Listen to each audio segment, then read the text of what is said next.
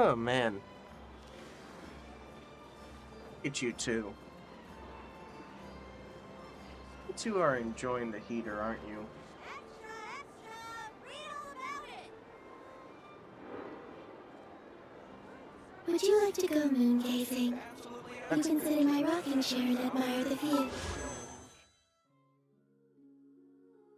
Hey, get your paw from that. Come here. That's a good boy.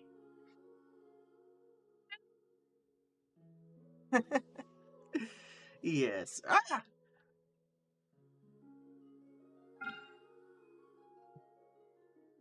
Silly kitty cat.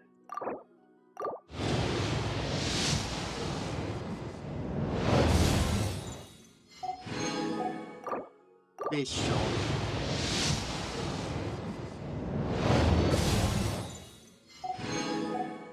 That those.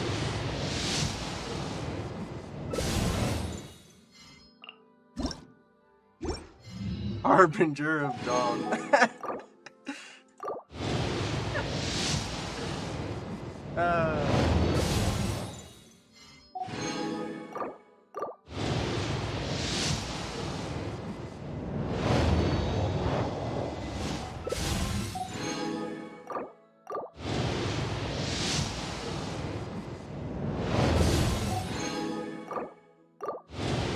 Aoife.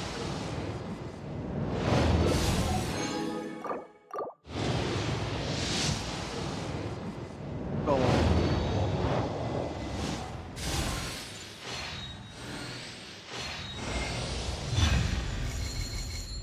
Cool.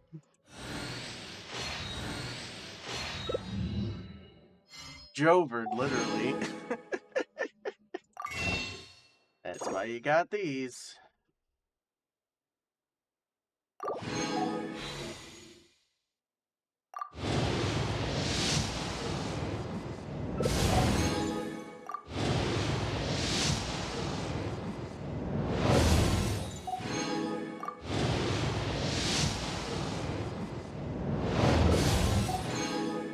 Rain Slasher.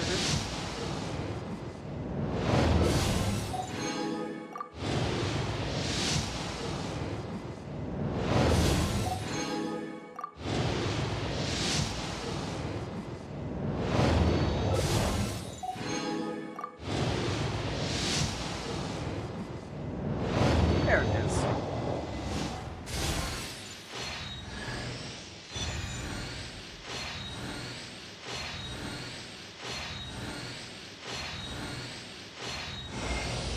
Nice to meet you. I am Anefa, a multifunctional robot for domestic application. I am currently equipped with cleaning, cooking, and emotional communication modules. I also have a combat module, which can only be activated after reading the 11-page liability waiver. Now, how can I assist you today?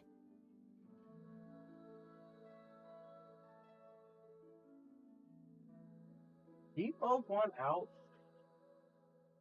Here. Both want it out.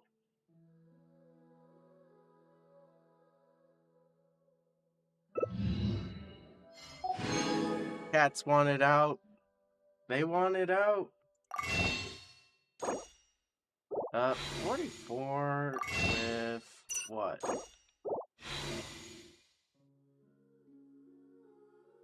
Should I just get both their weapons? Or try to?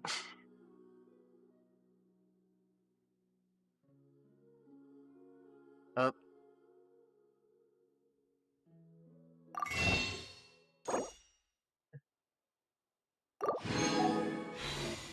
Nothing wrong with some extra weapons, I guess.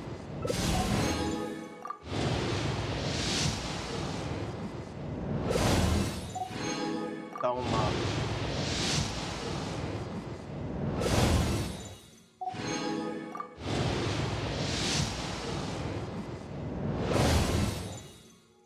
What is this?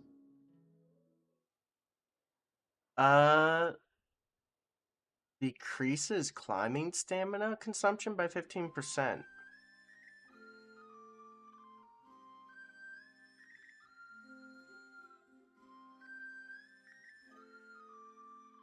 So it increases elemental skill damage by 24%. Oh, well, that is sick. Up. Well,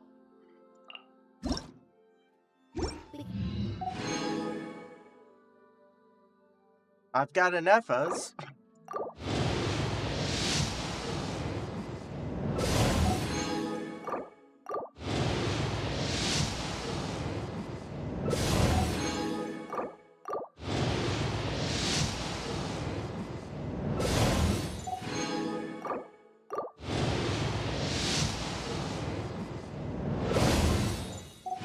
Hey, Zo.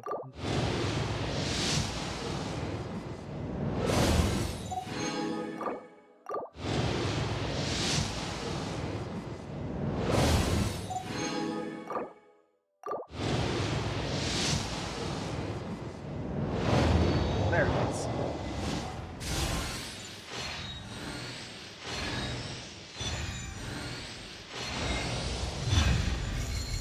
Cool.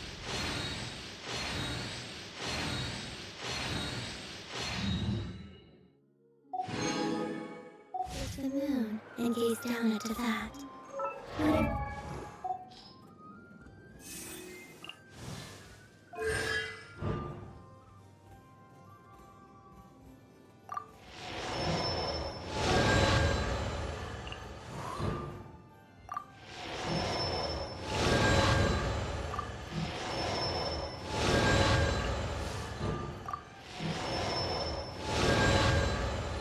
Okay. You prefer? Let's go ahead and just start the quest.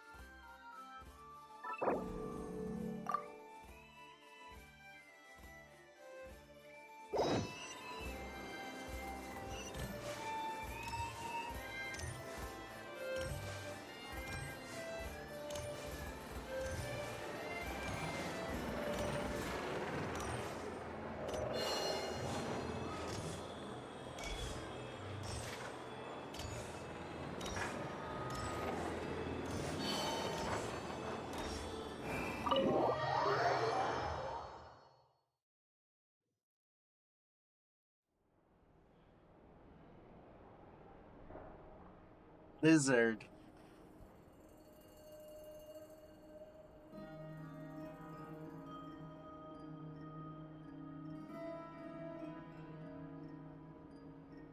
Looks like the gang's all here!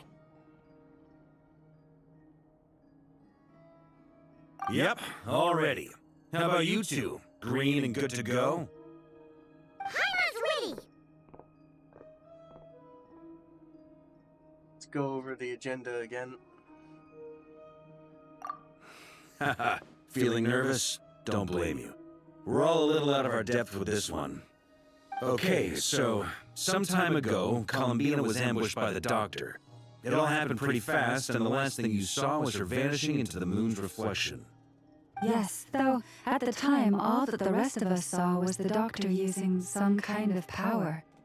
The next moment, Columbina had disappeared, and you were falling into the sea. We have to get Columbina back. And whatever the Doctor's plan is in seizing the Three Moons Authority, we have to stop him before he succeeds. The Frost Moon Scions consider it our duty to rescue the Moon Goddess. I wasn't expecting so many others to come to our aid, so I want you to know that you have our utmost gratitude. Great. Well, first things first. Wait. Someone's here. We heard your footsteps. Although... You've been here for a while now. I take it you followed the Traveler, but I don't sense any ill intent in you. Come on.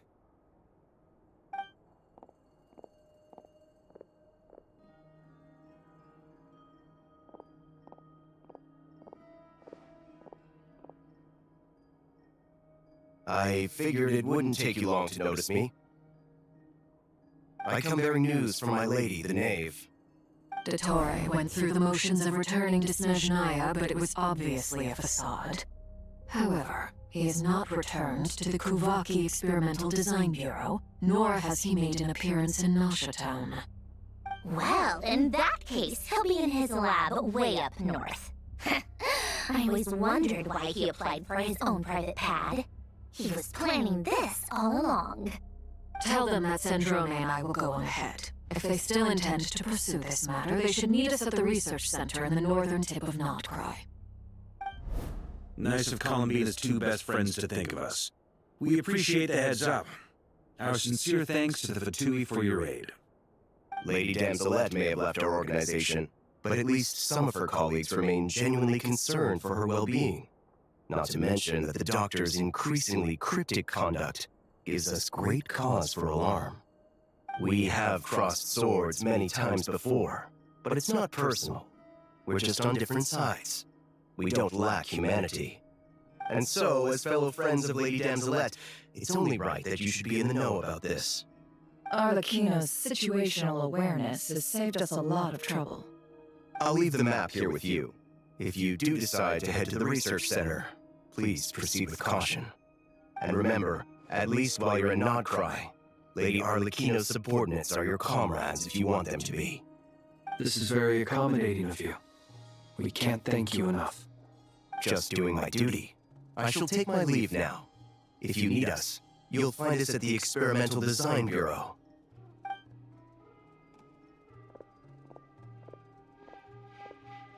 So, the doctors left the Experimental Design Bureau and headed to some research center up north. Marionette seems to think he's been planning this for a long time. But when did it start? Before he even arrived in Nodcry? It seems his loyalty to the Tsaritsa is lip service at most. Behind the scenes, he may even be working against her. Whatever his motives, we know that he's decisive and incredibly ruthless.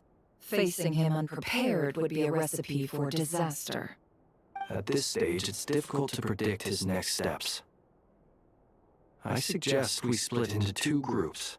We need some people to stay behind and guard Nasha Town. Well, as much as I'd love to help, infiltrating research labs isn't really my area of expertise. But at least take Cool Your Jets Ducky with you. It should be some help during the battle. And as for Miss Inefa, I suppose you will stay to protect Miss Aino? Detecting operational logic. Protect Dino. Priority. High. Just in case, Servarka, I think it would be best if you stayed behind as well. You can leave the research center to us. I mean, I would have said the Knight of Berea should probably be out on the front line, but okay, fine. Leave Nasha Town to me. Be careful out there, okay? If things get out of hand, fall back right away. Yehodo will be on hand to assist you. In my absence, she can handle any intel gathering work. You got it, boss. You guys make sure to get back here in one piece, all right? We will. Things are moving fast. We'd better head off soon if we hope to keep pace. So, it's infiltrate a secret research facility, or... Yeah, alright. I'll help out here instead. Sounds like it's gonna be a pretty intense fight. We all have to bring our A game here. So, anything you need to wrap up before we leave?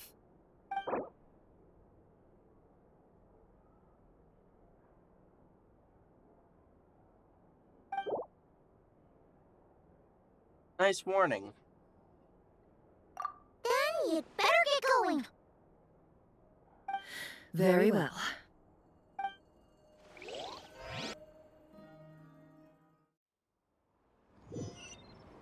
All these broken machines on the ground. Someone got here before us. Could it be Arlecchino and Sandrone?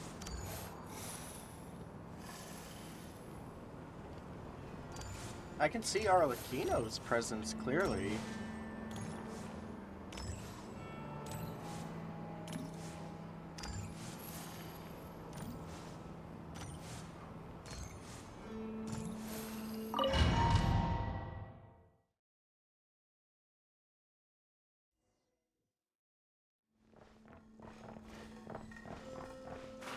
Travelers in water form.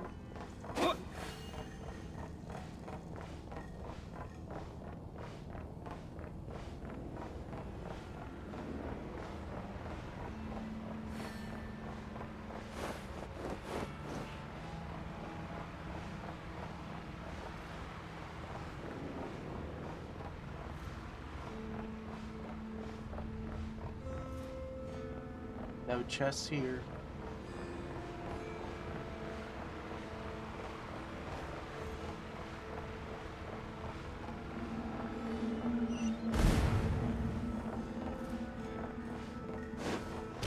That's quite a welcome party.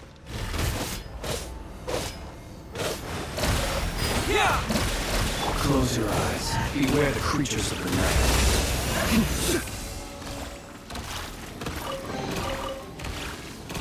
So they toss Cooler Jet Stucky into Traveler's Art.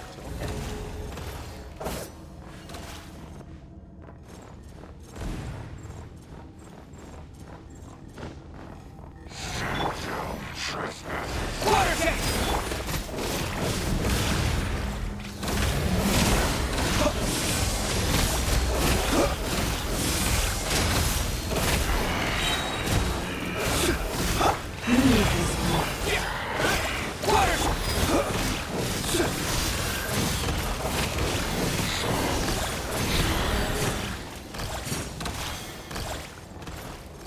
Get back! I said get back! Do you hear me? Why isn't it working? No! Don't come any closer! Don't! Trying to play out a horror scene here? That looks silly. Oh, I feel bad for that guy. Free pepperoni.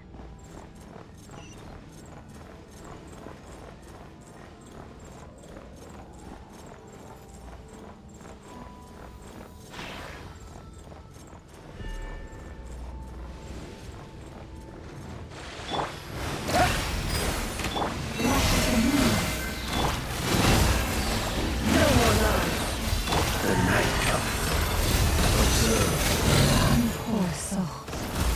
May your spirits find peace. Grab that key on the ground. We'll probably need it at some point.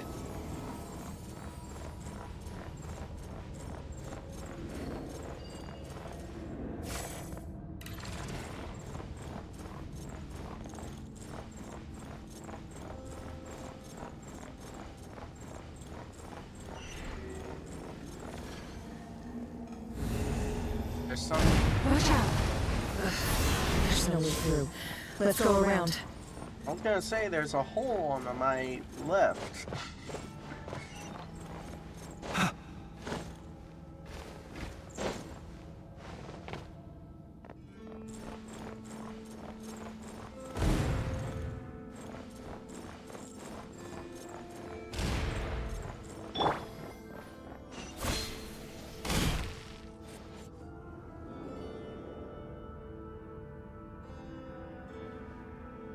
What the? Trespassers? Here? What's wrong with you people? We're looking for the doctor, and we understand he might be here. I see you're fleeing the facility. You looking to settle a score with the doctor? Good luck with that. I don't think you have many chances left. Perhaps. But you might have a chance to live if you start talking. Gross. Two other harbingers had the same idea as you. They're already inside. But what good is it gonna do? The doctor wouldn't do something like this unprepared. Seems to me that you're not too thrilled about being his subordinate. Also, is it just me, or do I sense monsters nearby? If you prefer their company to ours, that can easily be arranged. We need to know what the doctor is up to. Please, if you know anything at all, tell me. This is about more than us versus the doctor.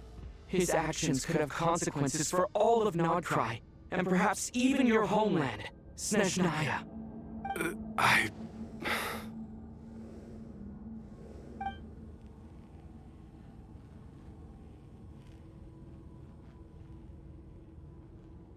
He's building something. Ambitious doesn't even begin to describe it.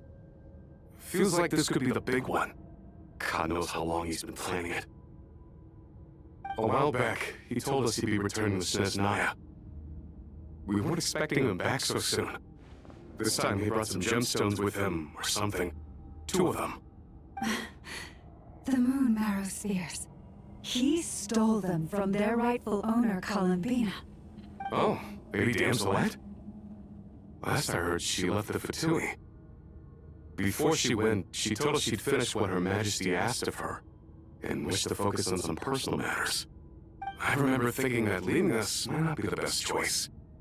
I mean, I always looked up to the captain the most, and The captain. back when this all started, the higher-ups dispatched 3 units to Notcry to execute their plan. They were led by the Doctor, Marionette, and the Damselette, respectively. I was a part of the Damselette's unit to begin with. She never really interacted with us much. In fact, she seemed sort of detached from everything. Not because she was distracted, just felt like she was indifferent to the world around her. Like she had no stake in anything that happened. She always seemed like she was staring off into the distance. Almost as if she didn't see anything worth living for in the present, so she had to look further afield. That's right. She always used to stare up at the sky. The Doctor used to stand nearby and watch her. Apparently they got along well at first, but somewhere along the way, she grew wary of him. Started avoiding him as much as possible. After she left, everyone in her unit merged with the Doctor's. He's similarly indifferent to the world, except when it comes to the moons. He seems to have big plans for them. Right now, obtaining the 3 moons is his #1 priority. He even said if he can only get his hands on 2 of them, he'll create a 3rd one himself. How would he create an artificial moon marrow? Maybe the knowledge he gained from the Hyperborean phantoms has something to do with it. Thank you for cooperating. We appreciate the level of detail. I get the sense that you'd serve under Columbina again if you had the chance. Would that be fair? No, she's no longer a Harbinger. As a member of the Fatui, my loyalty will always belong to the Tsaritsa. I'm only telling you all this because I don't completely trust the Doctor. His actions do not align with the goals that first brought us to Notcry. I understand. We'll do everything within our power to stop him. The Knaves unit is based at the Kuvaki Experimental Design Bureau. Maybe you can seek refuge with them. Well, now we know what's going on here. Artificial moon marrow. He's likely well on the way to completing it. Dottore technological capabilities are far more advanced than I thought. I fear this could get ugly. Everyone, prepare yourselves.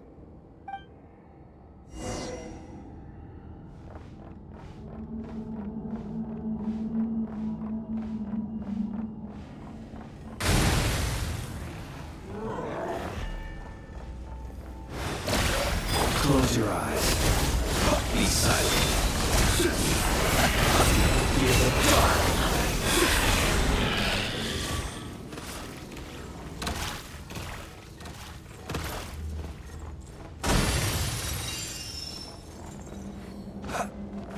Monsters. Receive my blessing. It all ends up. No more lies. Close your eyes. Observe to dust. Close your eyes to dust.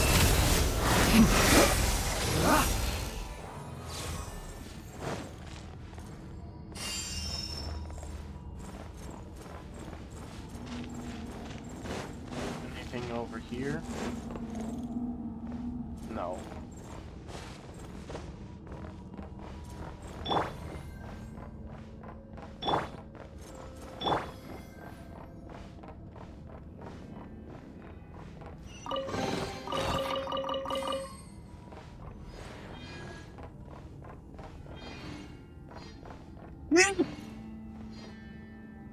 Oh man.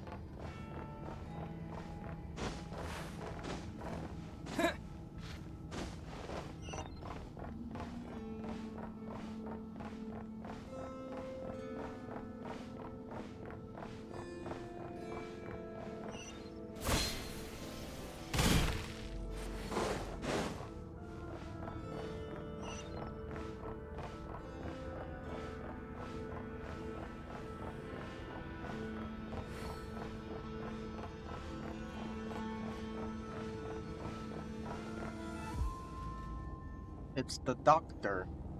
Welcome, one and all. I've been expecting you. I hope my humble research facility is to your liking. Yeah, we really appreciated fighting our way in through a horde of monsters. The gall. You expect us to believe you've just been patiently waiting for us? Of course I have. Should I be worried about something? Everything seems to be going quite smoothly so far, and you've shown up right on schedule. First Sandrone and Arlecchino, now you. Ah, quite a surfeit of guests I've had today.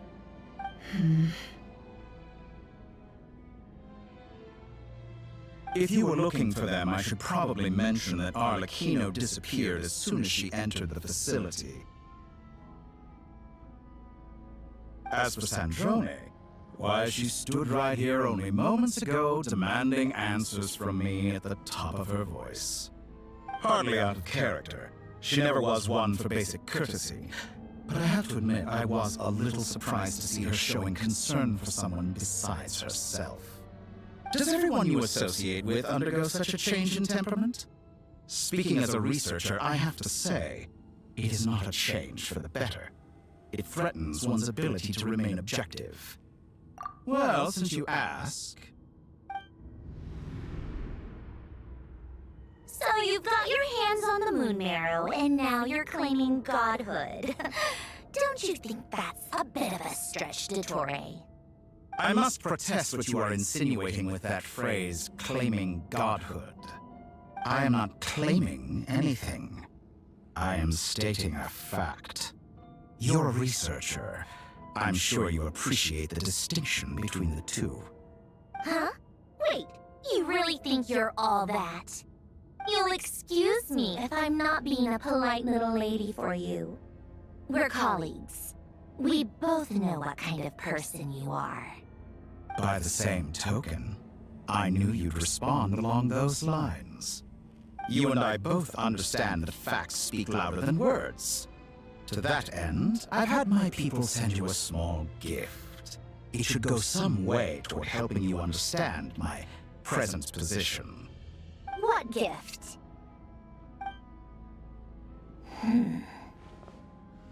Where have all your troops gone? Who knows? Perhaps they are already marching toward a new world, following in the footsteps of an unknown god.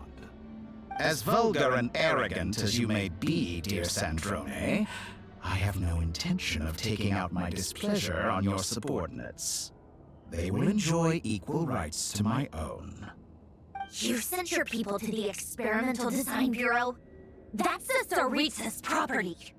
Yes, and I am very mindful of Her Majesty's instructions. But you know full well that they do not conflict with my present goals. In which case, all I'm doing is conducting another one of my experiments. Is there a problem with that? Now then, you have a judgment call to make. Am I simply lying to stall you? Or is it possible that every word I am saying is the truth? In which case, your subordinates really are in danger. So now you've turned on fellow Fatui soldiers. You're completely insane. I have set a new rule for myself. Each person gets one chance. Naturally, that includes you, Sandrone. If you wish to leave, I won't stop you. We are colleagues, after all. Scumbag.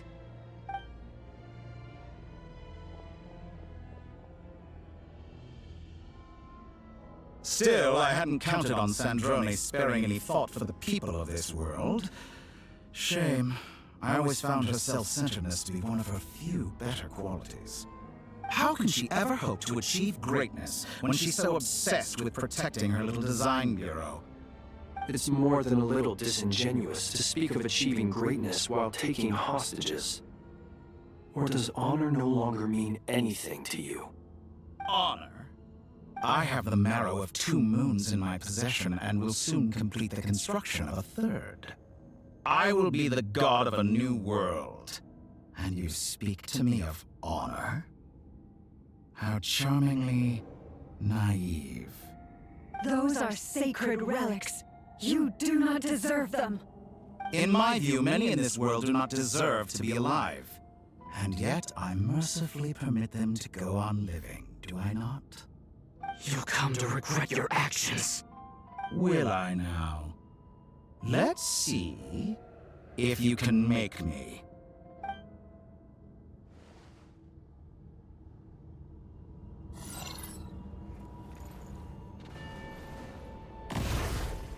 Whoa. An exact practice.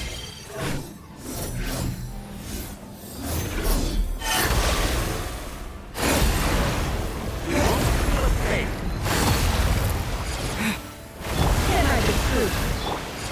North, protect us. Water jet! Bombs away! Beware the creatures of the night.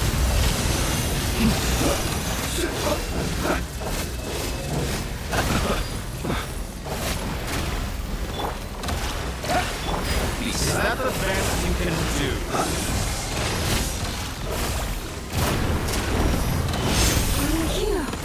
Thanks for the assistance. Arlecchino. They see you as an ally. What a farce. You're clearly going to destroy my research, not me. I say your research is more valuable than mine. Am I wrong?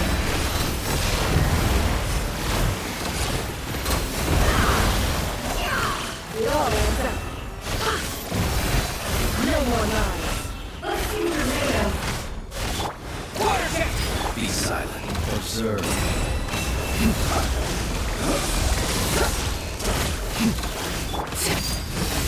Everlasting has the moon.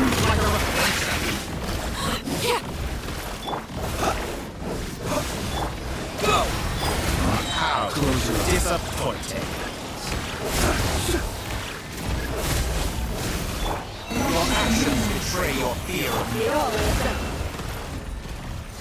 Can I be proof?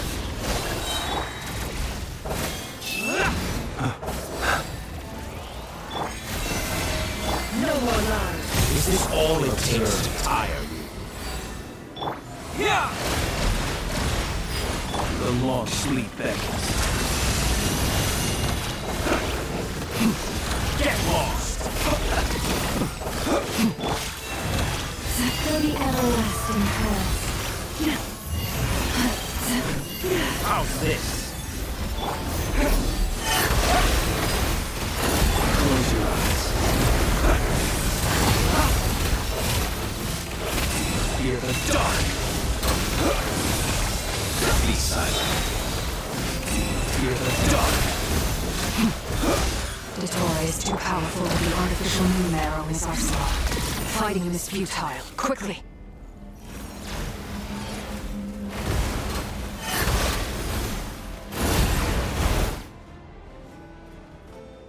Let's go. I've always thought it is wiser to flee than surrender.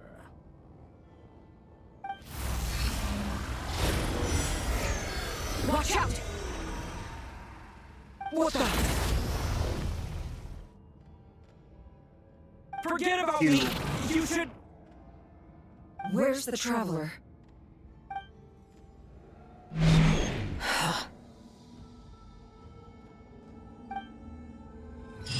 So he just takes the Traveler in a cube and just teleports away?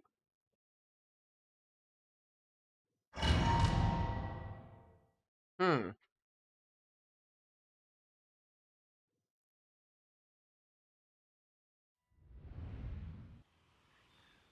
Hands.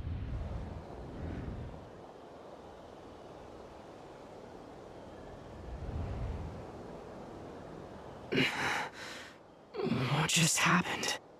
Nasha Town? How did I get here? Strange. I remember being trapped by Dottore during the battle. And now all of a sudden, I'm here. Something weird is going on. I guess I'll start by exploring the area. Huh? Traveler? What brings you here at this hour? Huh? What are you in the mood for today? A hot dog? Or something else? We've got some special discounts at the moment. Want to see the menu? Sorry, I'm not hungry right now. Ah. Well, feel free to take a seat for now. Let me know if you change your mind. Everyone seems to be acting normal. Am I just overthinking? Oh, darling, look who it is. One of our regular customers. Get the traveler something to eat, would you, dear? Wait, why is he talking like that? I'd love to, but can't serve a customer unless they order something. Anyway, I take it your business is wrapped up? Yes, thankfully. It was a long trip, and it's left me feeling pretty exhausted. But the upshot is, I won't have to leave again for a good while. We can have some quality time to ourselves. Wait, these two are a couple? I see some kids around too. I didn't know they had a family. Hey there! I haven't seen you in ages! What's keeping you so busy? I've been looking forward to playing with you again. You forgot already? You're silly. Daddy brought you over to our house recently. We had some snacks together. What is she talking about? We've had a lot of customers over the last few days, so we've been real busy. And like my mom always says, some people are more than just customers. They're friends. Oh, another customer's arrived. I better go see what they want. This is all wrong. I never once heard the owner of this restaurant talk about their family. It certainly isn't a family-run business. And that child? I don't recognize her at all. Could this be a false memory?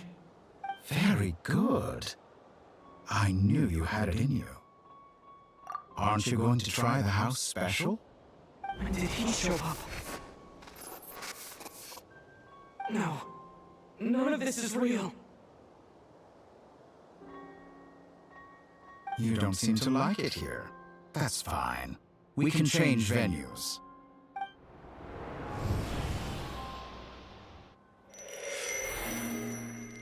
He's messing with the mine.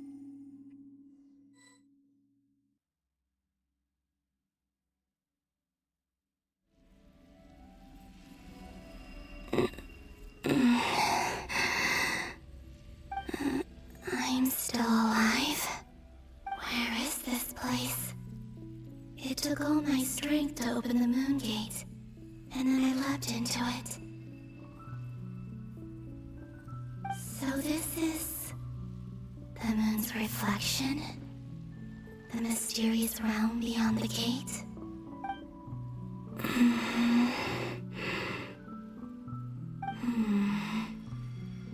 I can't sense anything.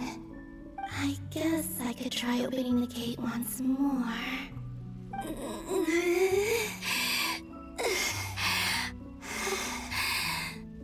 No response. Maybe this space can't be opened from inside. If this was the space that killed both Rerir and his lover, then why am I unscathed? Or... no, I'm not unscathed. Even the air here feels frozen in place. There is nothing here with which I can restore my power. I should conserve my strength and proceed with caution.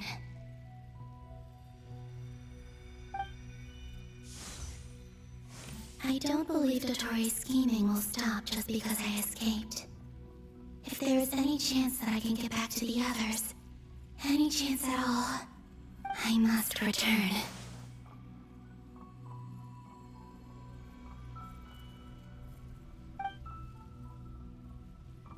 Emptiness.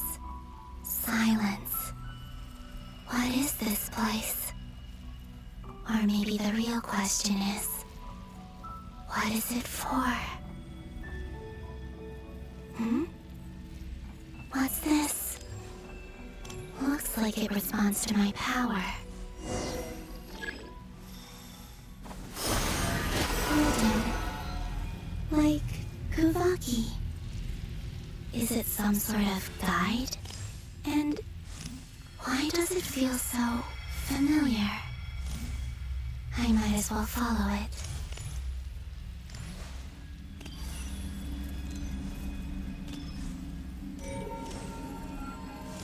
Where does this lead? Could it be the exit?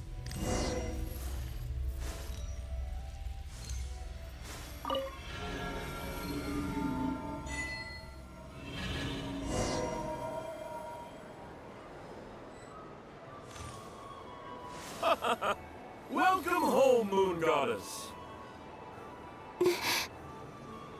Is this Nasha Town? But isn't Moon Prayer Night over already?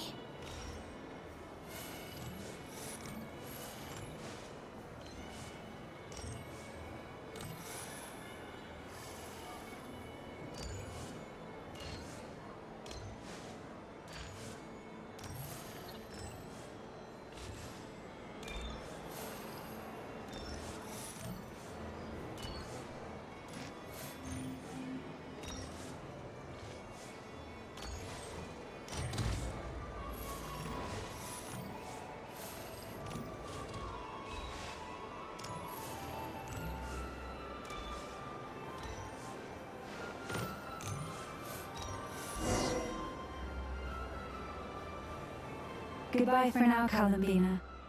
I hope you have a wonderful night. I will. Everyone else. And me? Are these my memories?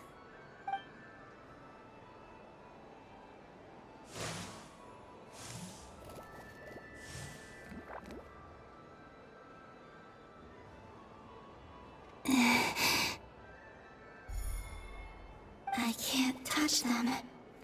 It's as if we're separated by some impenetrable power.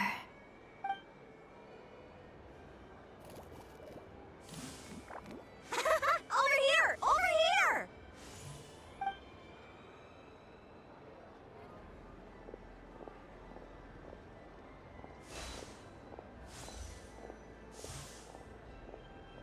But the people in these memories pass right through me.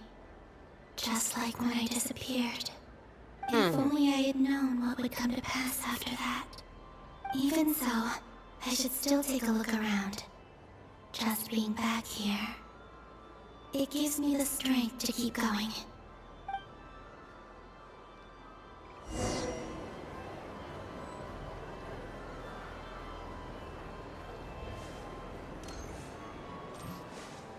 Welcome home, Moon Goddess. Oh, you're the genuine article. Alice was right. This Moon Prayer Night was worth watching after all. Oh? Yes. That was the fortune-telling stall run by Barbeloth from the Hexen Circle.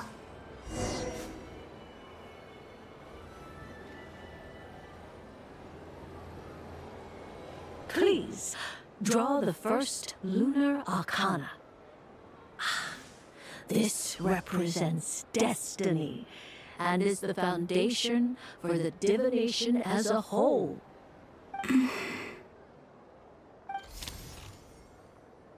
My destiny.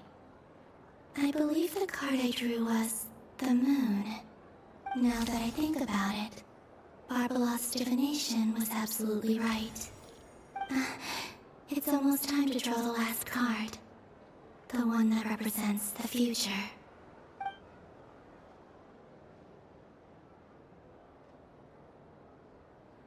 That was the card that popped out on its own.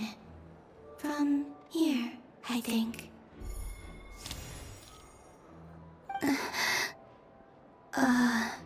Kuvaki Pulse? What?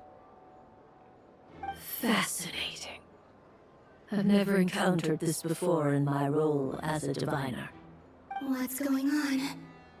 Did that card leave the deck? Because of my influence? All I did was try to touch it, and then... Maybe this memory space is not untouchable after all. Are there weak points in the barrier? Or...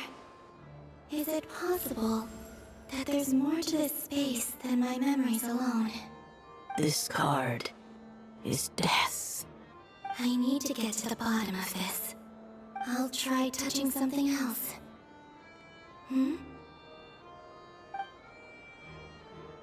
Is this the wind? No, it's gravity.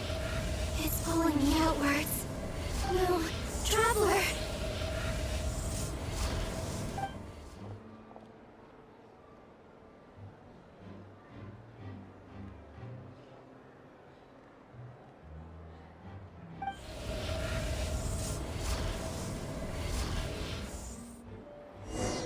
That explains the card.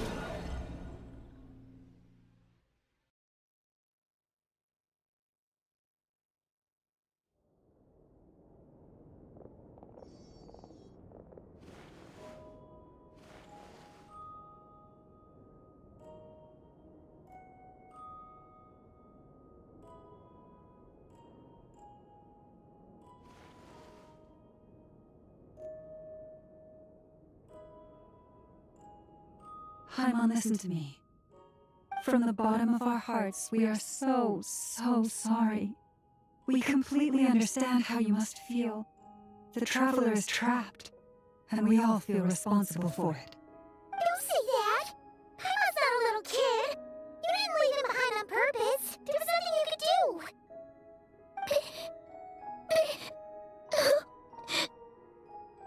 He's all alone in there! What if something happens to him? What are we gonna do then? We barely spent any time apart since we met. Is he gonna die? We must find a way to rescue him.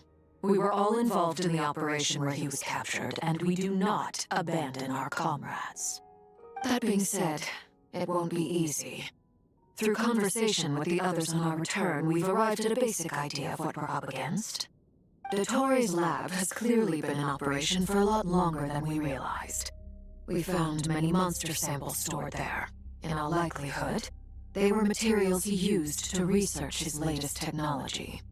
We also know that through his contact with the phantoms of Hyperborea, he gained knowledge about the moons and certain Hyperborean technologies.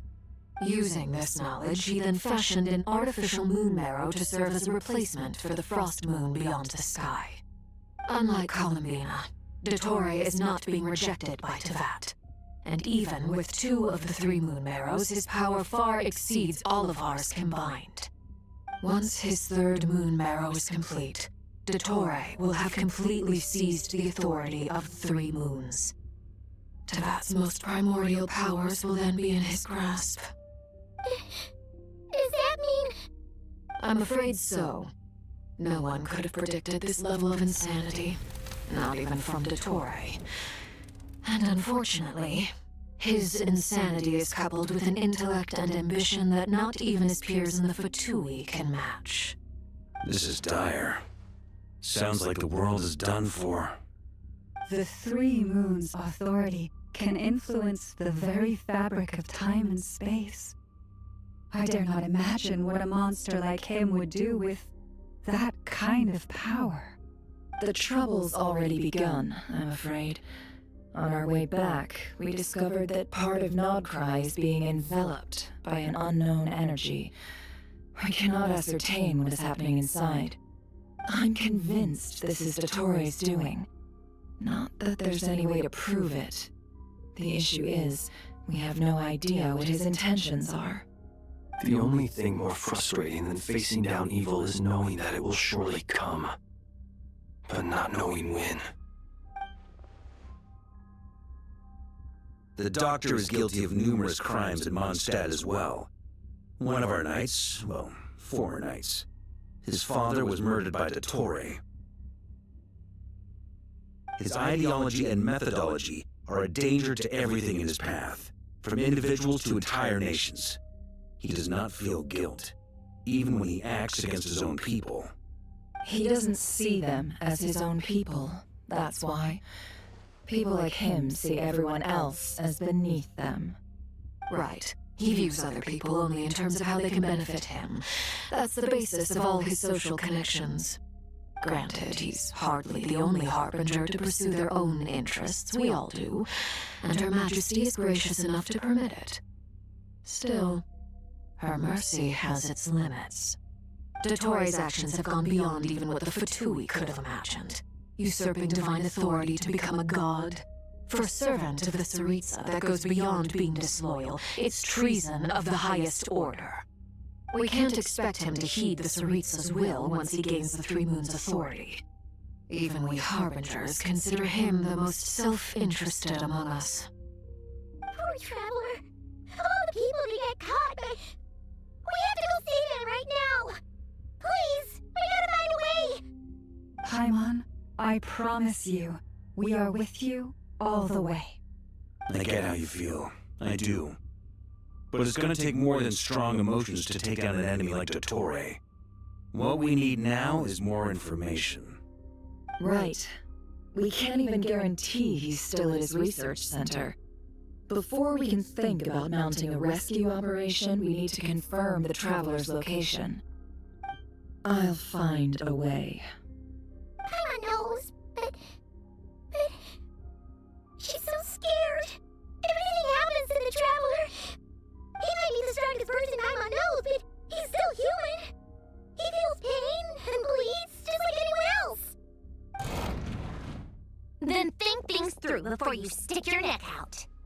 Unless you want to lose your head. Sandrone. Miss Sandrone, you're okay?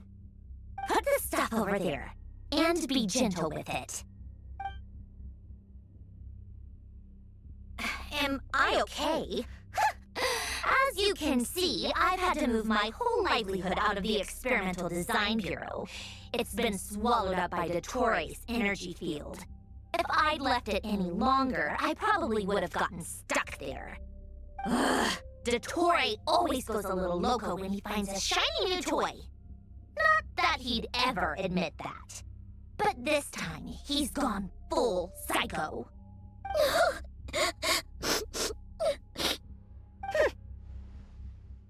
Just go ahead and cry already. Sorry. I was not trying to make it seem. It's just... She can't... Oh, Paimon. Let it all out. There's no shame in it. When you're overwhelmed by fear and despair, crying can help get it out of your system. You'll feel better for it. Okay then, while the baby of the group is having a moment, how about the grown-ups get to work? Give me your hand. You've made a discovery? Polonia, scan.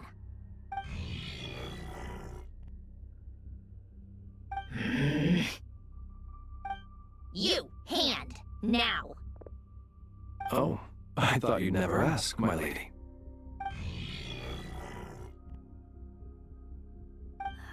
Curses! She's looking You're for something. next. Then you.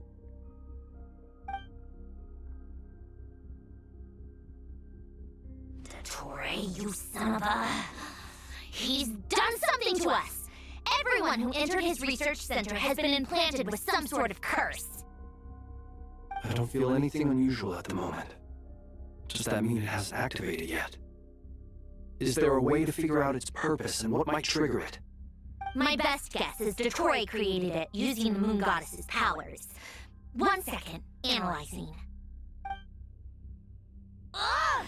That friggin' maniac! So, what twisted game is he playing this time?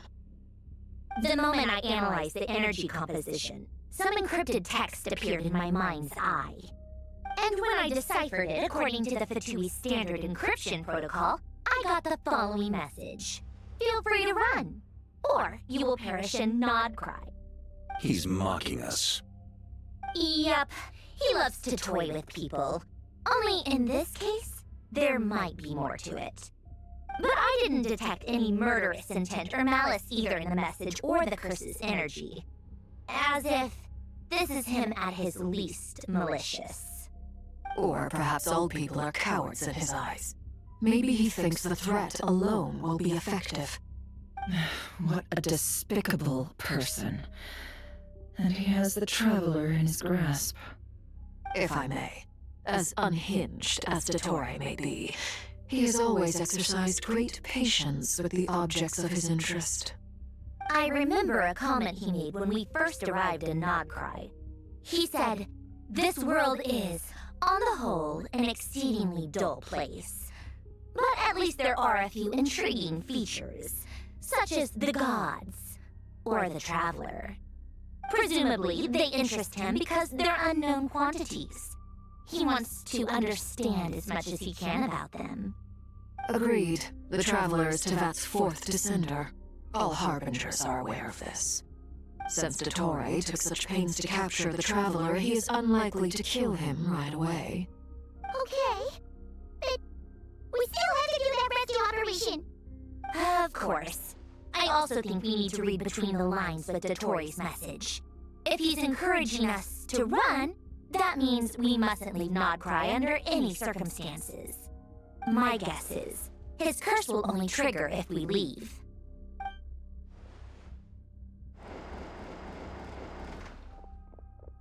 We've discovered multiple energy fields.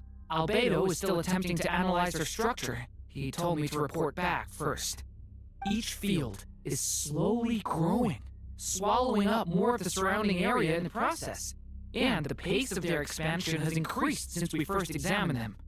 He's probably trying to swallow Nodcry whole. His nefarious ambition knows no bounds. If this continues, the whole of Tevat will be in trouble, not just Nodcry. The loss of Columbina could not have come at a worse time. Do we think she's truly gone for good? She entered the space beyond the Moon Gate, knowing what became of Rerir and Thalindus. I'm sorry, but I fear the odds aren't good. Don't be ridiculous. If I know her, she's busy finding a way back as we speak just so she can annoy me. She isn't dead. Whatever has become of her, the fact remains that we are two comrades short on the eve of a decisive battle. We need to find out the Traveler's location, but there is also other work to be done. Agreed. Whatever Dottore's planning, we have to get the local populace somewhere safe. So, as well as a rescue mission, we have to organize a mass evacuation at the same time. It would be best if someone could approach leaders of neighboring nations and negotiate emergency asylum for Nodcry's inhabitants. Can anyone handle that? Snezhnaya is one option. I'll see what I can do. This would be so much easier if the Traveler was here. No! Stop thinking like that, Paimon. Paimon will join you. She's pretty well connected thanks to the Traveler. Maybe it'll come in handy. Either way, that's what the Traveler would do if he was here.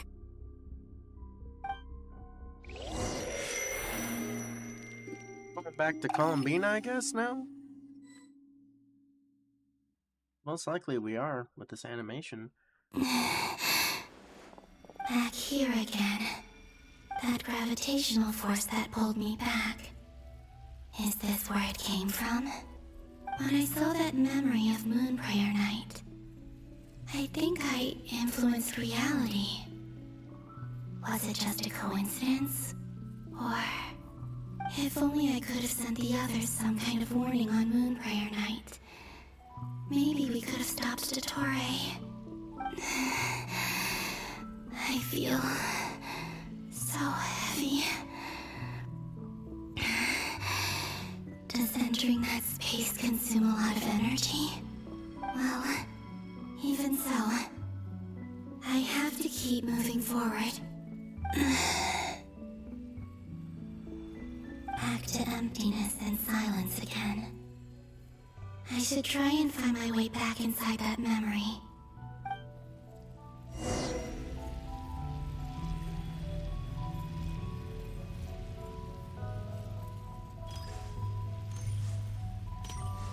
Oh, there's one over here.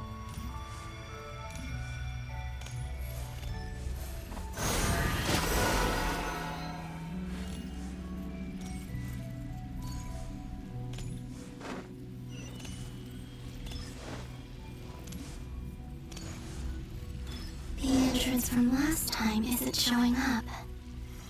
What am I missing? Looks like I need to gather these scattered fragments.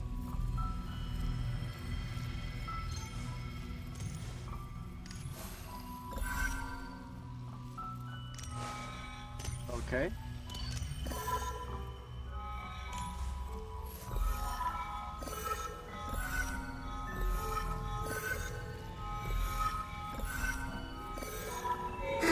It worked.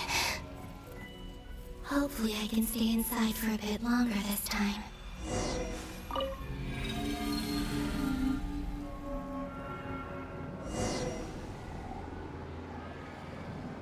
This is not Moon Prayer Night. Ad Astra Abyssosk. Welcome to the Adventurers Guild. What? This doesn't look like Moon Prayer Night. Extra, extra! Latest issue of the Nausea Express! I don't think I've ever been here. Maybe this space isn't comprised of my memories after all. There aren't any festive decorations around. Is this Nausea Town after Moon Prayer Night ended? Did Dotori's plan not affect the town?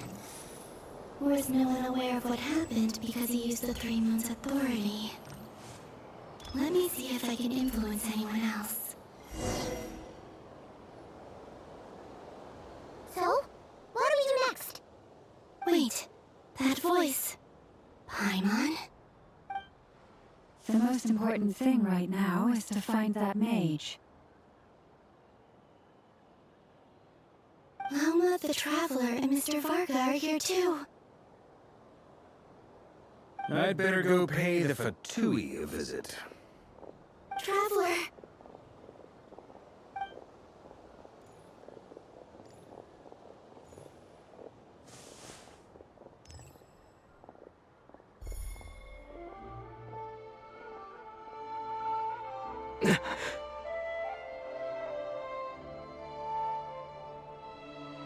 Columbina? I made contact. It's me, Columbina. Huh?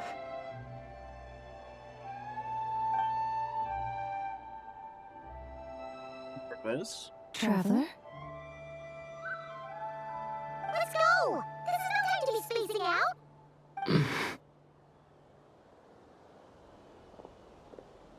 Huh? Wait a moment. This has happened before. This is what happened when I disappeared. I stood right over there, thinking that no one would ever find me again. It was only when he called my name that I decided to follow them. But did he turn around because he sensed my touch just now? Is it really possible that from in here, I can change the past? If I keep following them, maybe... It's that gravity again.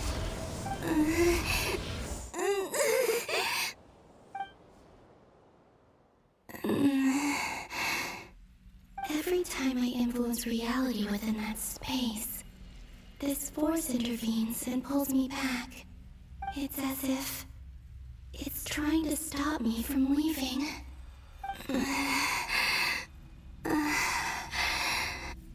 I'm getting weaker and weaker. I'll just have to try another approach next time. Come on, Columbina. Keep going. You have to tell everyone what happened.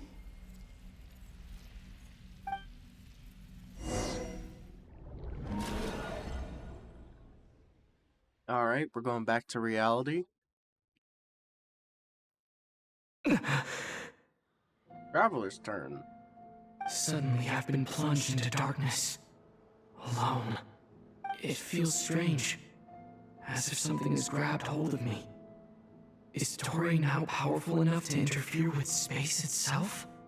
Look at you, standing so still in total silence. I almost didn't recognize you. Hello there, traveler. He seems to be in a good mood. Wait, what's that behind him? Ah, Nice so you weapon. noticed. This is the completed Trilune. 2 primordial moon marrows and 1 artificial specimen. You are wary of it. Good. Maintain that reverence. You performed well in that recent battle. Brave and reckless as always. Courage is the sign of a true hero, and impulsiveness is the hallmark of those who strive to advance. I say this not to belittle you. Most creatures are far more timid by comparison. 3 moon marrows? Does that mean the artificial one is now complete too? Well spotted. What do you think? For a replica I built myself, I dare say it looks the part. Dottore, are you planting illusions in my mind? I have no interest in fooling your eyes. On the contrary, I hope to show you the true essence of all that you see before you. Is this not a beautiful city? People live in peace and find joy in their work. The streets are safe. People can even leave their doors unlocked at night. You might say it is the Elysium everyone dreams of. All available data indicates your values and worldview conform with the mainstream. This kind of society should be quite to your taste. False beauty is deceitful. Lies are to no one's taste. I wonder, is it your moral standards that are too high? Or your expectations of reality? Answer me this. If someone existed in a sweet dream from the moment they were born, a dream in which they never once felt pain, which do you think they would consider superior? The dream or the reality? That's pure sophistry. It has nothing to do with your actions. As I suspected. You have yet to understand all of this for what it really is. What do you want from me? You sound impatient. Do you think the only reason I'm keeping you is because I want something from you? If it's not, then why haven't you killed me yet? No one can stop you if you're as powerful as a god. I'm delighted you recognize that fact. I believe we last squared off in Sumeru. Ah, the memories. How time flies. You and I have both grown. I'm not surprised that Arlecchino and Sandrone worked with you. You've always a way of slowly but surely ingratiating yourself with all levels of society. People laud you as a hero, but I suspect there's more to it than that. Oh, but to be clear, I don't say that to flatter you. Do you always give your opponent an appraisal before you deal the final blow? Call it a long-time habit. I'm a researcher, and one of my duties is to give an objective assessment of my subjects. But you misunderstand. We are not opponents. Not at this moment. I just want to talk. Think back to Tartaglia, Arlecchino, Capitano, Colombina, and now even Sandrone.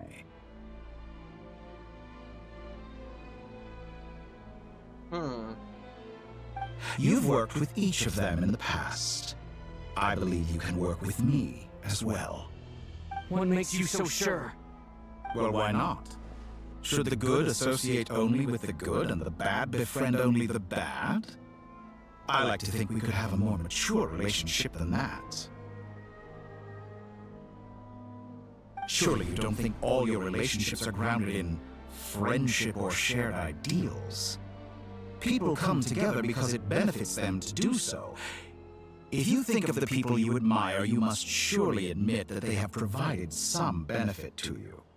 Morality, ambition, dreams. People have plenty of words to embellish the nature of their relationships. But once you break free from those ethical frameworks, you will see that the only thing connecting the two of you is mutual benefit. And that is what I'd like to talk to you about. We're finally getting into it. He's probably been planning to kidnap me for a long time now. But for what exactly? He has the authority of all 3 moons. I won't be able to gain the upper hand in a fight. Best if I pretend that I'm willing to negotiate for now. You say you're a god, but you also speak of mutual benefit. What could a god want that the three moons cannot provide? Excellent question. But before I answer, I would ask you the same thing. Gaining Columbina's allegiance was a rare and extraordinary feat. But the Moon Marrows are now in my hands, and I have the edge over her. For this artificial moon is not being rejected by Tevat.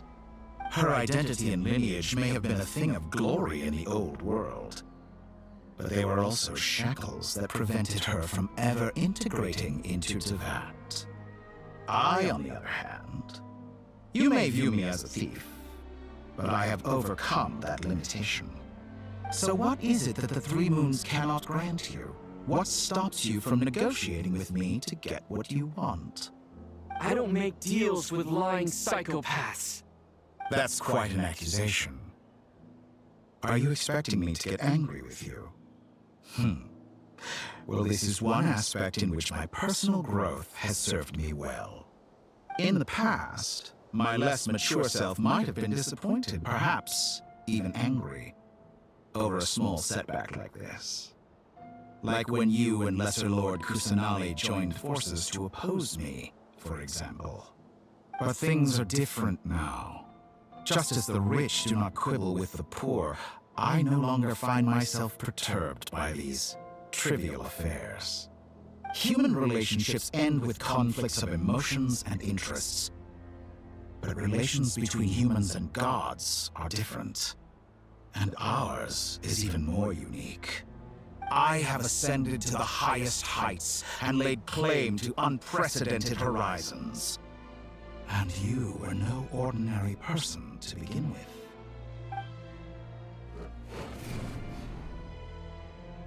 Allow me to show you the world, Descender.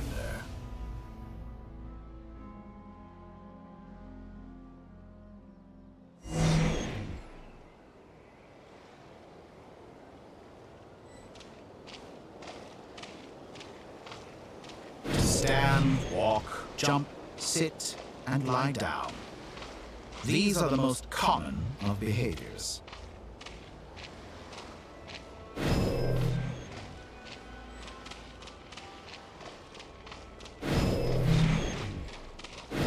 Have you ever wondered why we were born following such laws?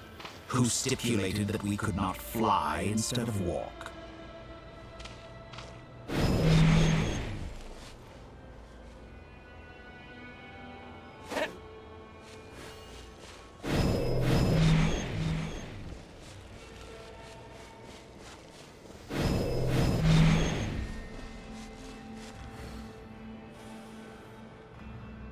Someone of your talent and experience must surely know of the four great rulers who serve the heavenly principles. They govern life, death, time, and space. One wounded by a blade will die from blood loss or infection, and one who falls into a lake will drown in agony. The elderly wallow in solitude, and the solitary age faster. Eventually, new life is born, only to embark on the same path of suffering. These four divisions anchor the world and shackle those who live in it. But they themselves transcend its boundaries, squandering the power bestowed by the heavens. All who live yearn for equality, but unless the gods prostrate themselves and profess that they are mere servants of the living, equality can never exist. Who makes the rules we must live by? Who has the right to restrict us? Limits of the body can be rejected.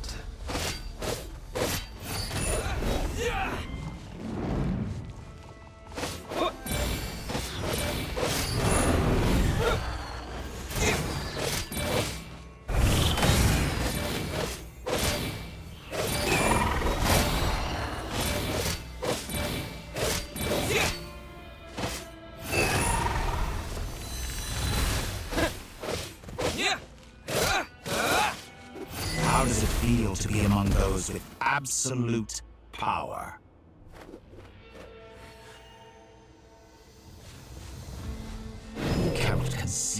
extent to which your flesh hinders your mind and spirit.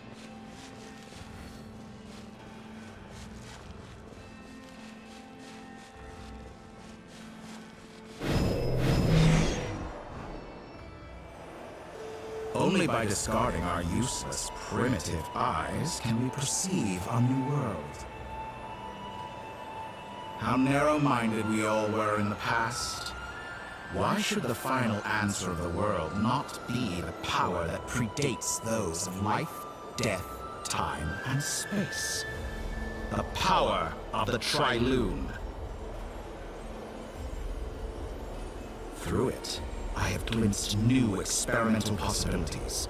Nature suppressed, authority exiled, souls controlled.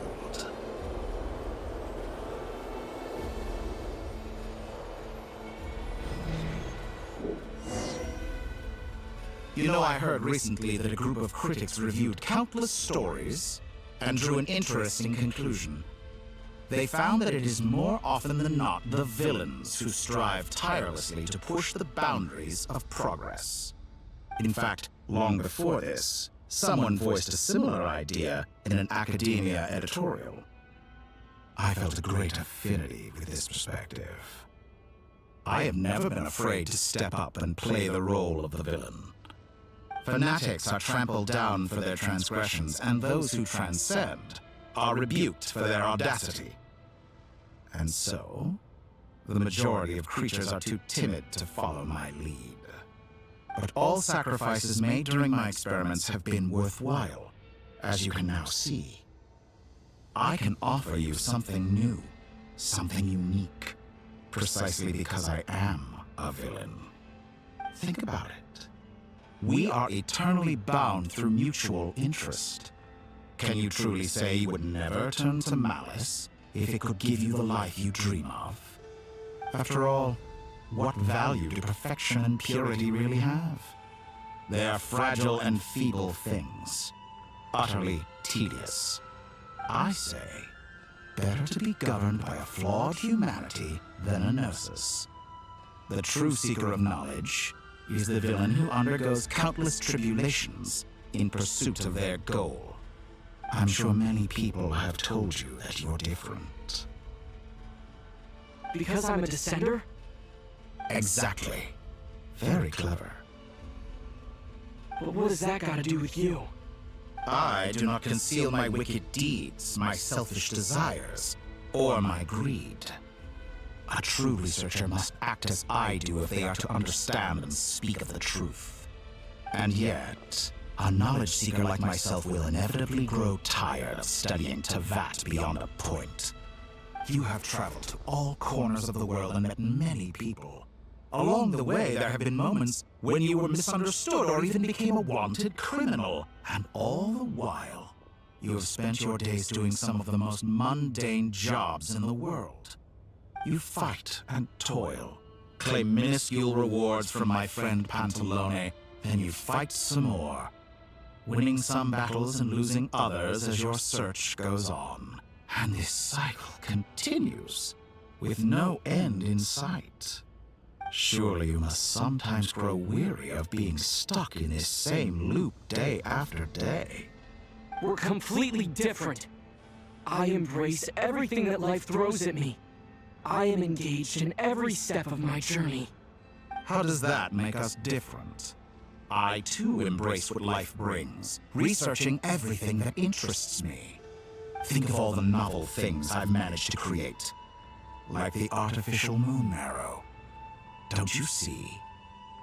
As unique a specimen as she was, even Columbina is not irreplaceable. Take that back! She's gone because of your actions! I didn't say that to anger you. Though admittedly, I don't see what there is to be angry about. Anything Columbina could do for you, I can do better. I know what your ultimate goal is. You wish to walk the path your sister walked, and seek answers from her at the end of that journey, don't you? Someone like you could never understand what it feels like to care about another person the way I care about her. Perhaps not, but that doesn't mean I can't help. I could find your sister right now, bring her before you, and make her give you the answers you seek. Don't be so presumptuous. You'll never begin to understand the situation between us. Oh, no. This is no presumption. I'm only offering what I know is possible with the power of the Triloon. But it seems like you would sooner continue with your journey through this world. Why? Do you truly desire this journey? Or is it simply a necessary process from which you cannot escape?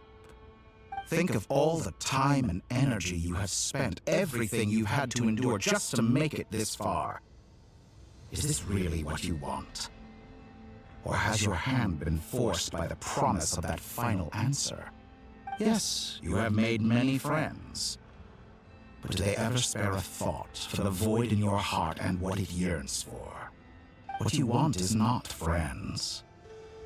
It is family. But do they know this? I, on the other hand, am far more considerate.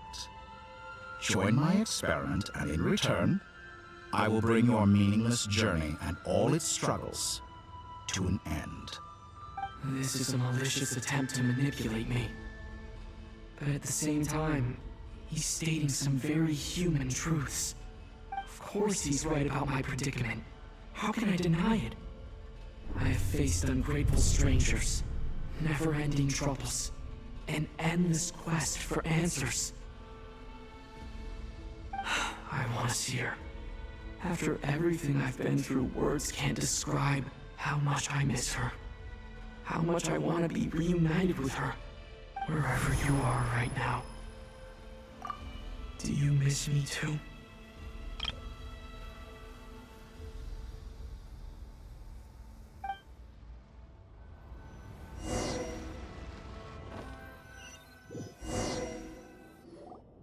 All right, everyone.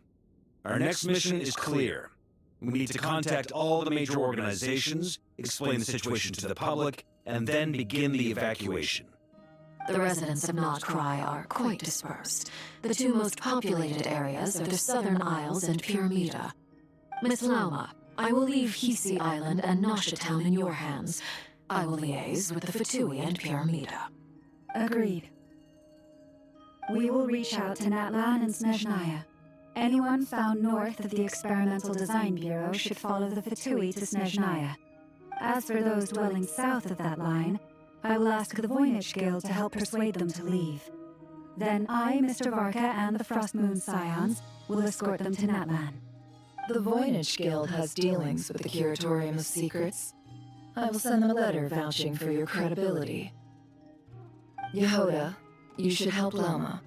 This is too big of a task for one person. My wish has come true. You're willingly lending me your most capable employee for the day. Well, good for you if all this only takes a day. Of course, if it takes any longer, I'll be charging a fee. Boss, wait! Don't I get a say in this? Oh, I'm sorry. Something to add, Yehoda? Well, no one's more important to me than you, boss. And remember how Lauma healed your eyes after that big battle? I think that's worth at least 2 or 3 days' work for the Frostmoon Scions. Are you completely incapable of acting in your own self-interest? Or do you simply devalue your own labor? Are you sure you don't want to come with us? Who will see to our other work if we're all busy evacuating residents? Sandrone insists that Columbina is still alive, and we have a traveler to rescue. There's much to be done. But boss, I'm just worried that... Well, Nefer, I'll link up with you once my tasks are complete. What makes you think I need you to do that? I'll need it. And considering the way you approach certain matters, I think you'll be better off with me present. That's quite enough. Just focus on your work first. I bet we're in for an uphill battle here. But we can help out too. Inefa and I are gonna help Nasha Town's residents carry their stuff. Loading schedule. Store essential local research data and technology samples, then escort the people to Natlan. Understood. I will execute this to the best of my abilities. Great stuff. Thank you, ladies. I've contacted the Lightkeepers. A colleague of mine will join us shortly. I will persuade them to conduct a thorough search of the region to ensure that no civilians get left behind. As for me, I guess I'll be making an early return to Sumeru. I think it's important that someone informs the Dendro Archon of what's going on in Notcry. Roger that. Someone should inform Mondstadt, too. Mr. Duran, can I trust you to handle that? I think you fly faster than any of us can run. As an added incentive, get there fast enough and I'll see about getting your gliding exam waived. Really? Huh. Mission accepted, sir. I intend to stay behind and help Miss Andronia with her research. She has some alchemy-related questions that she'd like me to explore. She recognizes your expertise, then. I wish you a fruitful collaboration. Thank you. In truth, I was surprised to hear her express an interest in subject matter outside of machines. I believe she has been investigating some Fontanian technology recently. She made a point of bringing the relevant materials with her when she left the Experimental Design Bureau. She's sorting through everything in her room as we speak. I should mention that we have one other friend who isn't present. He hasn't made his position in all of this clear. But if we know anything about him, he's likely investigating on his own. Paimon's been very quiet today. But I know how close she and the Traveler are with the Natlanese. She should come with us to the border. Okay. Paimon will do her best. Make sure to heed Sandrone's warning. Many of us have been cursed by Dottore. As such, under no circumstances should anyone cross national borders. Remain within Nodcry. That aside, personally I have faith in Columbina. Things look grim, sure, but who knows how it'll play out. Same goes for rescuing the Traveler. Both of them are important allies and friends. We'll be counting on you to gather intel on them, Miss Nefer. Oh, wonderful. You're all here. Nicole!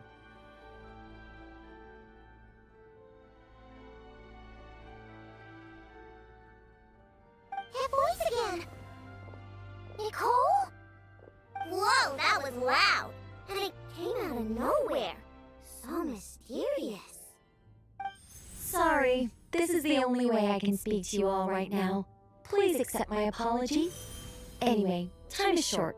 I'll cut to the chase. We're still facing quite a catastrophe here at the world's borders. Alice has roped in every Hexen Circle member she can get a hold of. Except for me. She told me I had to come and help you all out as a matter of urgency. I quote, "You love talking, don't you? Well, now it's finally your time to shine. Take these. Make sure the whole party gets one each. You'll be in charge of making sure everyone stays connected." Huh? Is this a Dodo communication device? Scanning. Unknown device. Analyzing. Unknown device. Conclusion. Cute. Affirmative. It is cute and good. I believe that I quite like it. This is no ordinary Dodo communication device. It's my very own special modified version, specifically... sorry. I almost went off on another tangent there. Anyway, help yourselves. It will allow us to communicate over long distances within Nodcry. No more worrying about shuttling messages back and forth. What astounding technology. Am I right in assuming that it relies on your personal abilities to function, Miss Nicole? Yes, exactly. Right on cue, Albedo. I'd love to brag to you all about how it all works. But no, next time. Anyway, I'll be right with you all, serving as a communication hub. That's all for me. Head off as soon as you're ready. I'll be staying here to keep watch, and I'll be sending you my blessings.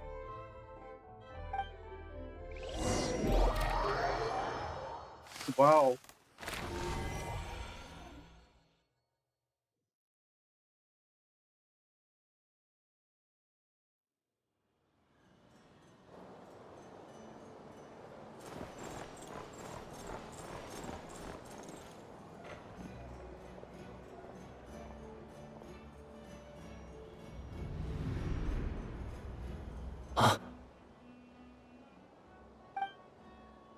Sir Flint.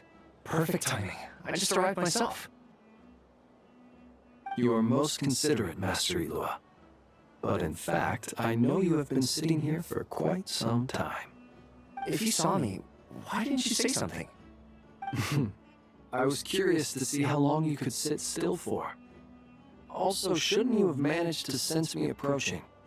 That would be a first. You always seem to appear out of thin air without making a peep. Also, how many times do I have to tell you not to address me as master? I don't qualify. I beg to differ. Why should a young man so well versed in social graces as yourself not be worthy of that title? Please, Lord Flint. Sir Flint. I'm begging you, don't flatter me into complacency like you do with everyone else. You understand me better than most. My newest acquaintances tell me I love complimenting others. What do you think? I think they don't understand why you do it. You just love puffing people up till they're a big, happy ball of hot air that floats away into the sky.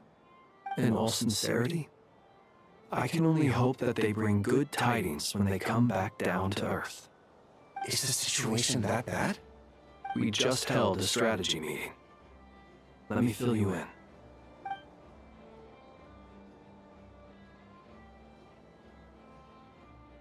In short, we need everyone gone from Pyramida. We also need a team of Lightkeepers to scour the more remote regions of Nodcry for civilians to evacuate. I only hope we have enough personnel. We do. Old Man Nikita will definitely help. And we can recall anyone out on patrol to focus on this instead. Good. I'm sure you and the others will make short work of this. Now, don't forget, once you've completed this task, make sure you and the rest of the team evacuate to either Snezhnaya or Natlan as well. Flint? If you've got something to say, Master Elua, why not guess what I'm thinking right now? You mentioned that you have something else to deal with later. How difficult is it going to be? I doubt it will be easy. I know you're a Lightkeeper, and it's your duty to protect others in times of crisis. But I have a feeling that you'll be walking into grave danger. However bad things have gotten in the past, Nodcry has never faced a mass evacuation before. But from the sounds of it, you don't intend to come with us. I don't mean to pry, and it's probably none of my business. But whatever it is you're intending, you don't have to go through with it, you know. I've been afflicted with some sort of curse, and I'm told it may well trigger if I set foot outside of Nodcry. As such, I cannot leave. I have to act, if for no other reason than to fight this curse. What? No. Why? Why would anyone want to curse you? There are plenty of people out there willing to trample over others in pursuit of their own goals. Frankly, Sir Flint, I am furious. You're making light of what is an incredibly serious situation. Indeed I am. And? And what? I told you, I'm furious about this. Nothing I can do about it, I'm afraid. Things happen, and we just have to deal with them. If you find yourself feeling angry, perhaps start by drinking a big glass of water. Hey, you mean you're completely unmoved by my anger? I'm devastated. Then allow me to express my sincerest regret. Come by the lighthouse sometime. We'll catch ourselves a few fish, have a little barbecue, play some cards, and bask in the sun. Maybe I need to spell this out. Lean in a little, Flint. Oh my, this doesn't bode well. Word is that you were caught up in a real horror show recently. People were amazed that you returned safe and sound. They've been debating whether you're even human. I've returned safe and sound from plenty of crises. When you say people, do you mean other people? Or do you just mean you? Fine. I'll be frank. You're not human, are you? Heavens. Now that's a horrifying thought. You know what? Forget it. We'll revisit this once it's all over. A sound plan. Albeit a little ominous sounding. Just promise me you'll come back in one piece. Alright? For you, Master Elua. How could I refuse? Also, please pass my regards on to our colleagues. Tell them, thank you all for your assistance. Please put safety first as you proceed with the operation.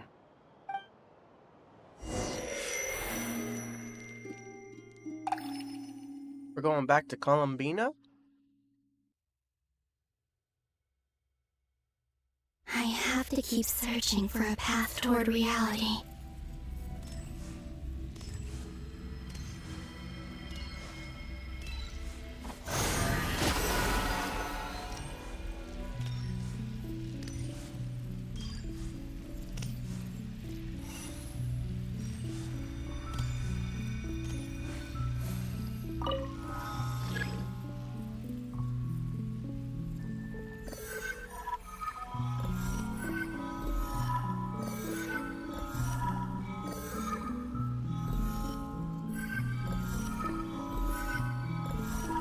This should do it.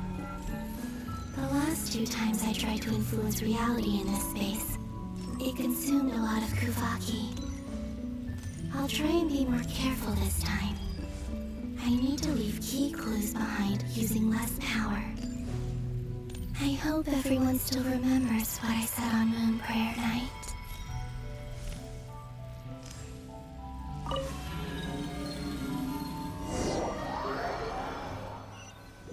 I wonder what she's gonna influence now. Nothing here either.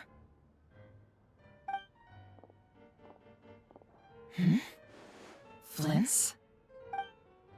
Ah, Miss Nefer. What are you doing here? Unless... I just spoke with Elua about arrangements for the search and came for a walk nearby. As for you, why would...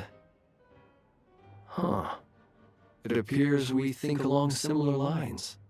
And neither of us likes to accept things at face value. As well as figuring out how to gather intel on the Traveler, I wanted to confirm some of my own suspicions. Also, we'll need to bring a lot of force to bear against Ettore, even if we're only looking to rescue the Traveler. We can't leave anything to chance. You don't think Columbina perished either, do you? I'm merely considering the possibility that she survived, just as you are. How much can we really know about a deity like her anyway? Do you remember what she said on Moon Prayer Night? About using moonlight to send messages to us? Of course. I think that's why we're both here. Where have you checked so far? I've been focusing on the outdoors. Anywhere the moonlight shines. I checked most of Nasha Town, but didn't find anything. I checked the Curatorium of Secrets, and a few rooms where I thought I might find some leads. But no luck here either. The only places I haven't looked yet are the rooms in the flagship. But process of elimination isn't the only thing that brought me here. Oh, really? What's your other reason? After all that build-up, our mystery ally never showed up even once!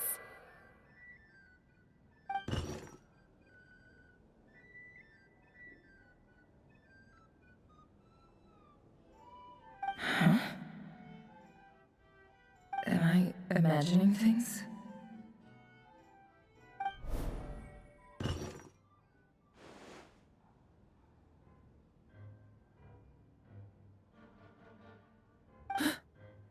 Come on, let's see what's going on. Oh no. I knocked over a vase as soon as I came in. It must have been caused by a Kuvaki fluctuation when I entered the space. Although, it seems like I'm not about to be pulled away this time. It looks like as long as I'm careful with my actions, it doesn't count as influencing reality. Anyway, is this the flagship? The Traveler mentioned that's where he was staying. I only went into the lobby last time, so I've never actually been here before. How does this space work? If nothing else, I can now be sure that it is not simply memory. He mentioned where his room was. I think it's this one.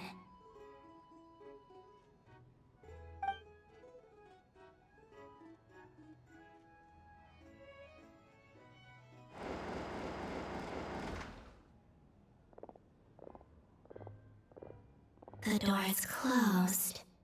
But if this is anything like when I disappeared, then maybe...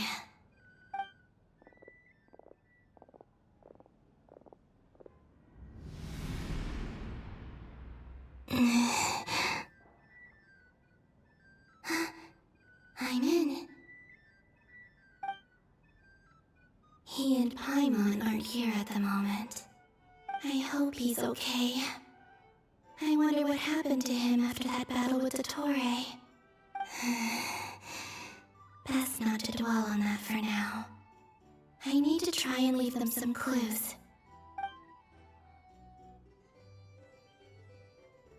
Please, Traveler. I really hope you find this.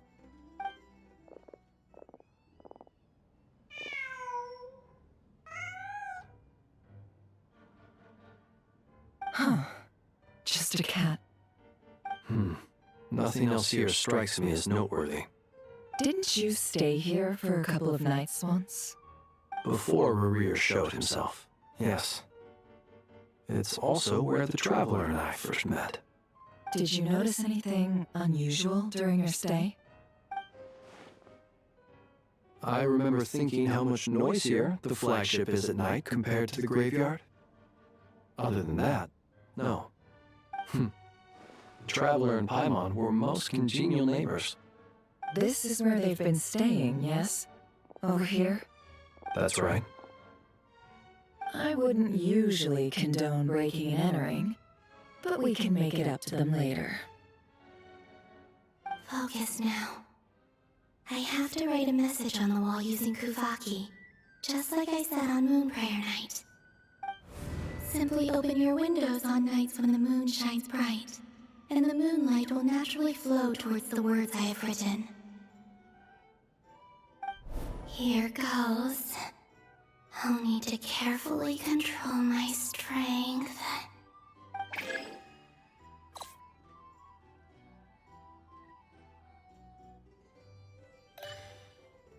Okay.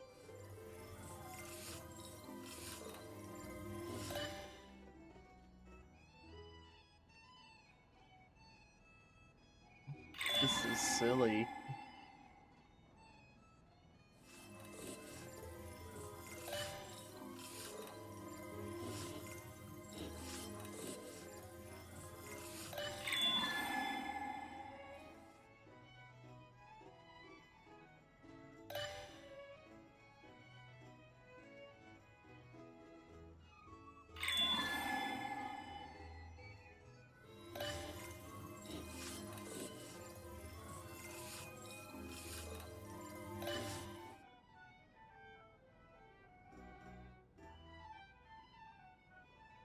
At least it's done.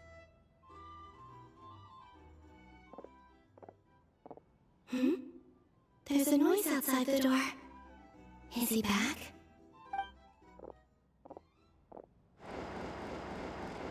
Please, you have to see these words.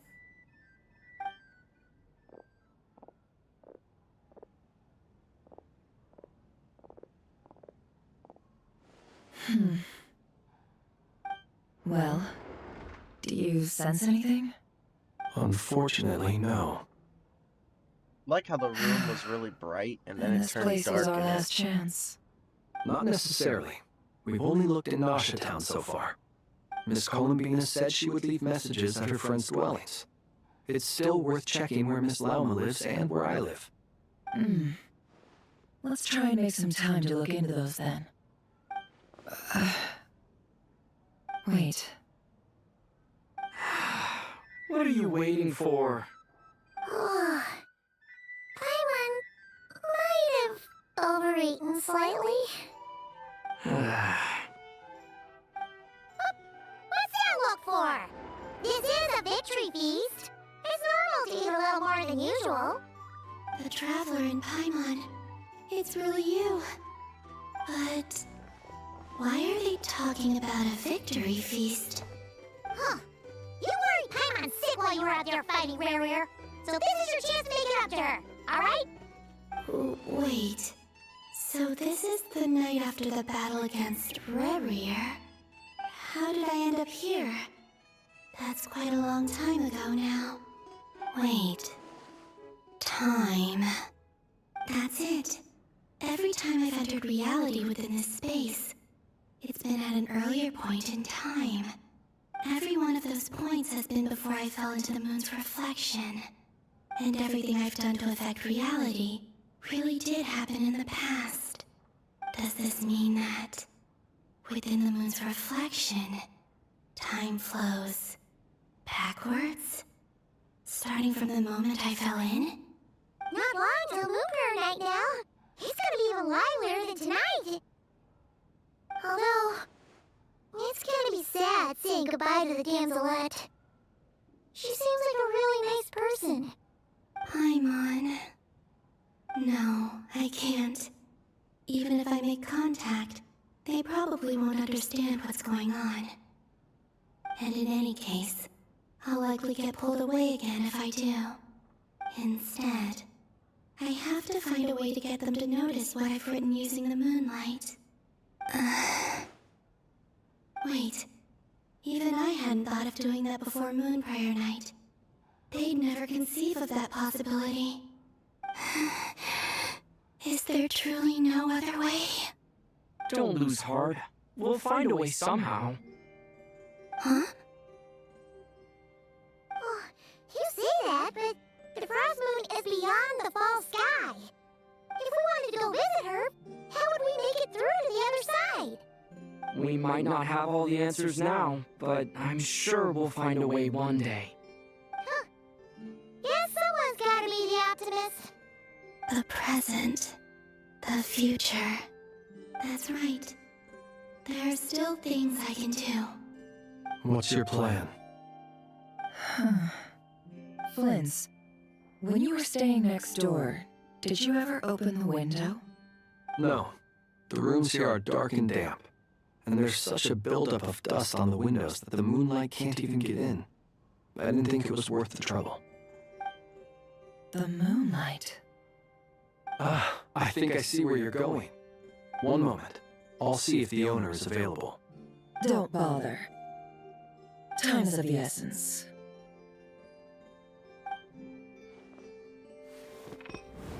Time. Even if no one sees what I've written at this moment, maybe someone will remember what I said after Moon Prayer Night. I need to write down as much information as I can. And maybe one day... Pretty smart. Huh? What's up with you? You can't even hold your cup steady. Are you getting tired? A little. Well, you should probably hit the hay then. You had a really tough couple of days for you.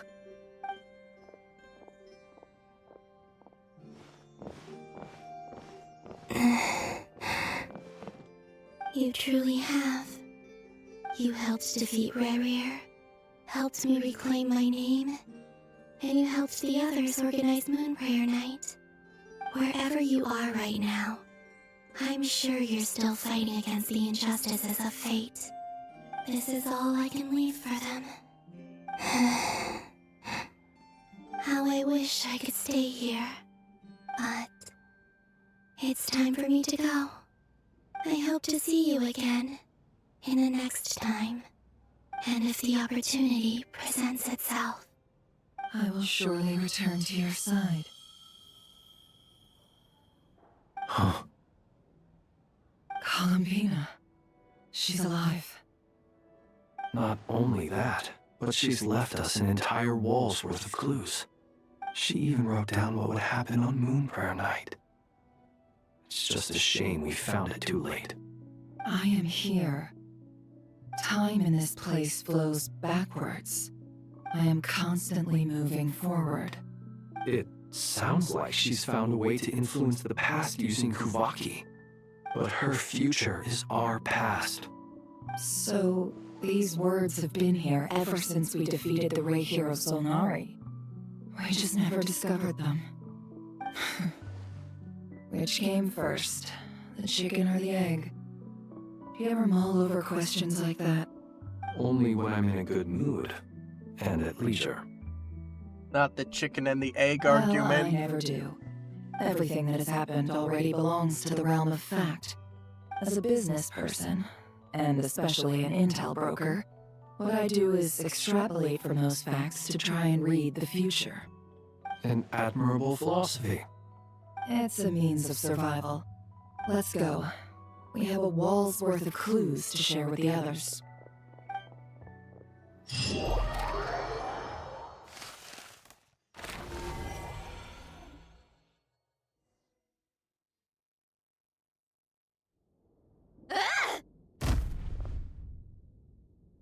It appears that the doctor's energy signature has changed to something similar to Kuvaki, but not like the Kuvaki we're used to. Nodcry's Kuvaki devices will only have a limited effect on it. I can see why you've chosen to place your hopes in alchemy instead. Also, I must say these books are rather profound. My subordinates just shipped them in from Fontaine.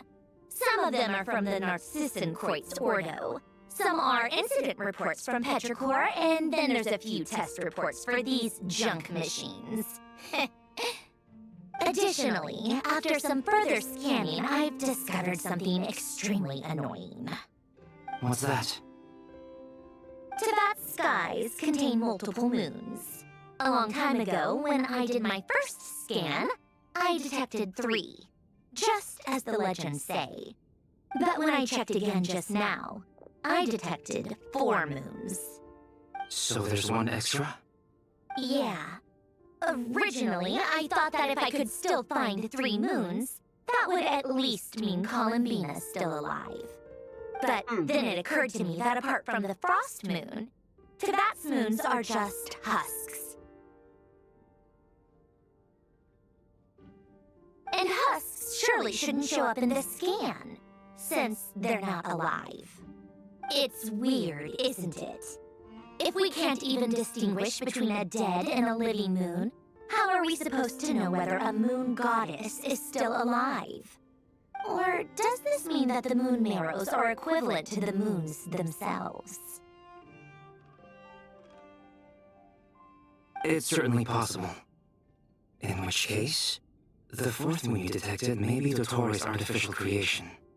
So he wasn't bluffing. He really built his own moon arrow. Ugh! I'm so mad right now! It's easy to get overwhelmed when you have too much on your plate. Maybe you need to relax. Perhaps try going for a walk. Or simply take a few deep breaths. Nothing can calm me down at a time like this. I need more time, and I need progress.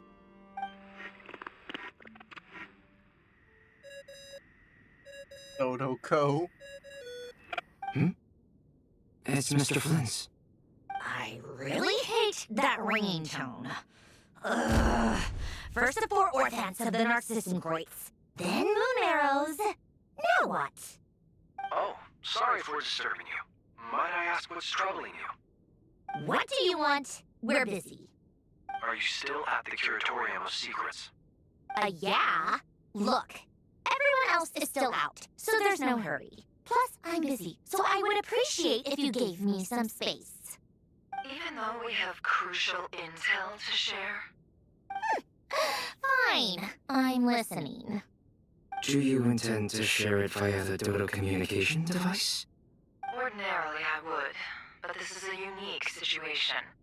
I think it's best that we discuss it in person. See you at the curatorium.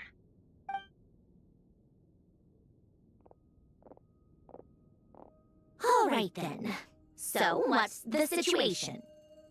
The rest of the team is still out working on their missions and evacuations, but we've decided to fill you in on the most crucial information first. Sandrone, you were right. Columbina is most likely still alive.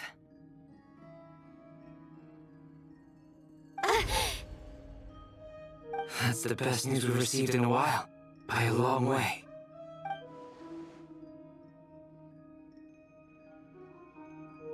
The question is, how are we Random gonna get her locations. back? Appearing in reverse order? Are you serious?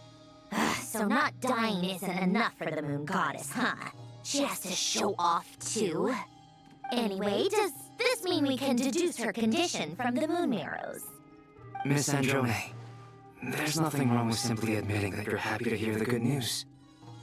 I'm not. And she's the least of our problems. We're facing a huge crisis. If she can't control the flow of time in there, she's just gonna keep moving backwards. Different points in time won't intersect, and she'll never find a way out. Let's say life begins with a drop of water. When did time begin? The moment this planet came into being? No, that's not right. Her final destination would be the moment at which the space she is in was created. But it doesn't seem like we can influence that space from the outside world. So how can we help her? Also, if she's alive, Rarier and Thalindus might be too. But as far as we know, neither of them have come back out. That space may not have an exit at all. I'm afraid I must concur with Miss Nefer in this. Can't exactly argue with that. Let's leave it there for now. I've taken notes on everything you said. Will it help with your research? I doubt it's gonna help with breaking the Tory's energy fields. But who knows when it might come in handy. Better to have it all written down than try to remember everything when I need it. Alright, I need to get back to my research. Mr. Albedo has made a lot of suggestions that will require my undivided attention. Sure, I'll stay here. I have things to work on.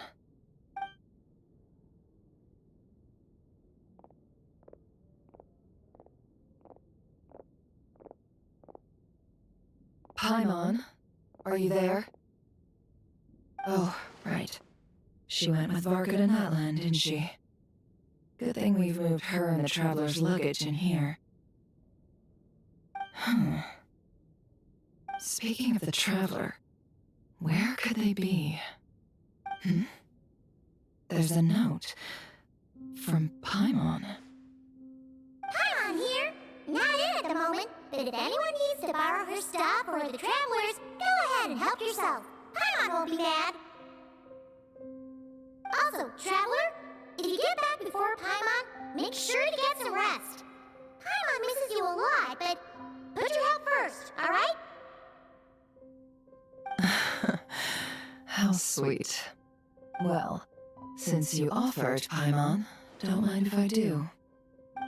This is the Traveler and Paimon's luggage. All the items they use day to day are here. It's well organized. I wonder which of them is responsible for that. What do we have here?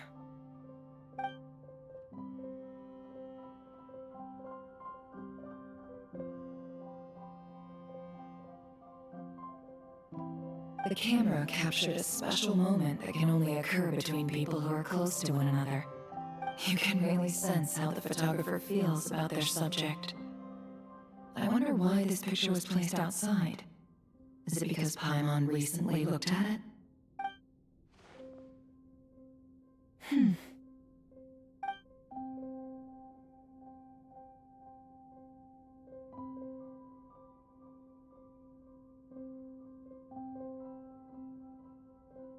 The Adventure Handbook.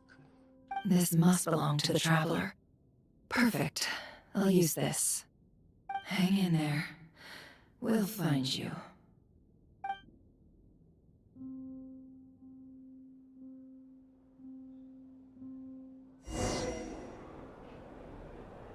Oh, we're Polonia now. Polonia. Search keyword world formula and bring me all relevant books.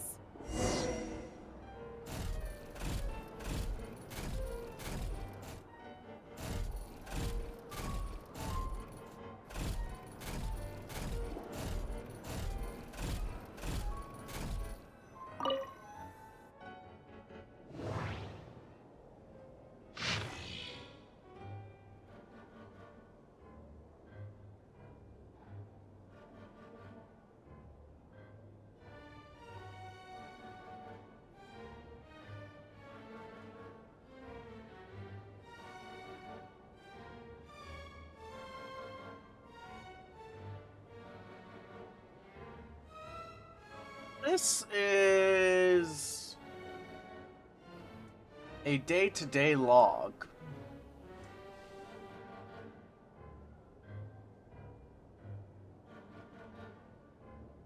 Light bulb.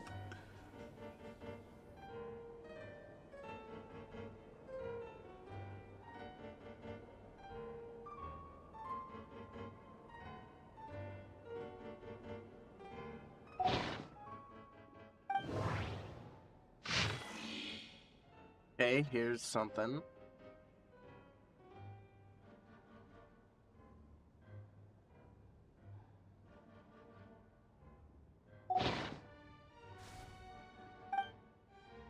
Oh, I couldn't read the rest. Oh, wait.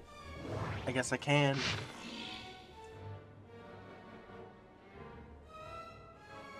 Another day-to-day log.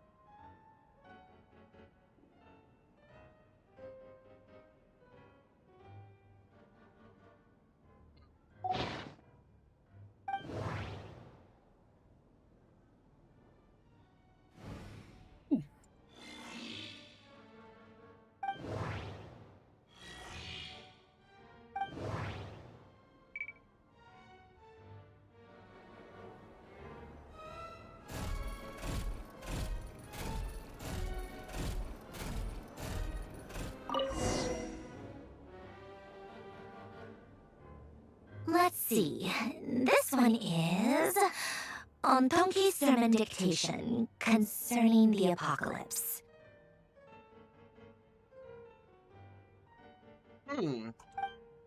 I believe that the correct term for this is Fortuna.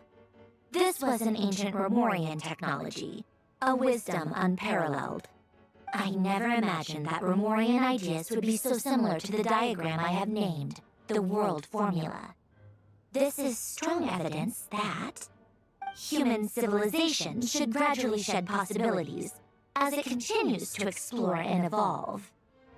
The end of humankind may well be upon us right now. The sparks of civilization shall run out, unless we consider introducing variables from outside the system. Variables. Surely that can only mean one thing. Descenders? Dottore likely captured the Traveler because of his descender status. But the Three Moons' authority comes from the world itself. Why would Dottore need anything beyond that? Where does this variable factor in? The world formula calculates the fate of an entire world. Introducing a variable would therefore give us...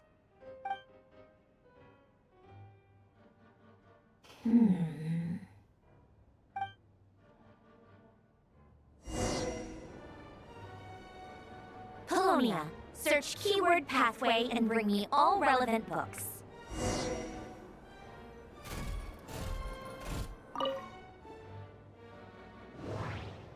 Oh, let's go.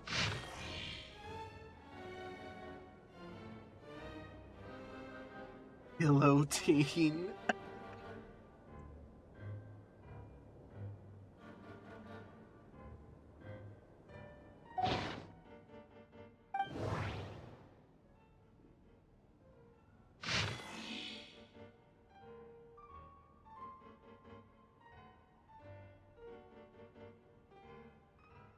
We found pathway.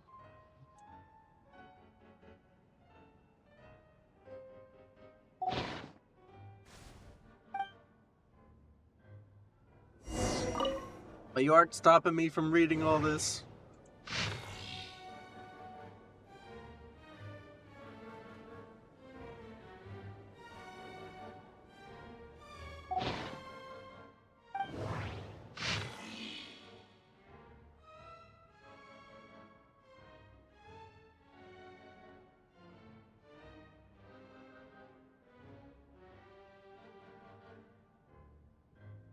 They gave this book a diagram.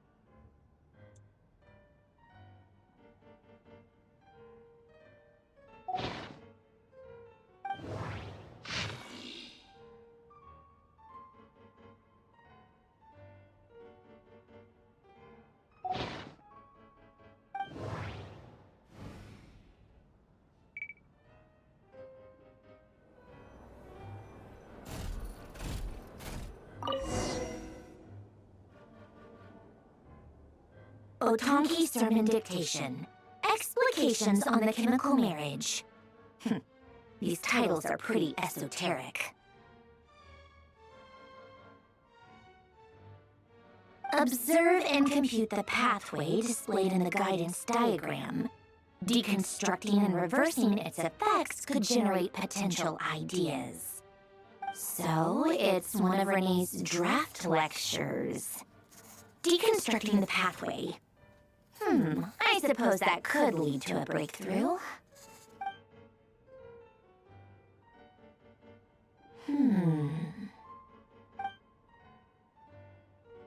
This is so long. This guy sure loves showing off his knowledge.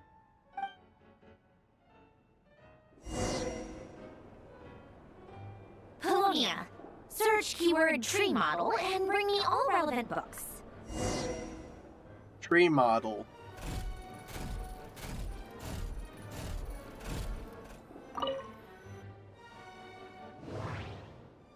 That's a huge pile of books.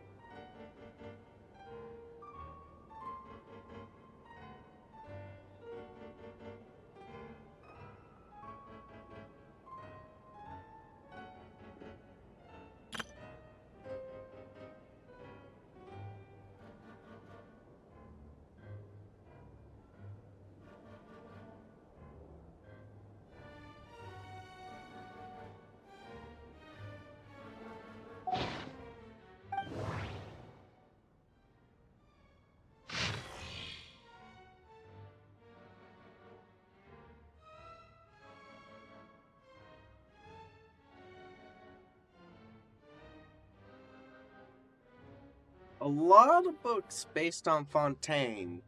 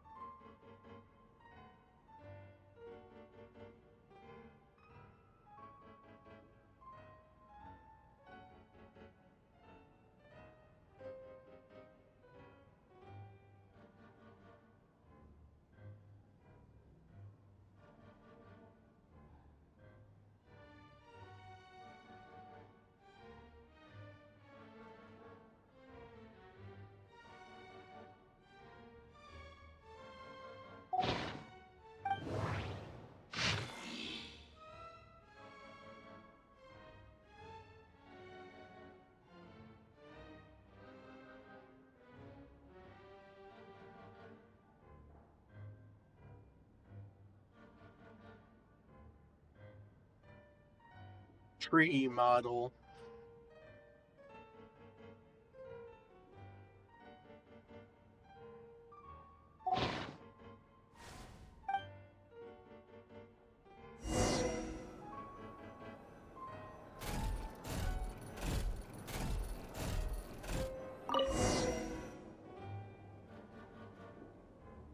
Most of the experimental devices proposed by the Lilia Crucis Ordo are built based on the simple and basic logical structure of a tree model. Lilia Crucis. Guess they were trying to cover up the name of the Nausitzenkois Ordo? When Duke St. Germanus departed, he said, "It seems that there's no going back. Alas, he is only a genius when it comes to machines. In all other things, he is but ordinary." Excuse me? I'm sorry. That's just ridiculous. What kind of book is this? Great Detective Herlock, The Alchemist and the Clockwork Saint? Isn't this a novel? Come on. Still, the author swears that they knew Renee well. Whatever. I guess it's not beyond the realms of possibility that Renee would say nonsense like that on occasion. Memory, wishes, souls, and persona. Frankly, this sounds more like occultism, but if Albedo vouches for it, I suppose there must be some alchemical basis to these techniques. The way Alain Guillotin saw it, the world was comprised of machines. The universe needed machines, and thus his technologies were created. That's why I was born. René, his full name was René de Petrichor, if I recall correctly. Sounds like he and the town must be intricately connected. That place was also the source of most of our information regarding Lemurian civilization. Seems like some of his projects were based on their technology. The cutting of souls and storing them in vessels. These seemingly unrelated techniques underpinned René's research. Assuming that the four orthants correspond to alchemical categories. The chemical marriage model? Alan would have scoffed at that. He never would have let those theories or parameters anywhere near his mathematical formulas.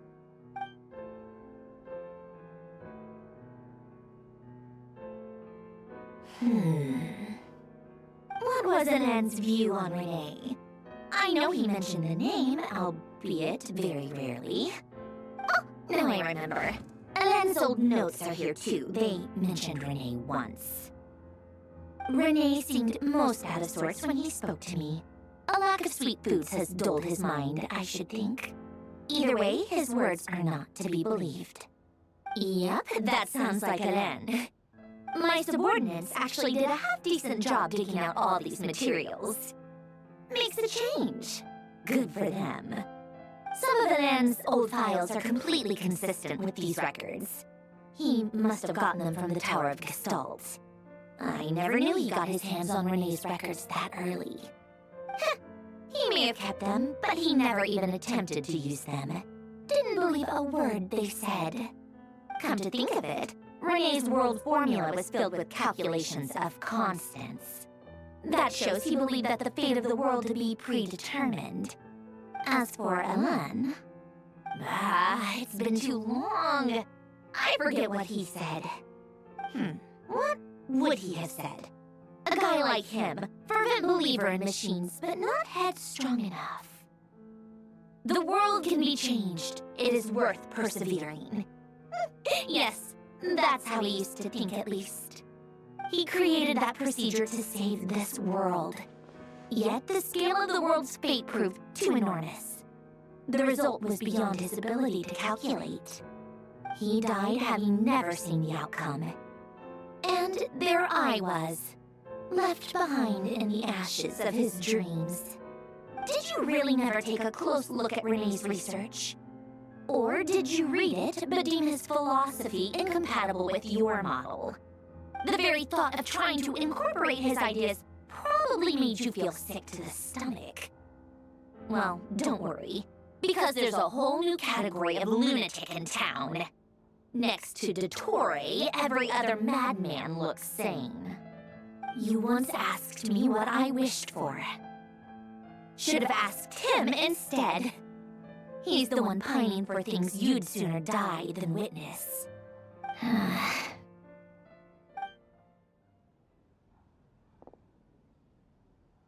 Even the tiniest variable can make big waves in the present. Now then, allow me to put these incompatible fragments together in your stead. First, establish and verify the existence of the Great Circle. Absolute nihil on one end, absolute reality on the other. Now, search between these two extremes. Then, the construction criteria.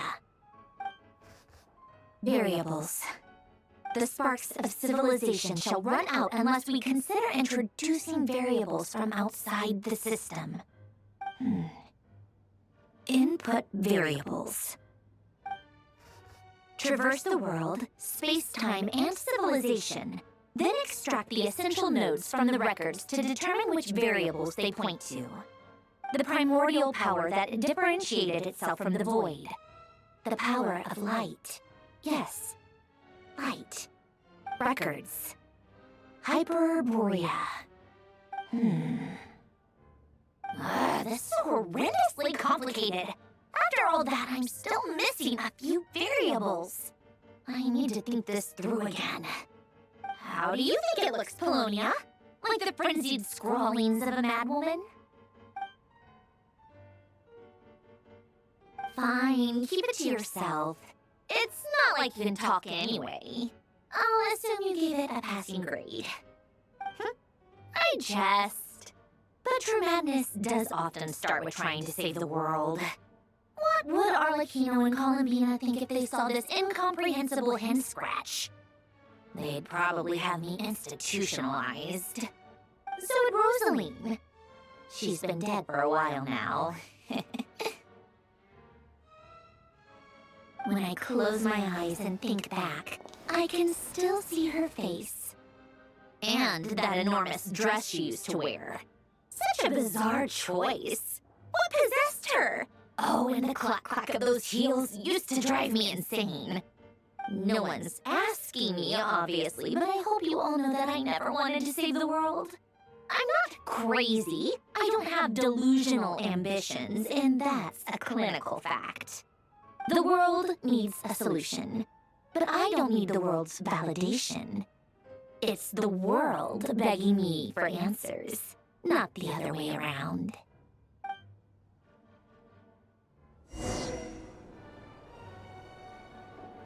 Tea time.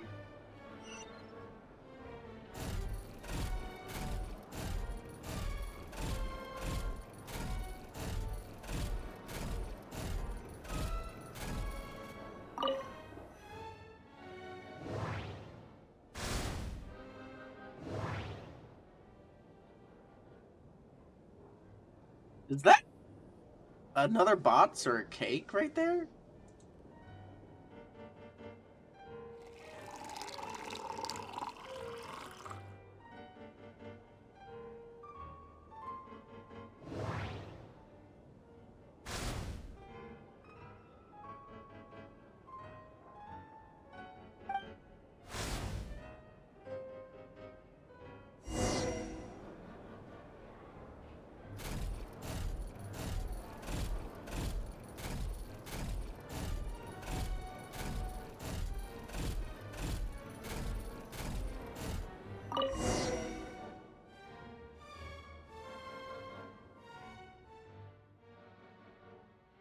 Oh, cookies to go with the tea.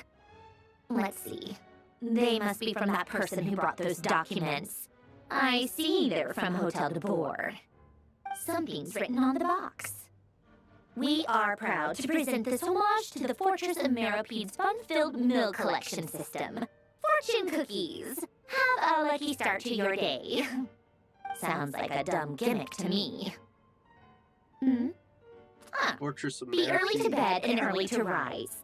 Get plenty of sun and drink plenty of water. Then things will surely go well for you.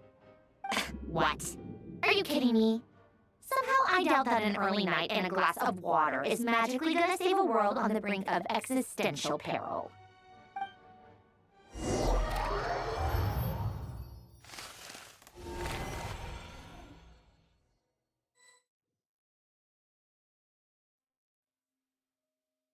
Lady Arlecchino, word has reached us that Lady Marionette's troops are all in position. They are ready to act as soon as the order is given. Excellent. The only thing is, they are fewer in number than we expected. It looks like many of them must have lost their lives at the hand of the monsters released by the Doctor. Can't be helped. Allow them to join our ranks and keep in contact. As you wish.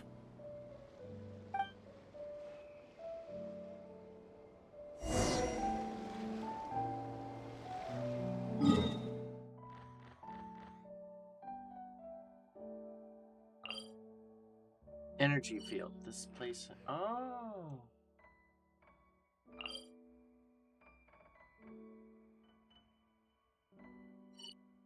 That's what's happening inside there. Why do the energy fields look like areas that the Tory and Traveler were in?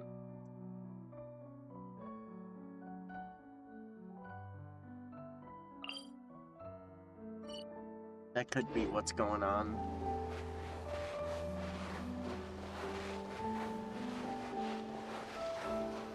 Child!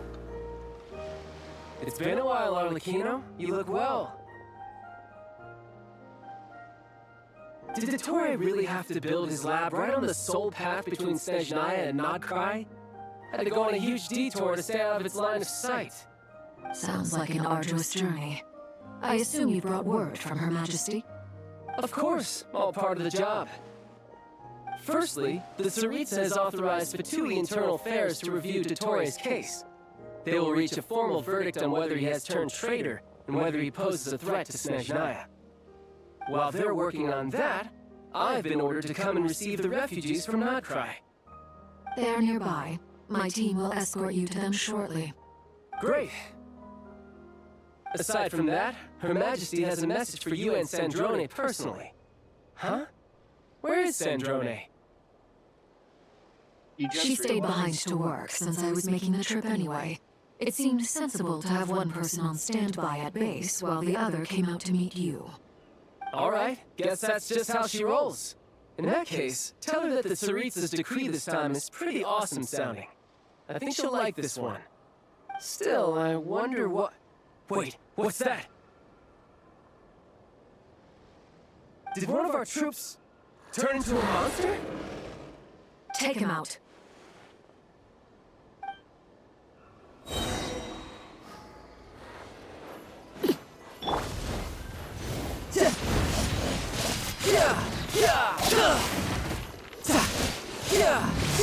Brace yourself. This is gonna hurt. Bring it on. Polar Star. Witness my cries. Transfix. You've gotten stronger, Arlecchino. Nice. Stop that right now. I appreciate the praise, but I am not fighting you today. I knew it.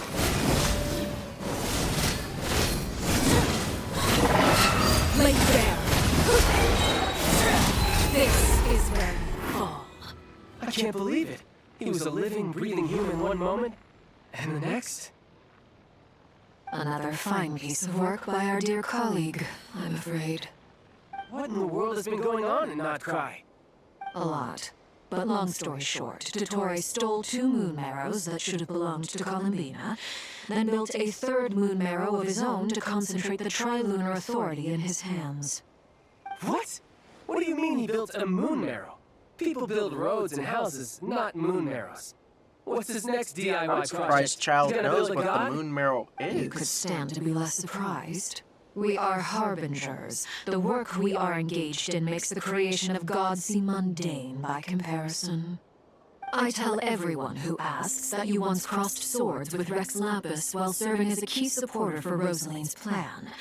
But right now, you're acting like a common adventurer. Thanks for speaking up for me. Those two really took me for a ride back then. Then again, surely no common adventurer would manage to get tangled up with them the way I did. That's gotta count in my favor, right? It almost sounds like you wish to repeat the experience. I might have to lower my opinion of you. No. I'll stop talking. Please, go on. Dottore is currently still experimenting with his newfound power in ways that continue to corrode the outside world. As for the human mutation, I believe this is simply a consequence of his experiments, and not a strategic move. That radiant beast was once a subordinate of Sandrone's. I suspect he was only allowed to live so that he could become an experimental subject. Also, those of us who fought Dottore have been afflicted with a curse. As such, I cannot leave Nodcry. This is so much worse than I thought. No wonder Her Majesty's decree is so extreme. While these exceptional circumstances persist, the Harbingers are hereby authorized to use unilateral executive powers. Should Dottore pose a threat, Arlecchino and Sandrone are permitted to eliminate him. My thanks to Her Majesty. I will pass these good tidings on to Sandrone. Her Majesty has also declared that she will refrain from launching an attack on the now evacuated Nodcry due to the presence of unretrieved research material. A wise decision. By the way, how's my old partner doing? I'm assuming they're with you? Partner? You mean the Traveler? I'm afraid I have bad news. He was captured after our failed assault in Dottore's lab. His whereabouts are currently unknown. What? Why? Since when does Dottore have a bone to pick with him? That is indeed the question. I'm not sure he does. He must have some other goal in mind. This won't do. I have to rescue him. You can't. We have no idea where the Traveler is. What am I supposed to do then? Stand here twiddling my thumbs? Sandrone is working on it. The best thing you can do right now is complete your mission. Fine. I guess I'll leave this to you then. One last thing. Tell the Rooster to get the message out to the gods and citizens of every nation in Tevat. Beware. An uncontrollable pollution is spreading forth from Nodcry. The source of that pollution is a madman drunk on the success of his experiments. The Fatui and our allies will endeavor to contain the threat. However, if Nodcry falls, things are likely to escalate. Considering Dottore is one of our own, all Fatui stationed in Nodcry consider it our duty to stay and fight him to the bitter end. Whatever the cost. Hey, don't be too pessimistic. If it comes to it, I'm sure Her Majesty won't stand by and do nothing. I hope you're right.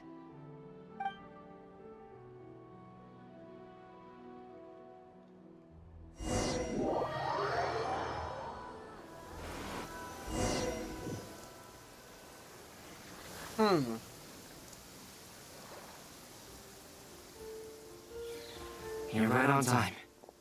Thanks. Hey, do you think I'll get that gliding exam exemption? I made sure I was on my best behavior in Mondstadt. I landed well outside the city and walked in through the gates. I'll help you apply, don't worry. For now, let's see what we have here. What are the doctor's energy fields even made from? The usual attract and repel principles that govern Kuvaki don't seem to apply to them. They are very mysterious, but ultimately, they appear to be comprised of energies from the three realms. Thanks to research by Master and the Hexen Circle, we know that Tevat's 7 elements are derived from the more primordial power of the Light Realm, which is antagonistic with the power of the Void Realm. Since you have the power of the Dragon Durin within you, I'm sure you can already tell that this energy field contains no abyssal energy. That's true. It's not abyssal energy, it's something pure, wild, and untamed. I've been thinking about something. Do you still remember the device that Dory supplied from the Academia when you and Miss Columbina fought Rarier? That was one of the most marvelous feats of ingenuity I've ever seen. The design, the craftsmanship, the material selection. I couldn't fault any of it. Not to mention the operating principles. Surely the most ingenious feature of all. Dory didn't go into detail on how it functions, but I have a working theory. The clue was that Miss Columbina was somehow able to use the pyro energy that you provided, despite the fact that As a moon goddess, she should only be able to use light realm energy in principle. Now, all elemental energy is, of course, derived from light realm energy to begin with. Hence, I suspect that the device works by restoring elemental energy to its original state. This presumes a theoretical model of the 7 elements akin to that of light refracted through a prism. Perhaps it is no mere analogy. Maybe there is indeed a prism in this model. I almost wonder if the idea for the device was conceived based on direct observations of said prism. It would explain how such an ironclad design concept was achieved. It is at once a masterwork of engineering and a groundbreaking application of the Academia's latest elemental theories. I suspect only Lesser Lord Kusanagi herself could have devised such an ambitious technology. I saw Wander in one of those picture frames. But back to the energy field before us. If this is pure light realm energy, its relation to elemental energy is one of integration versus division. Or you could say that the former contains the latter. Could this mean that elemental energy can dilute the power of the light realm? Should we give it a try? We should.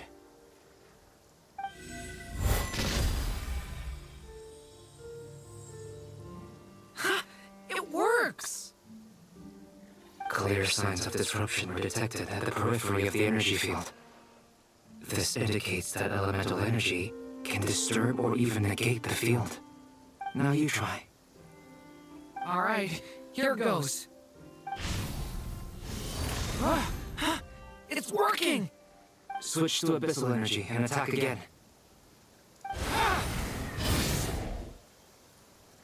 No surprises there.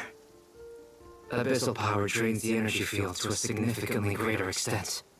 I now feel confident in asserting that the energy field is indeed pure light realm energy, and that elemental energy can dilute it. But the energy field is huge! How much elemental energy will it take to neutralize it? We don't have to neutralize it completely. We can try other approaches. That's all for theory. Would you like to continue watching? So you knew I was here. Huh? When did you get here? Wander. A while ago. But Albedo sounded like he was working on his thesis defense back there. Back in Sumeru. You can end a person's whole career by interrupting them mid-speech. Very thoughtful of you. I'm truly touched. Could I ask you to lend me a hand? With what? A little test. Try using Anima to unleash a concentrated assault with circular blades, with the goal of breaking through at a singular point.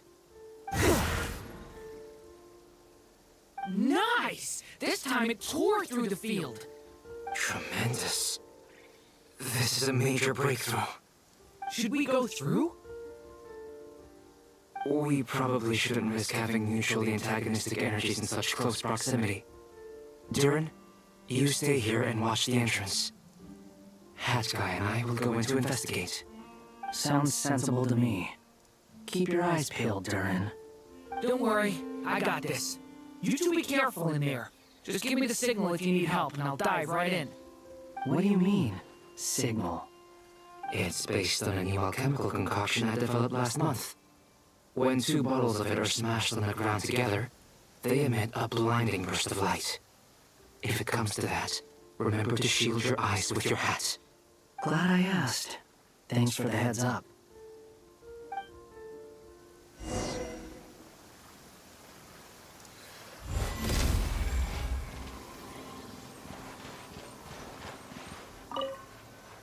Like I thought.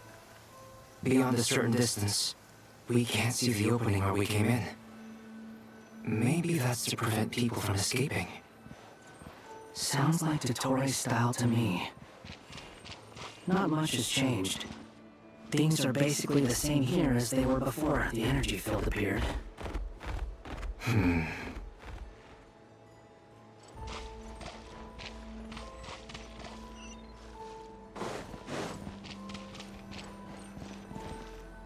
I can leave it, okay.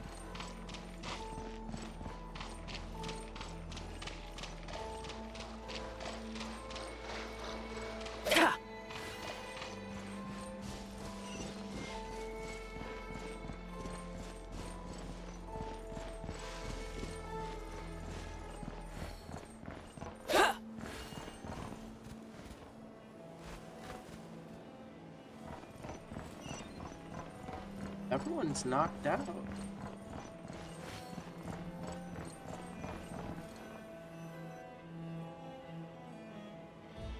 They have no heartbeats and they're not breathing. We can only assume they're dead. But there are no visible wounds. Also, there's an animal squatting next to each body. It's watching us.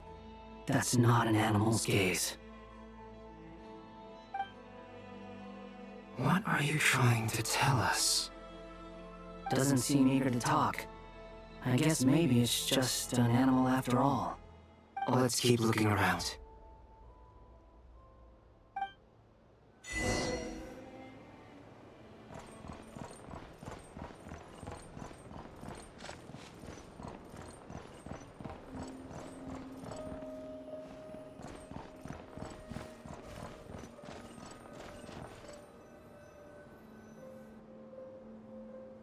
Same situation everywhere. Not a living soul in sight. Just countless bodies with animals standing watch over them. Well, I think we can safely rule out the possibility that they're all pets. Is skirting around the topic your way of showing consideration for other people's feelings? Just being cautious. I don't doubt that you can handle the truth.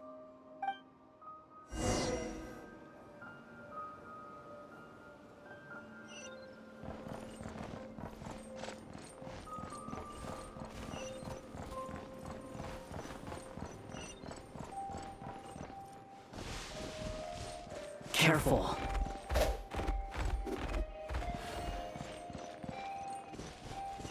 Please. Help us. Please. Over there. I hear a voice.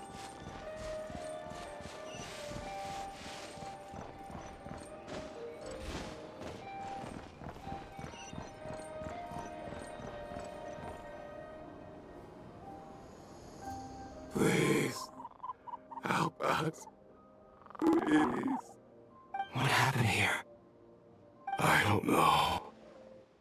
Suddenly, everyone collapsed. Then my line of sight got lower.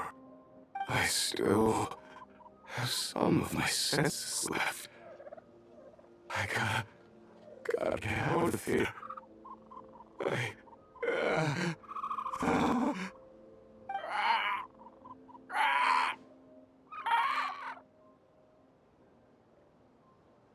Became burb. It looks like there's a huge experiment going on inside this energy field. Maybe each energy field is its own giant experiment. Vile. He's swapping human minds with those of animals. Even without the other circumstances, this would be an extremely radical experiment. Those people may have lost their sense of selves, but they are not fully animals either. If they were, they would have left. But instead, their instincts are driving them to remain by their dead bodies. We should go. No sense in sticking around here longer than we need to. Agreed.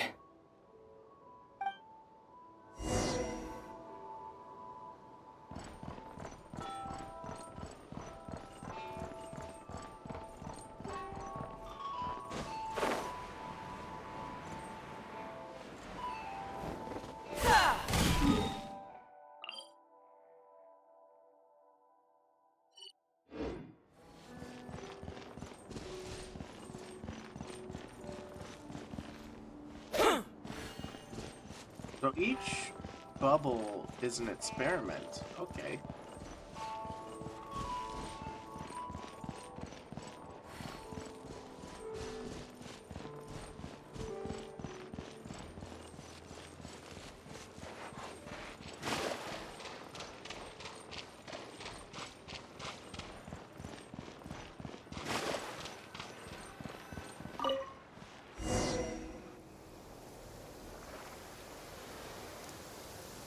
You're back! Everything okay?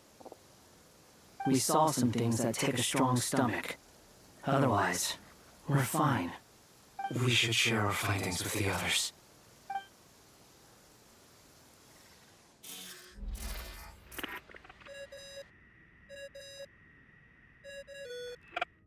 Yes? Who is it? Miss Nefer, it's me, Albedo. We found a way to break through the energy fields. With enough control, it's possible to tear them open using elemental energy. Also, we managed to take a look inside. Dottore is carrying out his cruel experiments on an immense scale. Any residents who have failed to evacuate in time will likely meet a grisly end. Sounds like he's living down to our expectations. Might I ask how things are proceeding on your end? I'm just about to get started. I'll be in touch once I have a result. Understood. Stay safe. I will.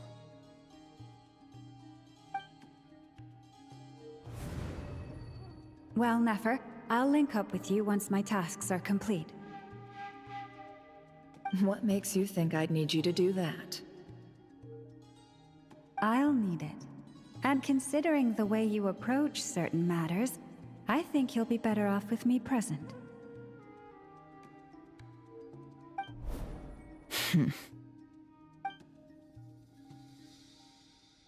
Let's begin.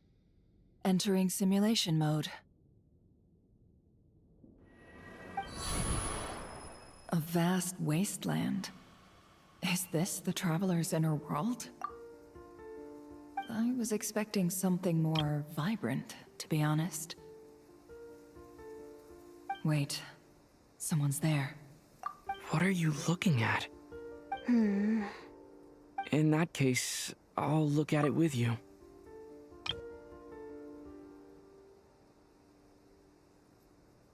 I want to know all about everything you've seen and experienced. Is there somewhere I should return to? Or should I stay here and be the hero everyone says I am? I don't dislike my current life. Roaming the land, fighting battles, accomplishing missions, earning a living, looking after Paimon. It's not so bad. I guess the only thing that's missing is that you're not here with me. This is the conscious layer, which contains a person's true feelings. It is filled with both longing and kindness. I suppose anyone who lives long enough ends up wishing for someone who can't be there. Maybe it's the only way we can feel truly alive. Time to delve a little deeper.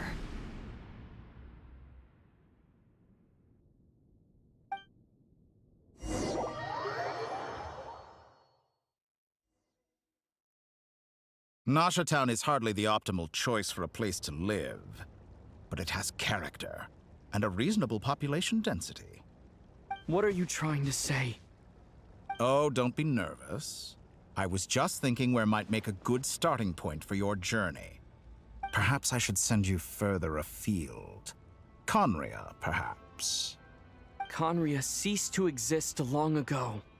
Once again, you fail to understand the possibilities that the Tri-Lune creates. Anything that has existed in the past, I can now recreate. You simply do not wish to see that happen. That might be because you miss your sibling and fear getting answers that you are not ready to learn. But this is not for me to judge. If we are to collaborate, we need to maintain an amicable relationship. In a moment, you will be able to... Oh no. What are you...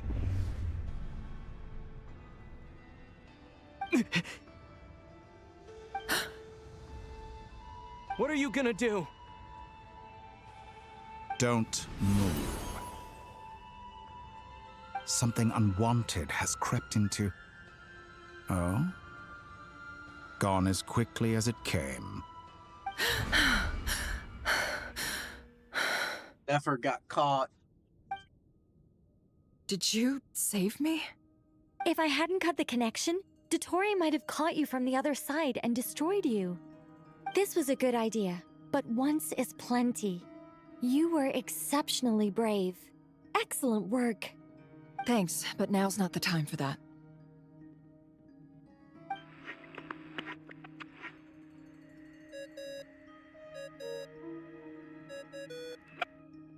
Albedo Shadow speaking. I think I know where he is. What is this endless darkness? I can't see anything, even though my eyes are wide open. But why? What happened? Ah, sorry about that. I take it you didn't notice. Just now, a friend of yours took a little peek into your mind. Could it be Nefer? How did she do it? Did she use something as a medium to connect to me? Do you think she's aware of your current circumstances?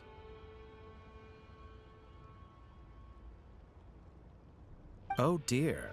Have I stunned you into silence? I only wanted to slow down your time a little so I could stop your intruder in her tracks. It would have been nice to capture the spy. I must say, I'm finding the ability to adjust the flow of time rather intriguing. The moment you closed your eyes, time seemed to grow impossibly viscous, didn't it? A whole month passed before you opened your eyes again, but only for you. No one else was affected. I dare say this is something only a god can achieve. Point taken. You've proven once again that you have god-tier powers. Oh, you misunderstand. This wasn't about proving a point. I was testing things out. I find I learn best by doing, and I have to admit, time is not the easiest dimension to control. I only wanted to make you sleep for a short while, but it ended up lasting a whole month. Clearly some finesse is required to wield the authority over time as I wish. I hope you're not angry with me. It was only a month's discrepancy, nothing too serious. Had I been off by a year, a decade, or even a century, that would have been quite a different story. You could have frozen me for millions of years. So much for collaboration. You aren't showing much sincerity. Millions of years? To what end? I wonder if you don't understand humans all that well. They are very pragmatic creatures who understand only that which they can perceive with their senses. If I had you sit here for a week, I imagine people might sympathize. But if I left you here for 100, 1,000, or 10,000 years, the sheer size of that number would cause it to lose all meaning to them. They would not have the capacity to comprehend your suffering, and thus they could not empathize. Unfortunately, while gods do exist in Tevat, it is ordinary humans that account for most of the population. Their lifespans are so limited, their bodies so fragile. Did you ever really hope that they could begin to understand someone like you? Your long life and unique origins make you fundamentally different from them. How long will it be before they start to treat you like the alien you are? Before you are ostracized, outcast? Alien? Even I feel bad for you sometimes. This world has made you into a slave. So many times you have served its will, and not once have the powers that be ever thought to grant you the one simple thing you wish for. You have been treated most unfairly. I can change that. I will grant you special privileges and give you back the status you rightly deserve as a descender.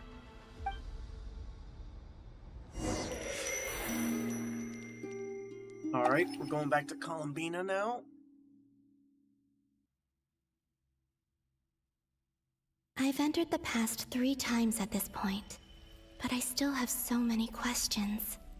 For instance, beyond each point being further back in time than the last, what determines the specific locations at which I can make entry?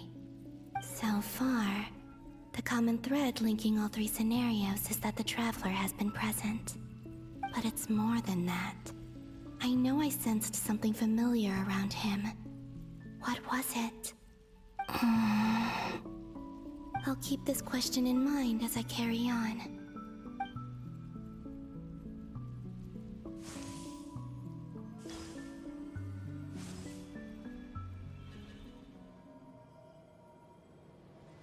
Humans, you never change.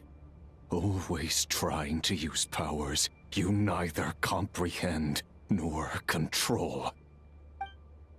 This looks like Star Sand Shoal. Was this before Rerir regained his physical form?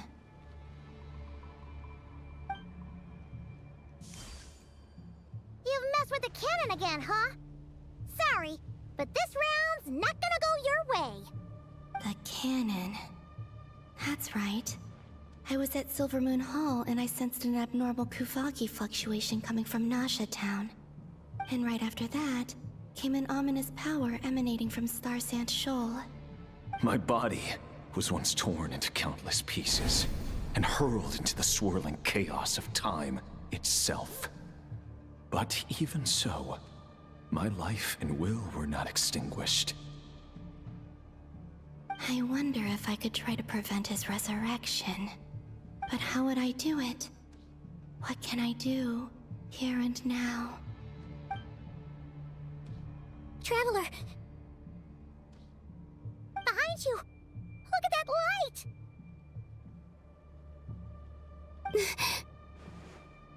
No, I won't make it in time.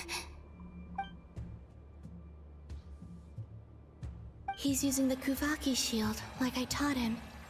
Is he going to use it to block the cannon's beam? He's strong. I'm sure he can manage. But the force released when the beam impacts the shield might lead to collateral damage. Easy Island. The Frost Moon Scions will be exposed to lethal levels of Kuvaki. A question, if I may. Kind Miss Columbina.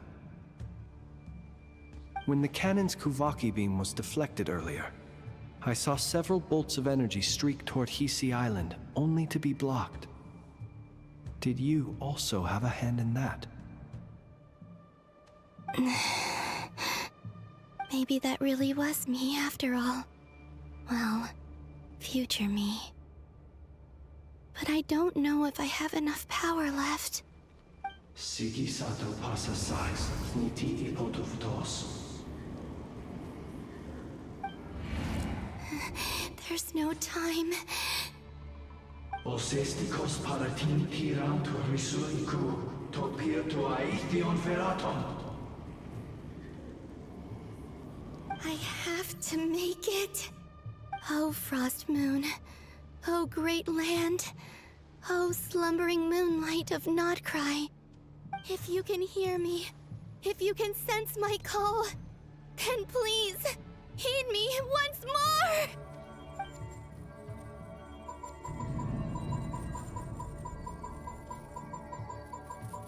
Bruh. My poor spacebar. Did it work?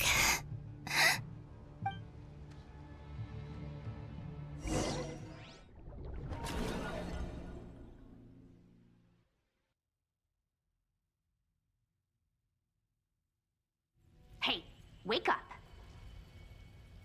Hey, did you hear me? Columbina, I said wake up now! Oh, good morning, Sandrone. It's 3 in the afternoon, actually. And could you kindly not use my quarters as your personal nap room next time? But I feel so safe here. And your coffee, right? It's so bitter, but it smells lovely. It's like you were raised by wolves in a forest or something. What did you drink growing up? Grass tea? The Frost Moon Scions certainly led a more frugal existence than the Fatui. Then I'll bet you've never eaten one of these before. It smells delicious. That's because it's a Fontanian recipe. I had a little free time today, so I made a batch. Rosaline will be here shortly, but if you really can't wait, I guess you can go ahead and... Hey, at least let me finish before you start eating! Did the Frost Moon Scions not teach you basic table manners? Or did the rules not apply to you because you're the high and mighty moon goddess? These are so tasty. Of course they are. I made them. I was worried they might contain traces of machine oil. What?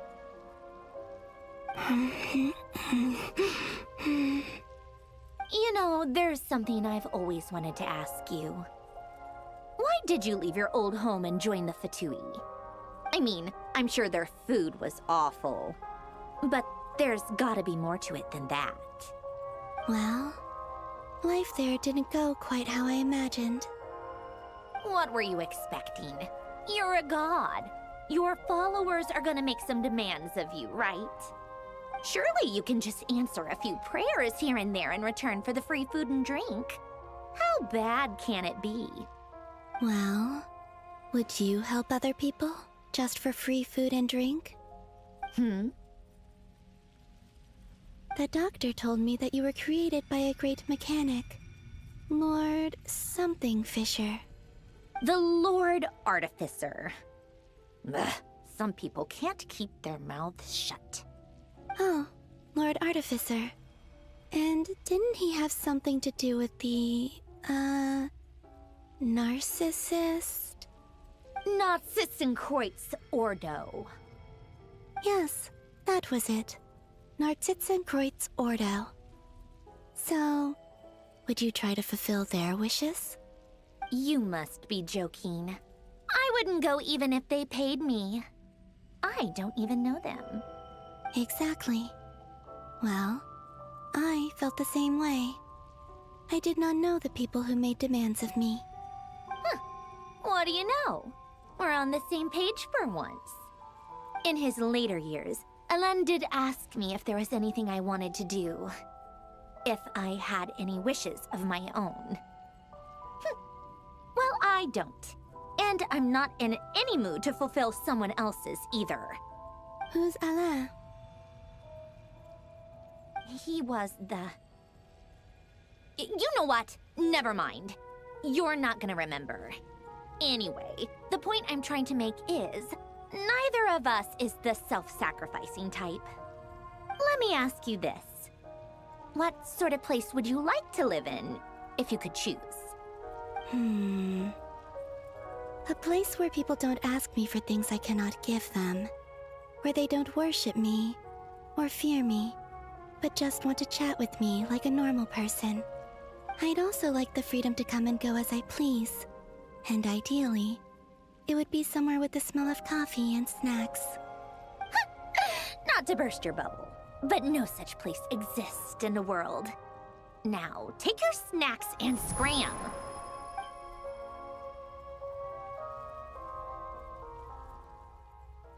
Those two really are friends. Did I pass out? Of course. I'm back here again. I dreamed of events from my past. Sandrone. Traveler. I miss you all so much. Back there. I guess I managed to harness all the Kuvaki energy on Hisi Island. But how did I do it? Time is flowing backwards here, and I can use that familiar power to enter the world of the past. That mystery ally everyone talked about. It was me all along. I can sense that there isn't much more power remaining up ahead. What lies at the end of all of this? Will time keep flowing into the past? And will I ever find my way back?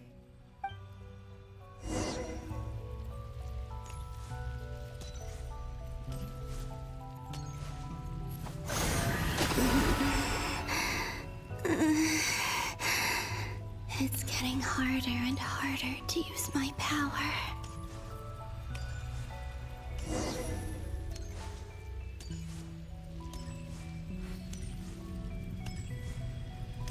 I'm no match for the Abyss in this state. I need to avoid the contaminated fragments.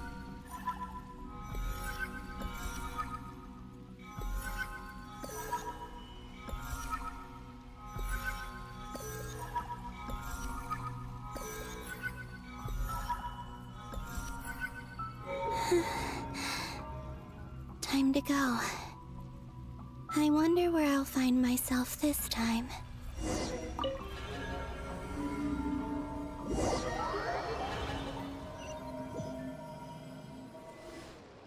The Final Night Cemetery. This is where Flint's is based. Or not! How are we supposed to read through this many files?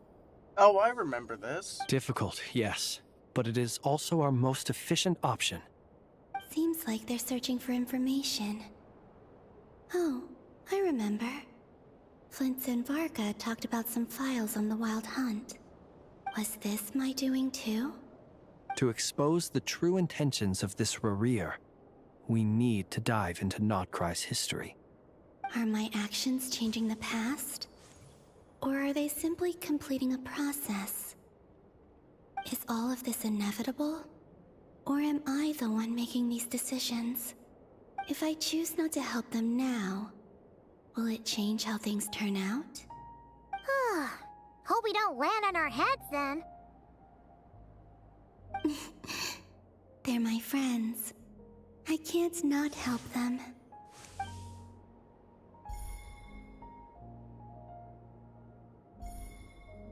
Ghost! And the other one was... here. Hey! Another file's moving!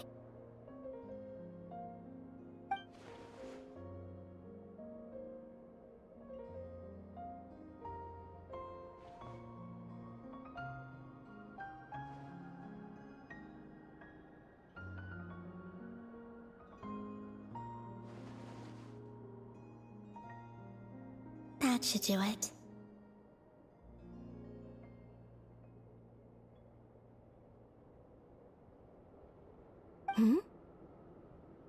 Luanatar?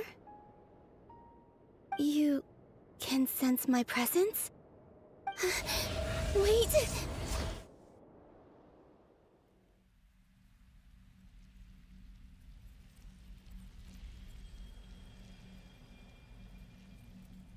Luanatar. So she's that familiar presence I've been sensing all along. She's always been by the Traveler's side. That explains why the Traveler has been there each time I've entered the past. But why Luanatar? Is it because she has a connection to me as the Moon Goddess's familiar? If so, why not any other Kuhenki? That's...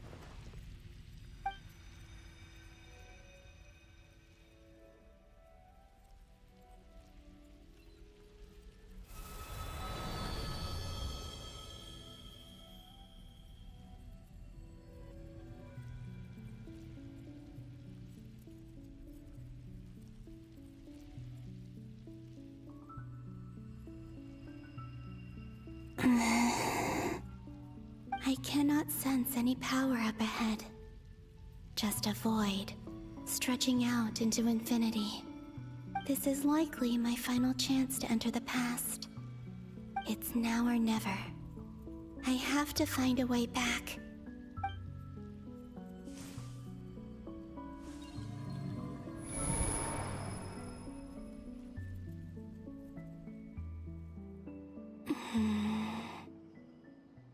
Easy Island? How far back in time is this? Where's Luanatar? I can't sense her presence this time.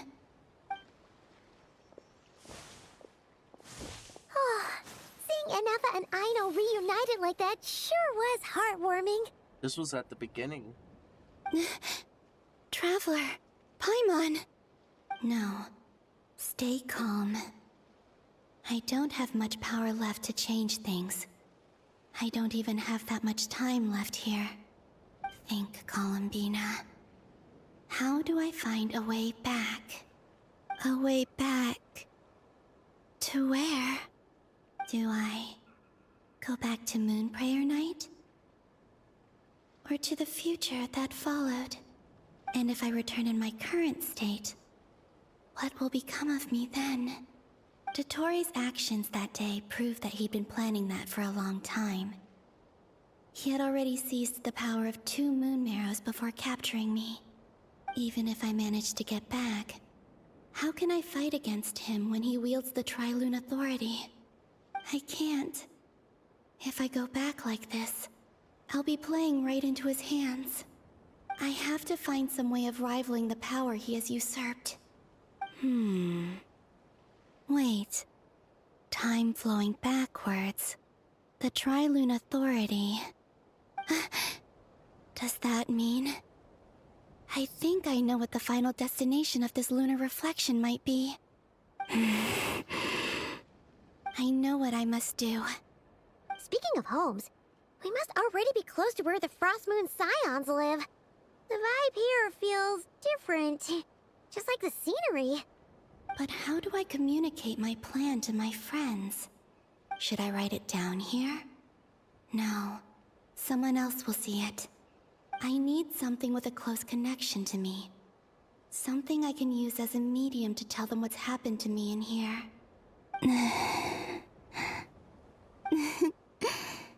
Now it makes sense.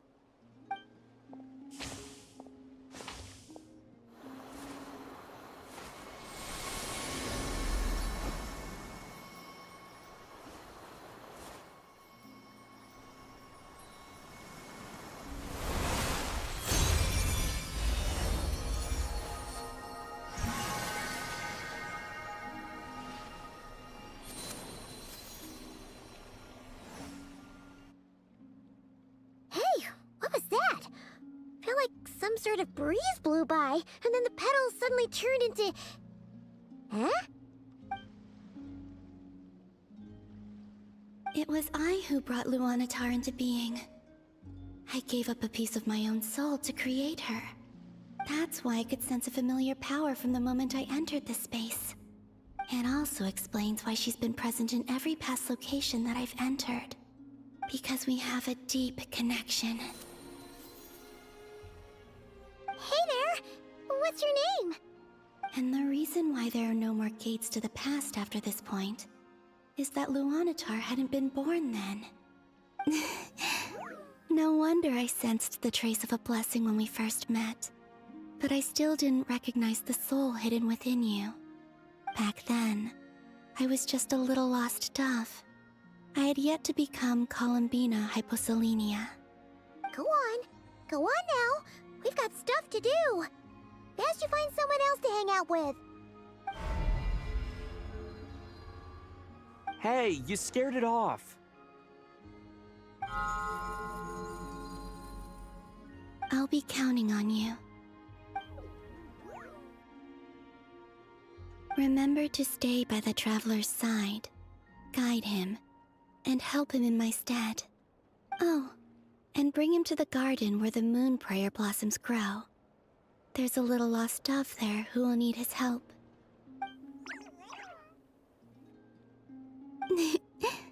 Go on.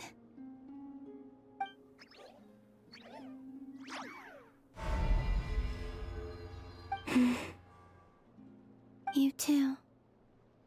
Go and live your story. This is heartwarming. As for mine must go in a different direction.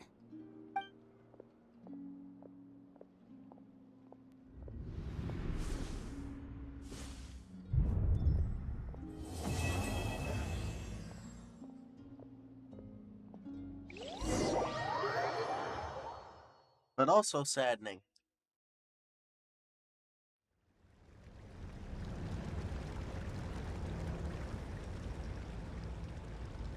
How would you like to experience the thrill of never being held accountable for your actions? You could crush people like ants without consequence, or tear off their heads or limbs as you please. Believe me, such a life is but one small step away. What point is he trying to make? Freedom? But the freedom to kill? To do evil and get away with it? Why would you offer me that? The creation of a world is the ultimate scientific experiment. I have taken my research to the highest level, where I shall be not just a god, but also a servant to many sacred spirits. I shall heed the truth and perform holy deeds. A god's laboratory is the perfect playground. But it needs the right occupant to explore its full potential. Mortals are found everywhere one looks. Not so with Descenders. I'd prefer my first guest to be a distinguished individual such as yourself. And I know you could make the most of the opportunities it offers. So the condition for entering the new world is to take innocent lives. In the same dilemma that Rerir once faced. Could I really bring myself to kill others for my own benefit? Rerir did. And look where it got him. Have you made up your mind? I can't do it. Your playground is no place for me. You're putting your hopes in the wrong person. But we both know I'm not quite the hero you say I am either. I have my own reasons for the journey I'm on.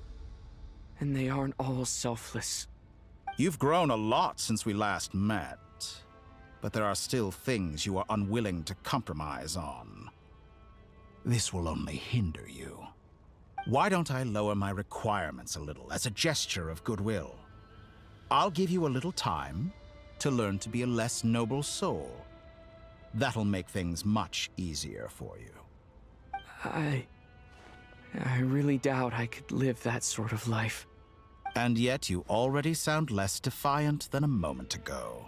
The benefits appeal to you because you can read the signs of the times. Why don't we return to my research facility? Your last visit was so rushed. There is much that I have yet to show you.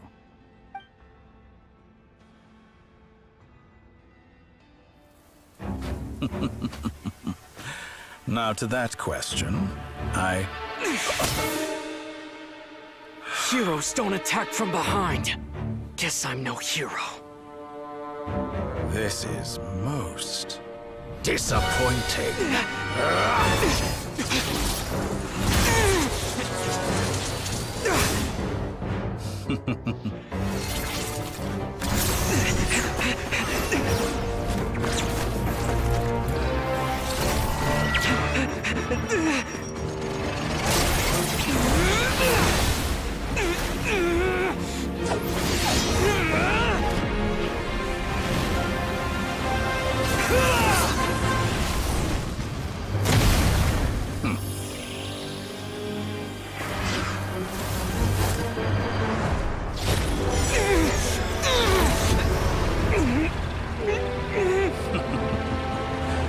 Now then.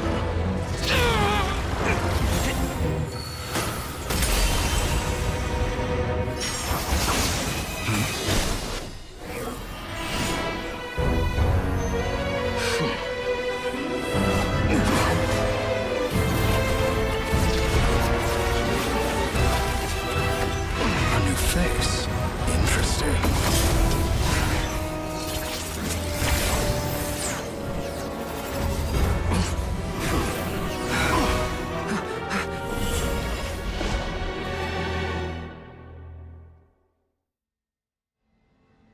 Wanderer came in clutch.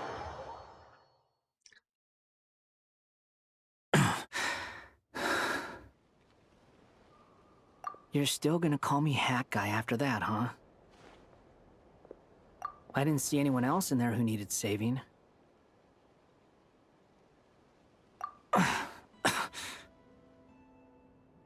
It's nothing. I'll be fine.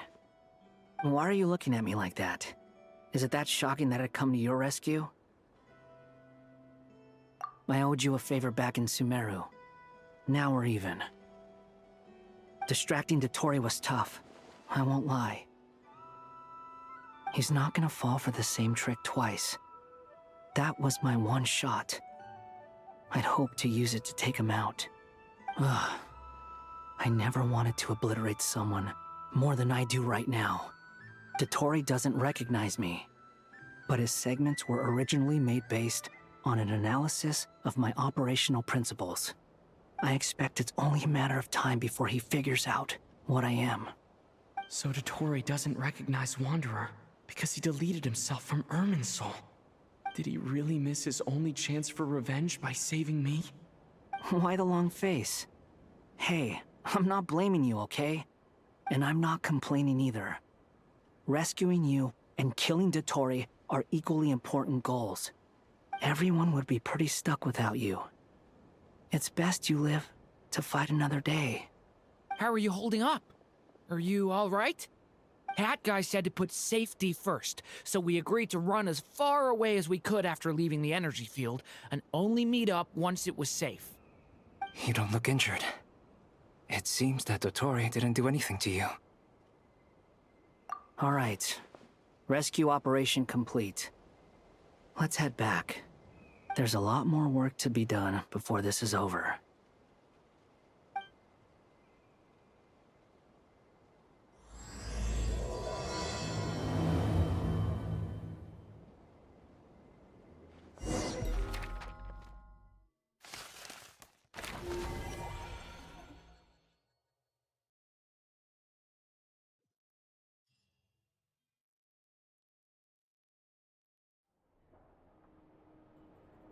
Understood.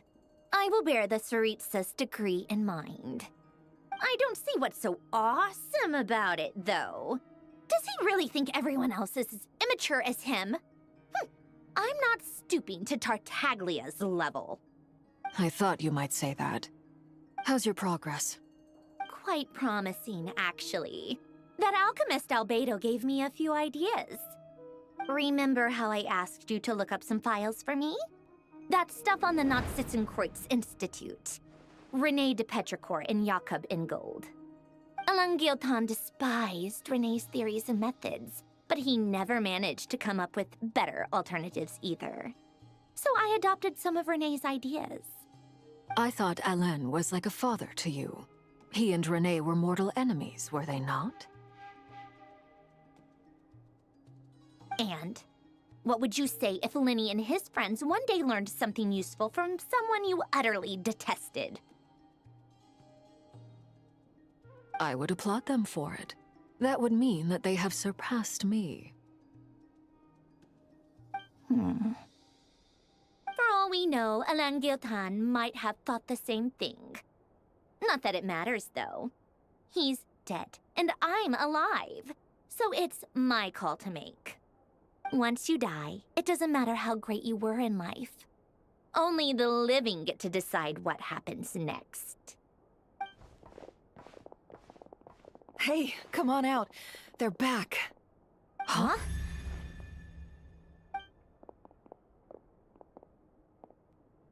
You're back?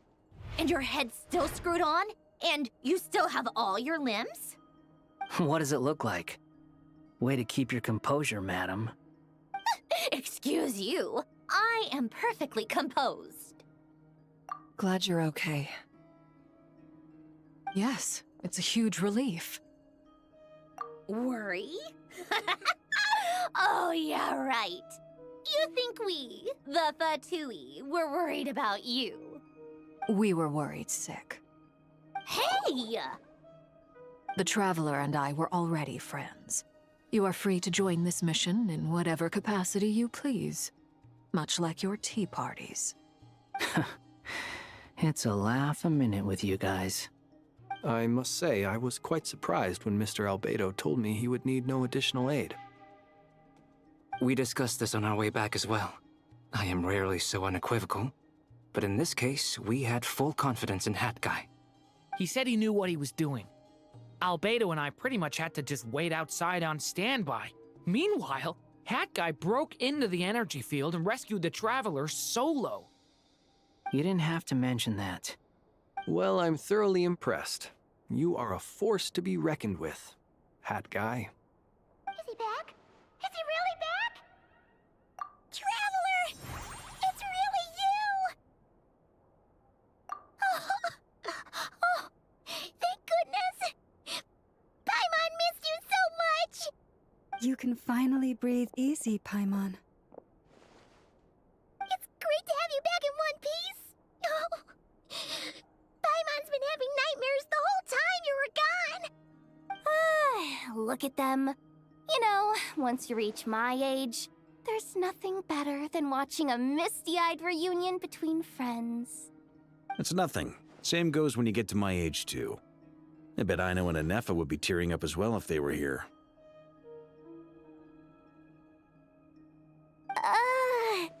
Varka, I'm not sure Anefa can cry.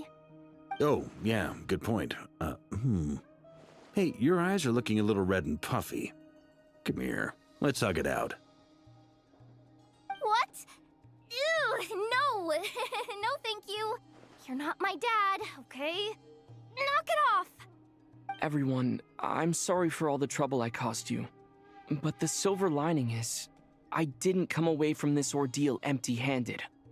While I was being held captive, I learned a lot about Dottoro's current capabilities, and what he plans to do with them. Allow me to explain.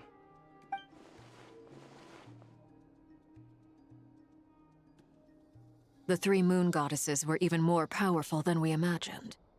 No wonder Dottore believes himself to be equal to the gods, maybe even superior. Utter blasphemy. While everyone was gone, Nefer and I made an interesting discovery, and I believe Miss Sandrone has something to share too. Ma'am, perhaps you could do the honors?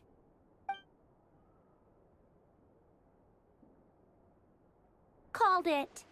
Getting rid of a pesky troublemaker like her is like trying to clean up after a crumbly cake. It always comes back to haunt you. Our next step is to find a way to bring her back. A place where time flows backwards, with no destination in sight. Surely it must have been created for a specific purpose. But I fear the answers are buried deep into Vat's history, held by great powers beyond our reach. It sounds like she's on a specific path through time, just traveling in the opposite direction to us. The question is, where does that path lead? Or will it keep going to infinity? We considered that question as well. Strictly speaking, time is not infinite. Indeed not. Every road has an end. Nicole! You sure loved quietly sneaking in mid-conversation. I do, in fact. It's something I've always done at our mages' tea parties. Quiet, mysterious, and persuasive. You wonder what lies at the end of her road. Well, just as the world has a beginning and an end, so too does time. And so, the end of the road is the moment that Tevat was born. But where Miss Columbina will end up along this road, that depends on where this particular river of reverse time began. What about the original moons and the moon goddesses? Do they have a beginning too? All things do. In the beginning, no moons adorned the sky. It was the Dragon King Nibelung who raised the three moons into the heavens, and thus were the moon goddesses born. They were shadows of the planet, born to wield Nibelung's authority and oversee the world on his behalf. They were extensions of his will, manifestations of his majesty. But then one day, they disappeared just as suddenly as they had once been brought into being. Nobody knew where they had gone.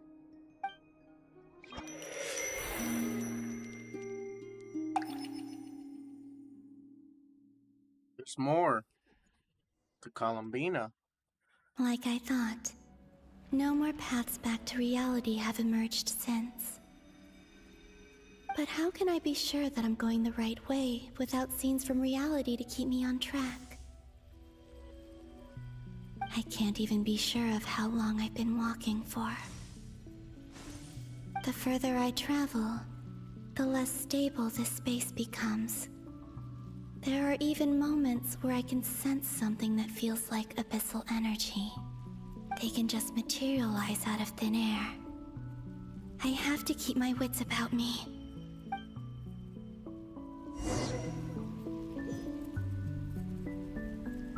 Did deduce that Rerere's in here, so might run into him.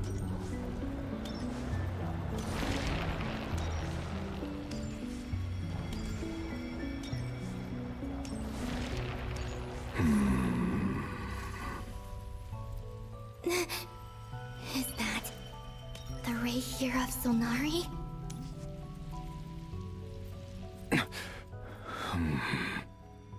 You are the moon goddess. But how? Please, there's no need. I'm not interested in fighting anymore. I find that a little difficult to believe. Yeah. Honestly, so do I.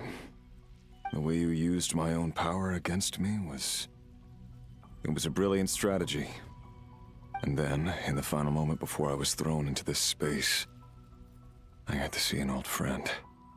Mr. Dainsleif. Right. It was so long ago now. But we were friends once. And when I first got here, I was filled with hatred, remorse, and rage. How I cursed and devoured. I tore everything here apart. I was consumed by the desire to leave this place and have my vengeance. But to no avail. This is a place with no exit. This is the second time I've entered this space. Though I have no memory of the first. I was torn to shreds the moment I entered. But this time I survived. It must be partly because of this new body. And partly because of all the Kuvaki I absorbed in Nodcry. Are you the source of the abyssal power in here? Not all of it. Some is from when I first arrived here and tried to destroy everything. But there was already a degree of abyssal power here, before I entered. And like a venomous snake baking in the merciless sun, it tried to slither into my shadow. Tried to? So, you rejected it? Yes. Because after that, the world suddenly became silent for a moment. What do you mean? The voices in my head, they were gone. And then I saw her. Her? Thelindis. My former lover. Never mentioned that she saw a memory of Thelindis leaping into the moon's reflection. More precisely, I saw her afterimage. I'm sure the real her is long gone. She was just an ordinary Conrian. She couldn't have survived here for very long. Anyway, why have you come here? Didn't you know it was a dead end? If I hadn't escaped through the moon gate, my friends would have been in far greater danger. Oh, I see. Because of your power. The power of a moon goddess. What? You'd like to know how I know, wouldn't you? The one who resurrected me said so. I could hear a deep lust for power in his voice. Do you mean... Dottore? Dottore. So that's what he's called. He'd been collecting fragments of my body for a long time. All so that he could resurrect me at the moment of his choosing. I had no interest in his research. But being as corroded by the abyss as I was, we were aligned as far as hunting the moons and recovering my strength were concerned. So that's why the Wild Hunt suddenly became so active in Nodcry. When I left the Fatui in my weakened state, Dottore must have felt that his time had come. Moon Goddess? Could I ask a favor of you? What? I know this is a lot to ask, especially from someone who tried to kill you. If you refuse, I won't fight it. But this is the only thing I desire now. Nothing else matters. What do you want? I'd like you to take a message to Thelindis for me. Thelindis? But... Yes, she's dead. But like I said, I saw her afterimage. I can sense that some part of her soul remains here. Far, far ahead. Why don't you go and speak to her yourself? I can't. I don't know why, but I can't move freely in this space as you can. All I can see is a glimpse of her walking away. Just like the moment when I last saw her in life. In return, I will clear these abyssal obstacles for you. No, not in return. I'll clear them for you. Whether you want to help me or not. It feels like something I ought to do. Why? Yeah. Why, indeed. I've been asking myself that question a lot recently. Why did I do the things I did? I'm tired of it all. Tired of the person I became. People used me. And then I turned around and started using others. I hurt a lot of people. I think I grew tired of it long ago. But I wouldn't admit it to myself. And ultimately, that's how I ended up here. What do you wish to tell her? All of it. My past. My mistakes. Everything that happened after we were separated. Is it okay if I give her the abridged version? Yeah, I'm sure there's plenty you can skip over. Just tell her the important parts. Whatever you think that means. Like the part where you relentlessly tried to kill us? It's up to you. Love demands honesty. But my relationship with Thelindis was built on lies. We hid too much from each other. But after living my whole life in the shadows, I don't want to hide anything anymore. I will do my best. There.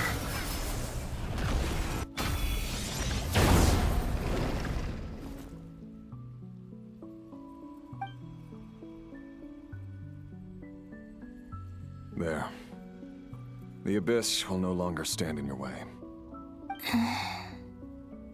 Even though Mr. Dainsliff felt he had to fight you, I think he still regarded you as a friend. Dane? He said that you betrayed him, but he also felt great remorse at never having understood what you were truly going through. Why tell me this?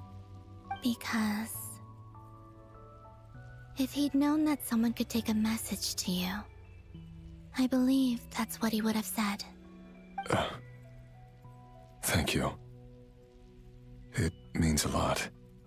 I know this will sound strange coming from me, but don't die, Moon Goddess. I can tell that you're determined to get out of here.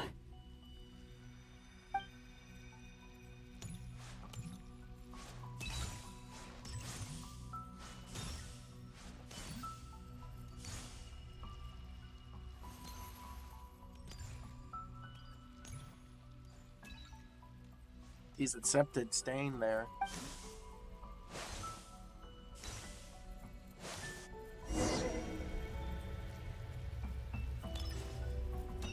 He kept his word. The Abyss is no longer obstructing my path.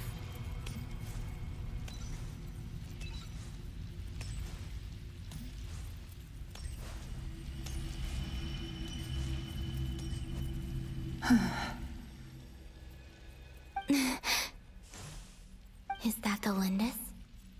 She wasn't far off at all.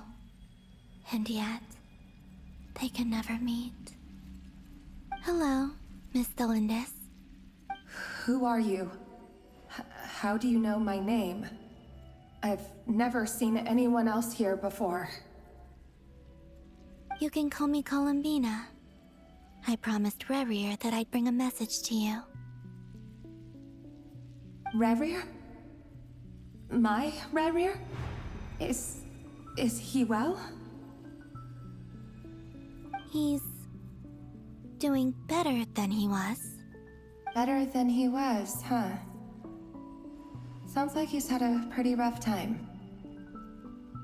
Others have had a rough time on his account too. In many cases, their time ran out because of him. And I'm not just talking about the children of the Crimson Moon.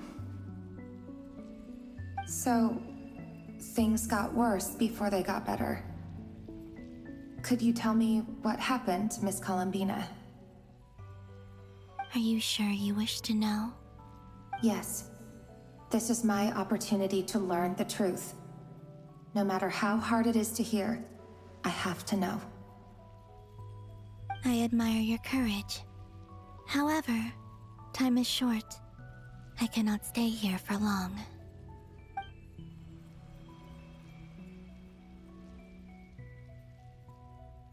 Ryrir had seeds of hatred in his heart, and many people nursed them for their own ends. On some level, everything he did was to try and find a way to see you again. But in the end, he came to regret his mistakes. He wanted to apologize for hiding his past from you. Beyond that, he did not say specifically what it was he wished to convey to you, but I'm sure that you've always been on his mind. You are what has kept him going over all these years.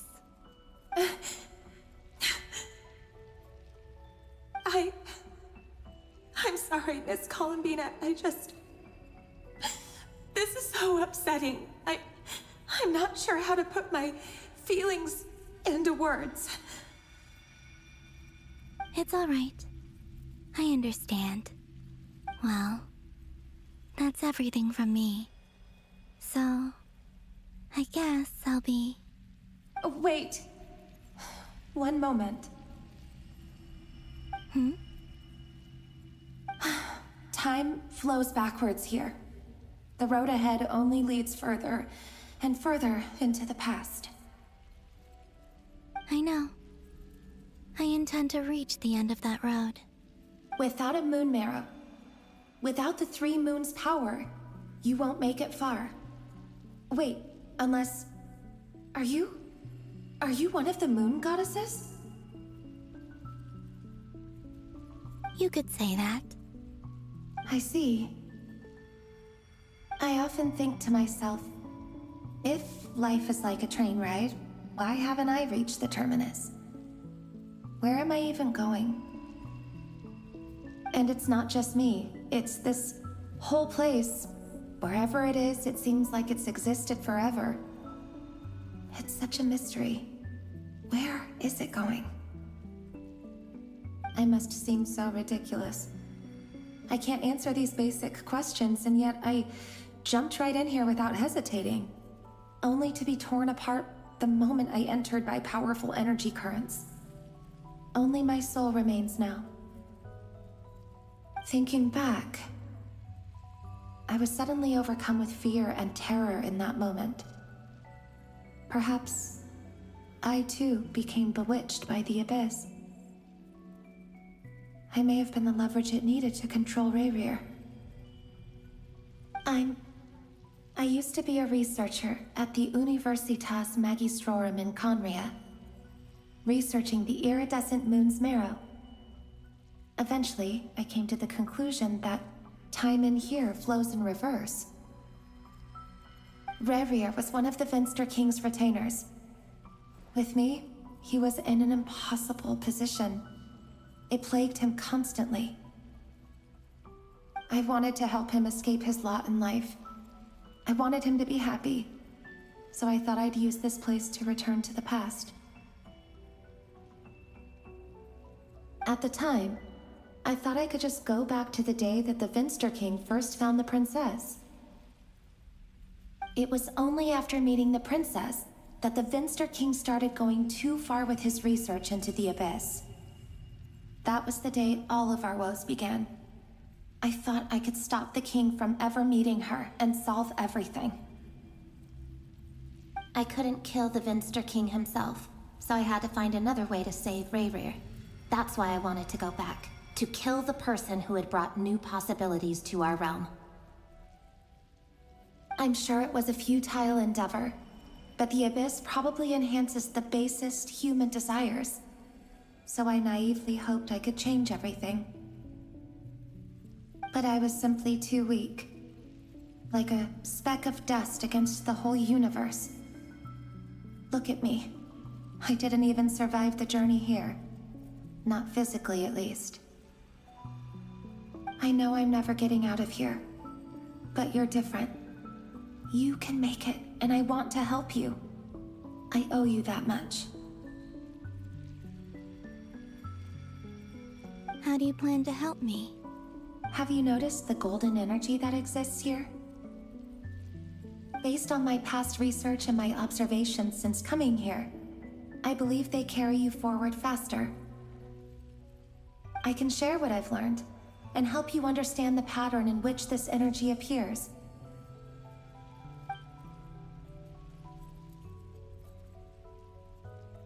I think you just might... Now, I know you will be able to change the past. Also, I've been speculating about where this phase ends. The documentation was scanned, but from what I know of the legends about the moons, the oldest ones seem to begin with Nibelung, king of dragonkind. I have no way of verifying any of it by this point, but if it's true, you might be able to reach that era if you keep walking. Understood. Thank you, Miss Delindis. I'm the one who should be thanking you. If you hadn't entered this realm of everlasting death, what use would my deductions be? Thanks to you, they have some meaning. About Rayrir, I'm so sorry. For everything. It wasn't your fault.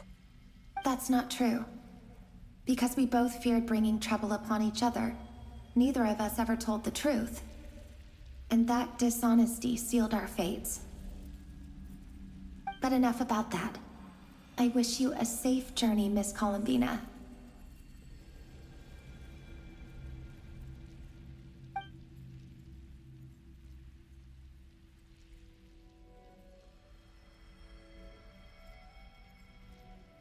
And may the outside world never have to experience pain like this again. Rayrir, you're there, aren't you? I cannot see you, because you exist in the future. I expect we'll be trapped in this prison of space-time for all eternity. But please, gaze upon the past, and then sit for a while. Let's find a place to sit down together, just like we did when we first met.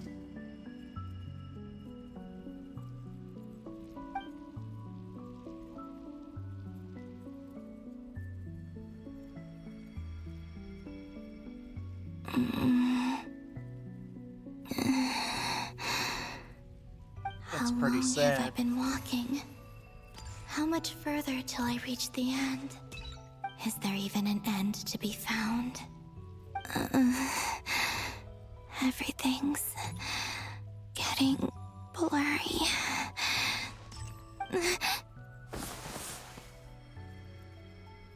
Huh? Are you all right, little sister? Have you come from the distant future?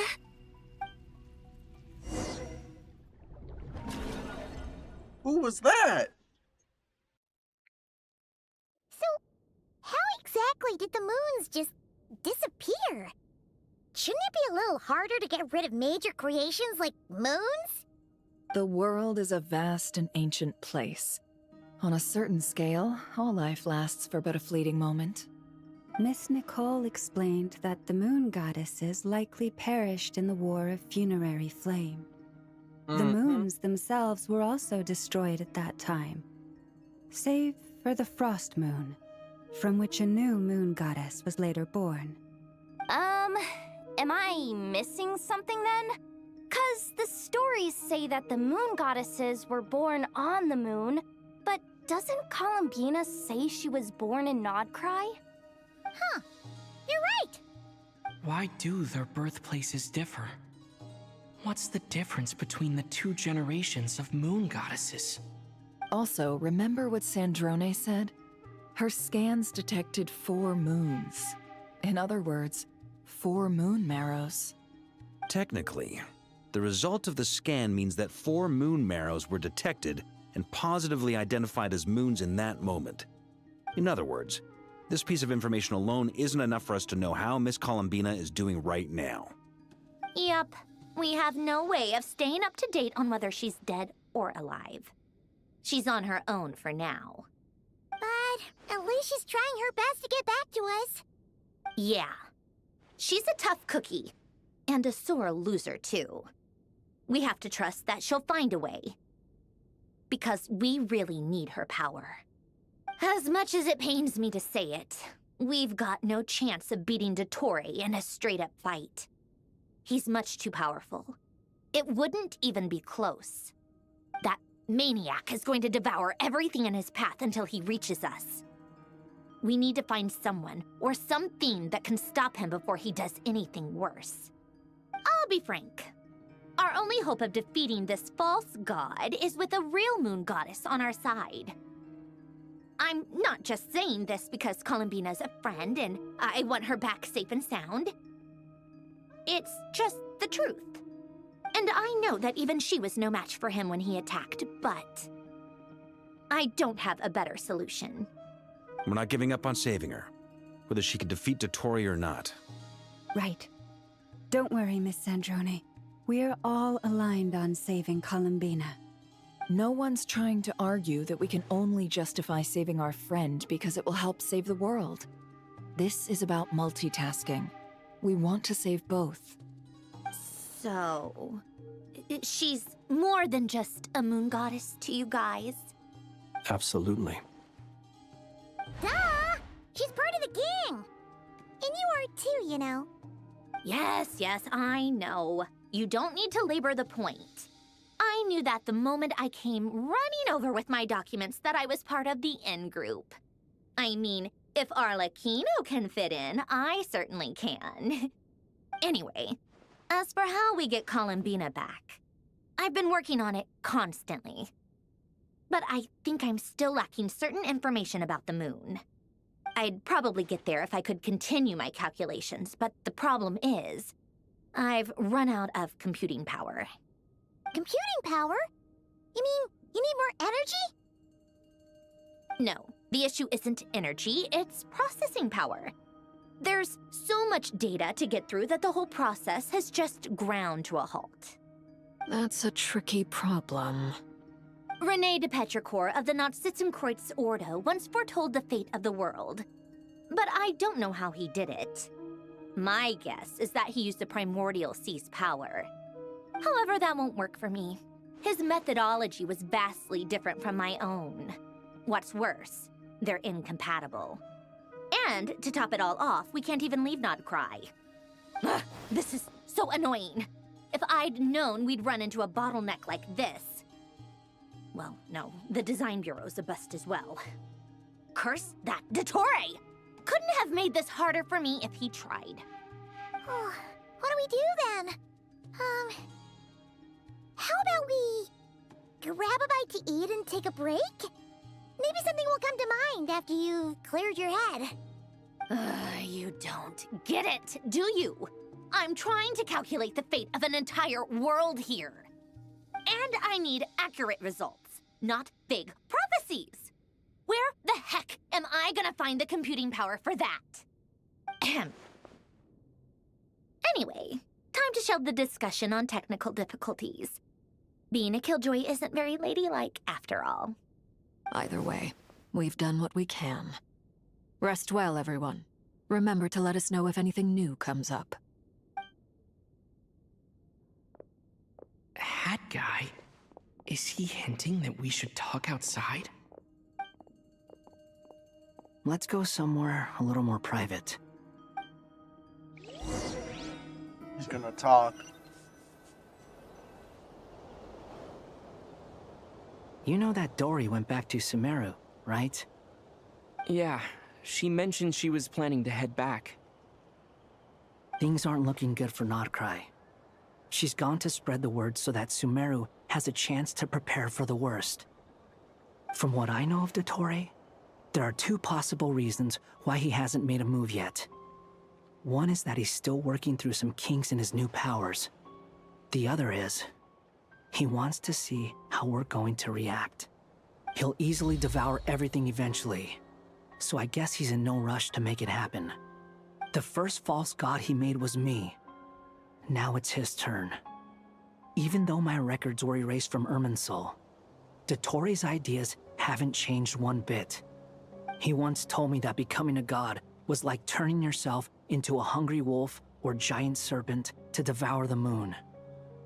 Clearly, he began studying the moon goddess's powers long before he even tried making a god. He's always wanted to get his greedy hands on divine authority one way or another. And in the end, he devoured the moon where I failed. In the desert of Sumeru, there is a chessboard built by King Deshret, also known as Al-Ahmar. I don't know if it was a real game, or if he was just trying to challenge his servants and citizens in some way. But creating games and setting rules, gods do that as a matter of course. That's the kind of power Dottore craves. Now he has the Trilunar Authority. His power is leagues beyond the common people. I don't think there's any point in other nations rushing to the front line. They're better off focusing on defense and hoping they can fend off any threats that spill out from Nodcry. Either way, Dory will inform Lesser Lord Kusanali, and she will contact the other gods in turn. The Seven will have some recourse available. If nothing else, their protection should keep the rest of the world from descending into chaos as quickly as Nodcry has. So on the bright side, even if Nodcry is doomed, your friends in other nations won't be in any immediate peril. That's good to know.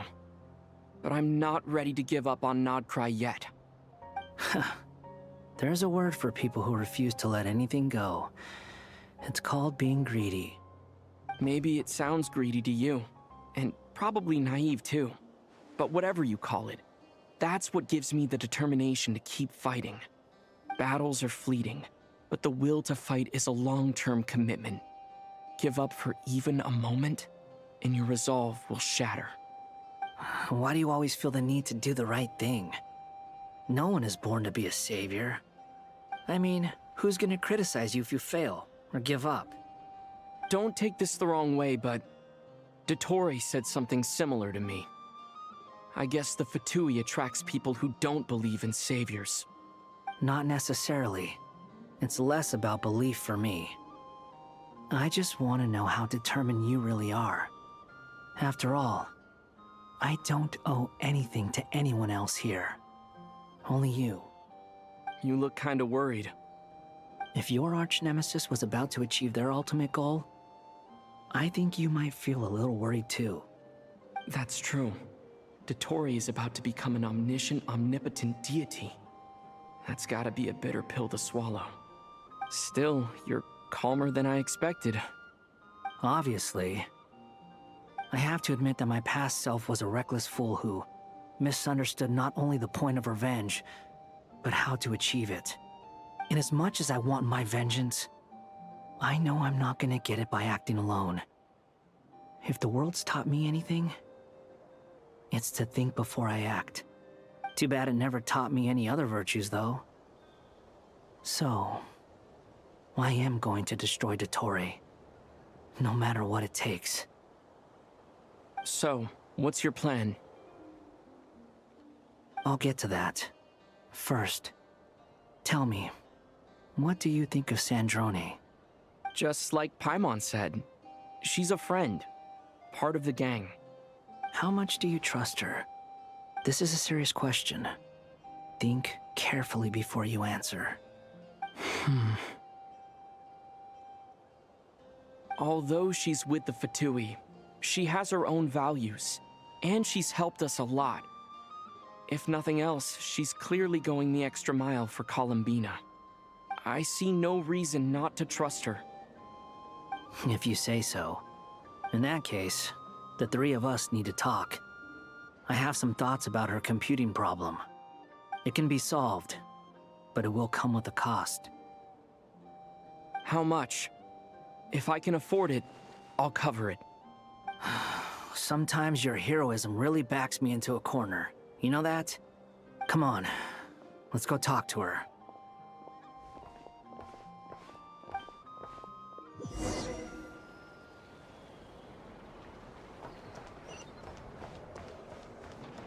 Try and stop me!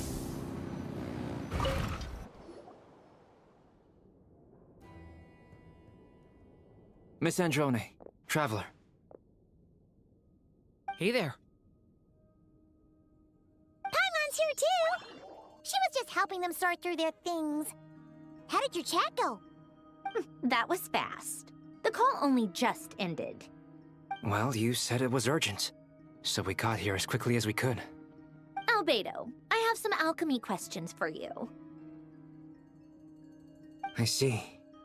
Looks like my knowledge proved useful after all.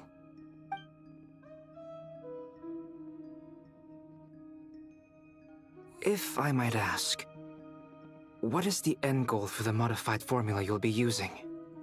I needed to predict the future of the entire world. But I've run into some teething issues since trying to implement Renee's theory of the 4 Orthants. I see. I'll have a look at it. Still, computing power is the real issue here. How do you plan to solve it? About that, it's been sorted. Oh, with the Traveler's help?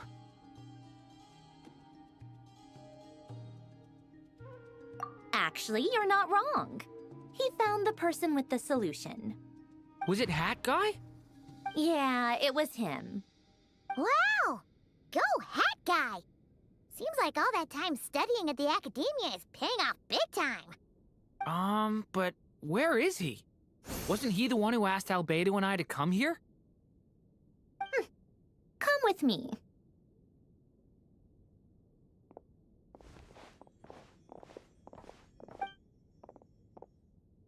Hat Guy? What's happened to him? Hat Guy! Can you hear us? No response. I guess he's in hibernation. Hat Guy mentioned that he was a puppet. It seems that his functions are currently shut down. I presume this has something to do with the solution to your computing problem. That's right. He and the Traveler came to see me. Wait, what? You have a solution? Would you calm down? Why do you always react so hysterically to everything? Excuse me? How would you know? You shouldn't be so quick to judge complete strangers. It's very bad manners. It's so funny every Oh, single please. time. It doesn't take that long to figure out that you have a temper.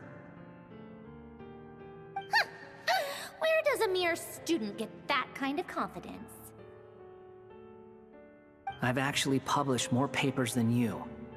Not that status counts for much. Even Paimon's applied for academia admission. Huh? Are you serious? See?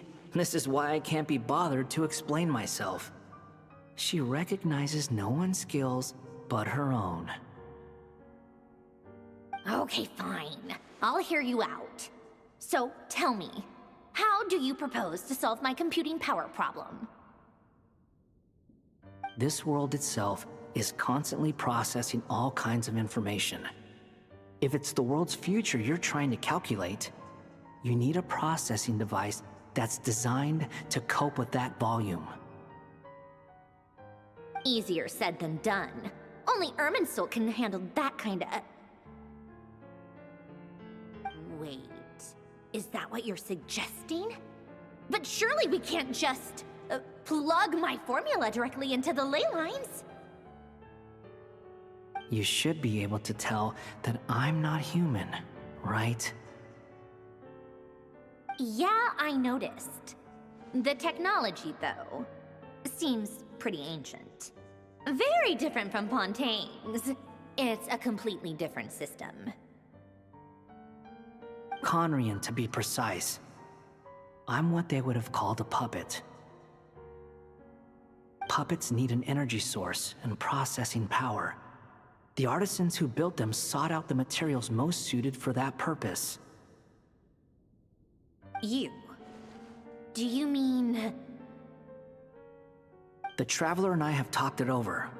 He's willing to vouch for you. So, I'll allow you to borrow my core for your calculations. It was built using wood from a silver-white tree, which makes it a small part of Irminsul. Conrian technology and Irminsul wood. Who in the world could have built you? Are you sure about this? A puppet without its core will cease functioning completely. And if it's left in that state for too long, it might not recover. You could die if you do this. You do realize that, don't you? I can put 2 and 2 together, yes. No need to rub it in. I won't lie to you. This has never been done before. I cannot guarantee your safety.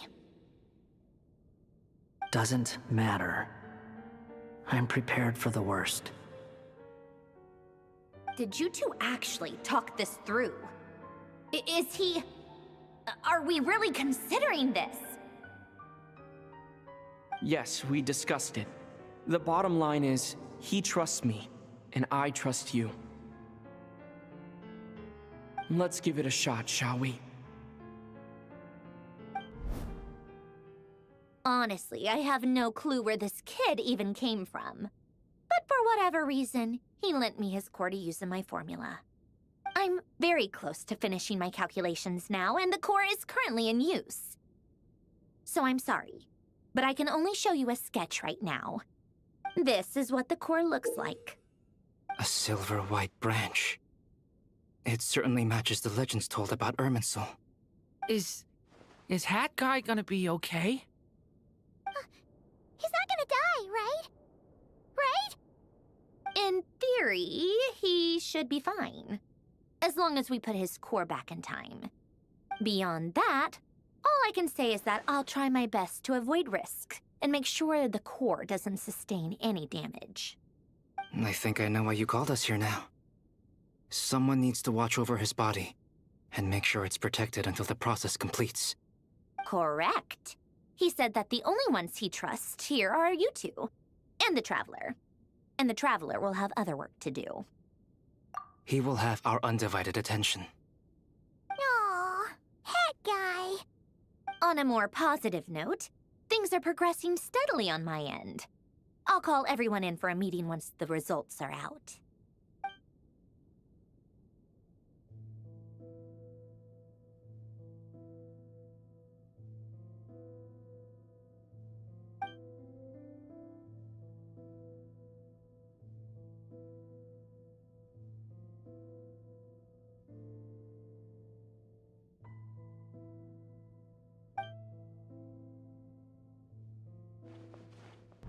The worst case scenario with the core removal is either a system reset or a total loss of function. But I'm not afraid. A quiet death should have been my fate long ago. A core is completely different from a heart. It's like another vital organ entirely.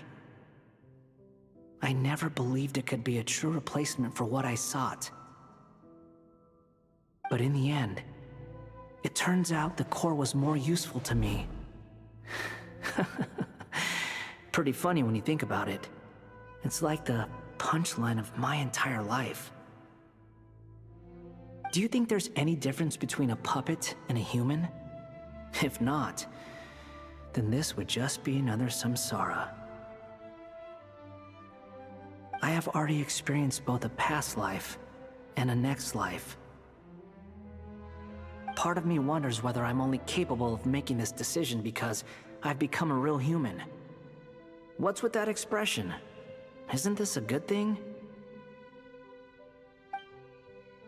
Sandrone will succeed, won't she? She has to. She will. We all have to persevere until this is over. That's right. And I'll protect you all until a moment of victory arrives.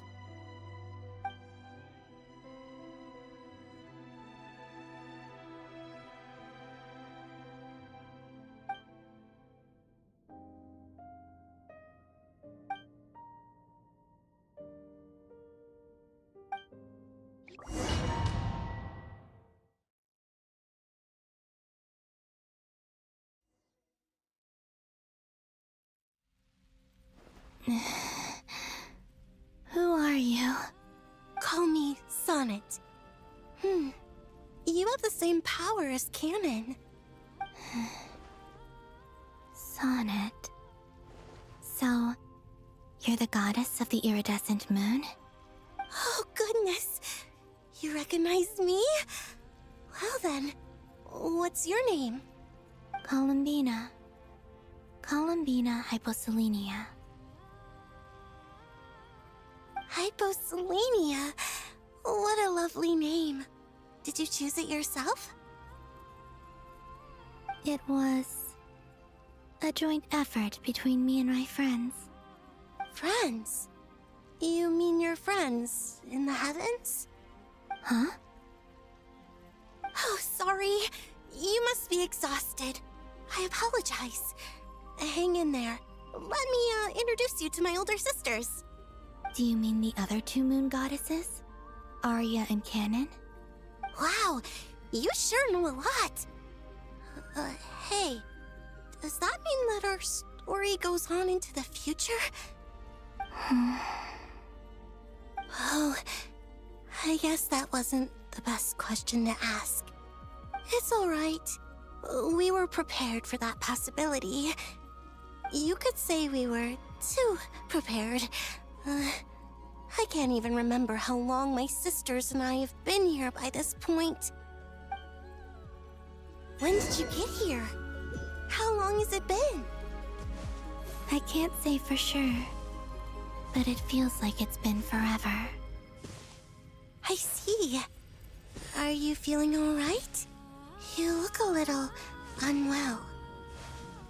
I can hold out a while longer. Iridescent moon. We got the other two over there. We don't have far to go. The place where my sisters and I are based is just up ahead. Don't worry, they're both really nice. I'll introduce you.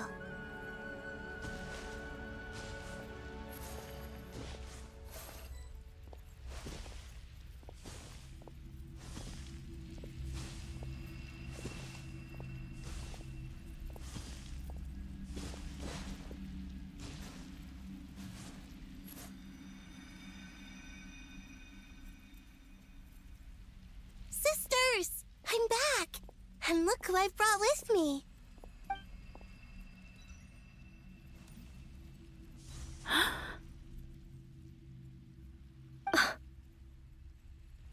It's our lovely little sister, born in the far future.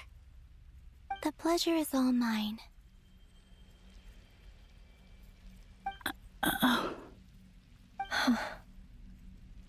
Allow me to introduce you to Columbina Hyposelenia.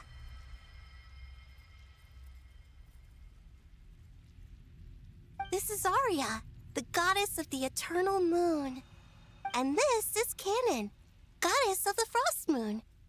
Canon, don't you think Hyposelenia's power is similar to yours? Hello, Columbina. I apologize for our startled reaction just now.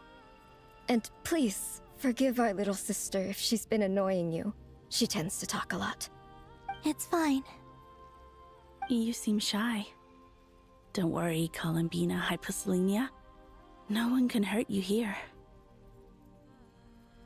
Could you tell me where here is? Please. I must know.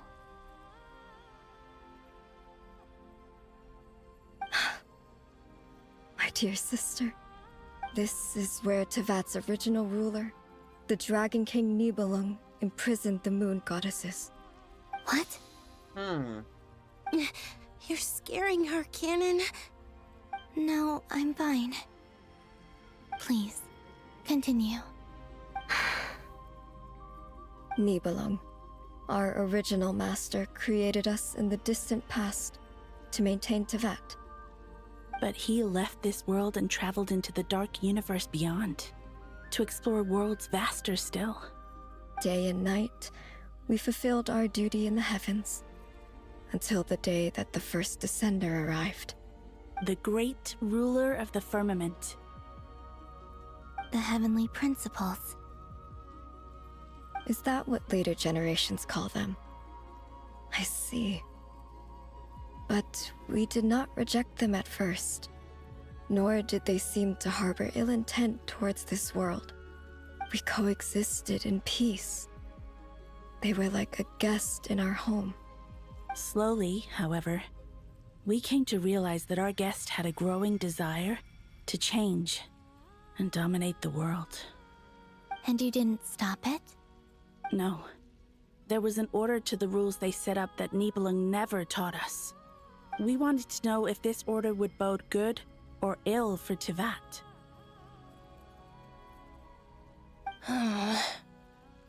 All right. Canon and I wanted to know. Sonnet was against it from the outset.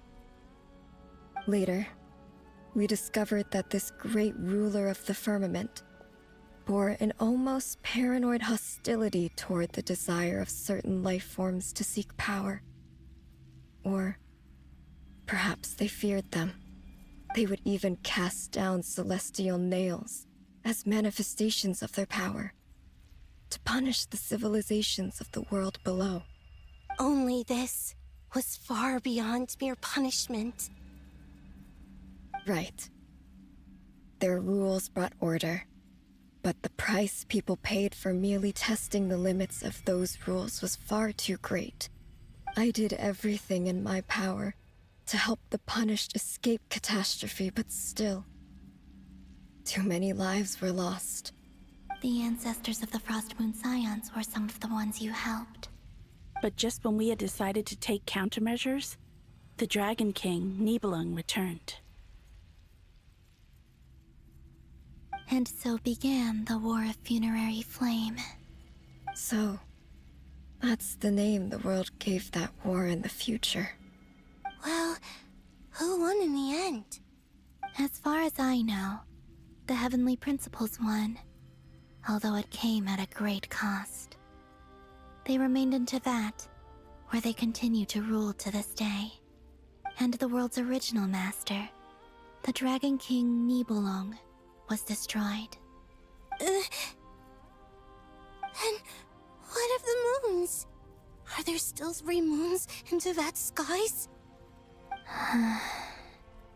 You can tell us the truth, Columbina.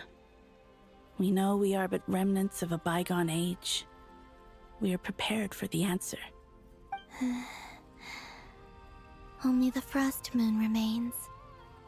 But it has been cast beyond the false firmament by the Heavenly Principles. The eternal and iridescent moons were both shattered during the war. So death finally came for us in the end. Sonnet. But you're still here, aren't you? A moon goddess cannot live without her moon, Columbina. She's right.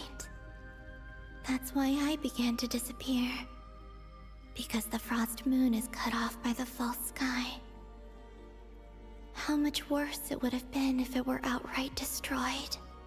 Our souls may endure within this lunar palace, but if our moons are destroyed, then we shall disappear the moment we depart from it.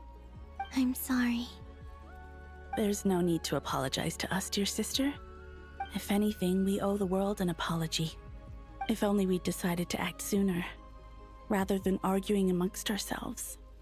all the more reason not to spend this time in regret and repentance. Instead, we should focus our efforts on how we might help our future sister. Sorry? Don't you see, Columbina, your story is not yet over. Is that not why you are here?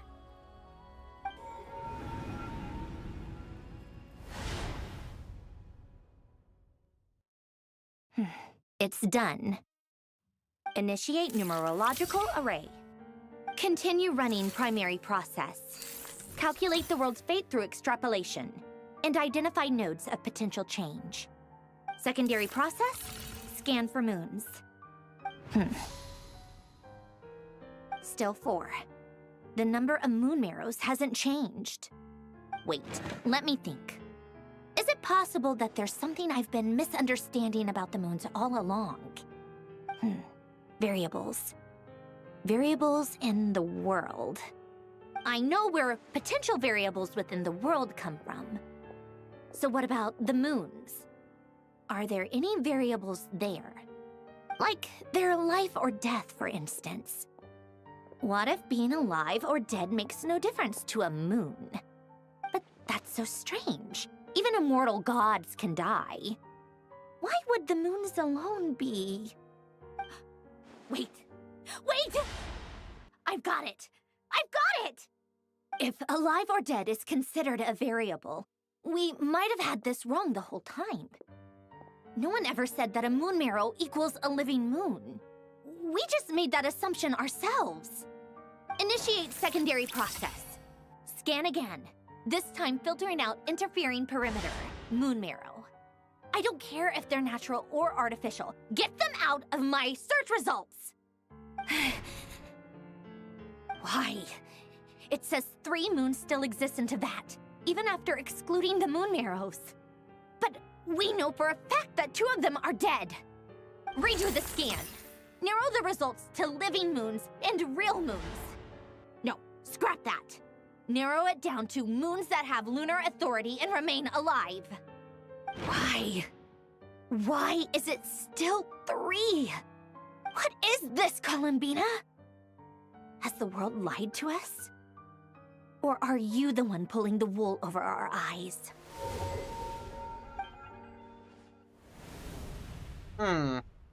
Pretty confusing. So, you think that the moon's reflection might be where Nibelung imprisoned the 3 moon sisters? Yes, it would explain a lot, such as why that space would respond to a moon goddess's power, opening the moon gate at her command. It would also explain why Miss Columbina has been unable to leave, and why time flows in reverse there.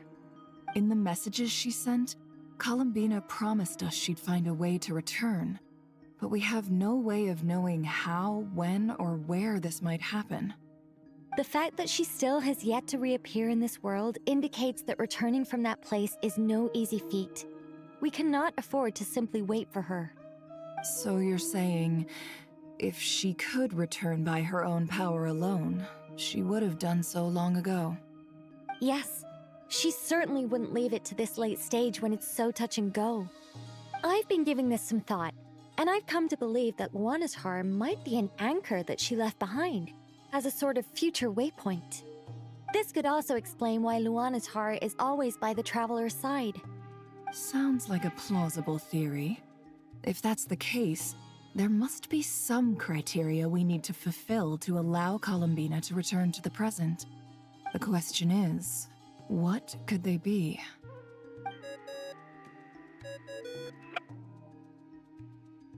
Hello? Listen up! This is extremely important!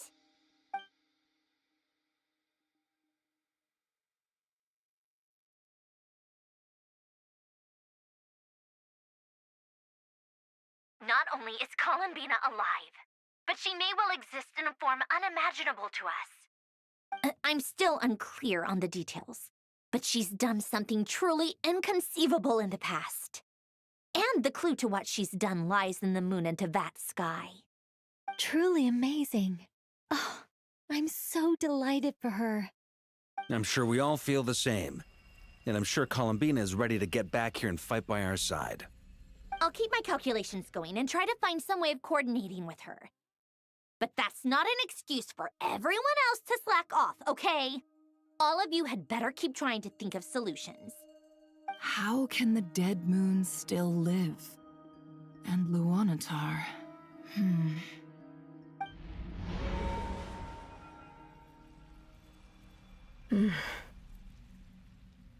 It's hard to believe that's what will happen in the distant future. Our authority is linked to the most fundamental rules of Teyvat.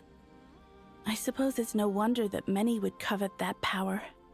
I didn't realize that when you said friends, you meant people who live down in Teyvat. That's so lovely. I always wanted to go down there and have some fun. Have you ever tried leaving this prison? Of course. Between us, we've tried everything.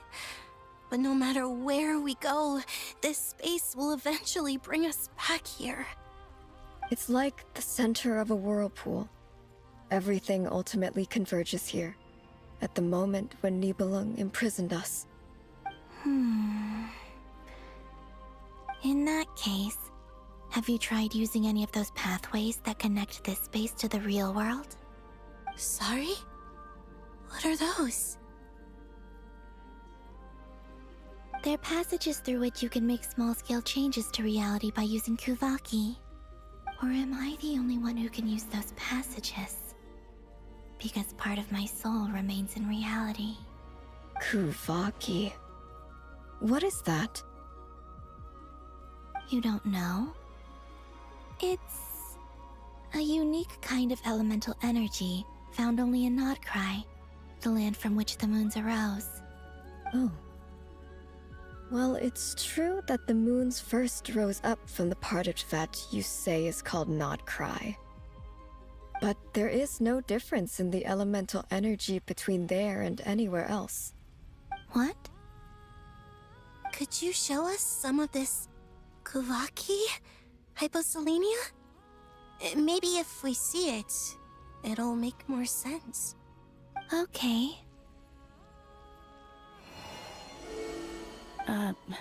Isn't that just your power? What? But it's everywhere in Nodcry. In the air, in the land. Even the creatures who live there have adapted to its influence. How curious. This Kuvaki certainly did not exist anywhere in the world before we were imprisoned.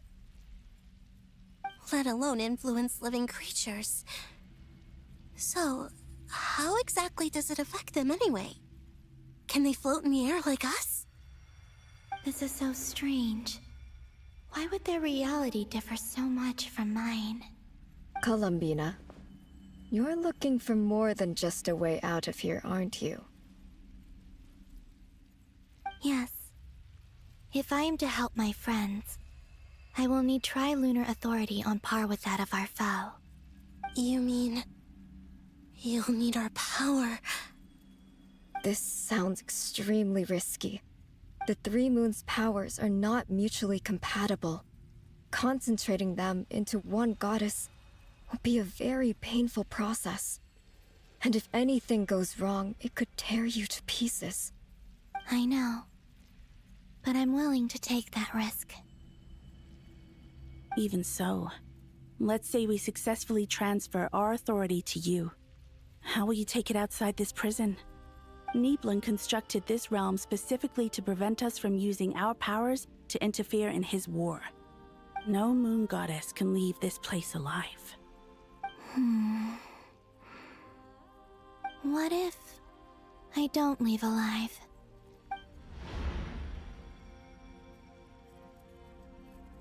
Where do we even start? How are we supposed to figure out what we're meant to do to help Columbina?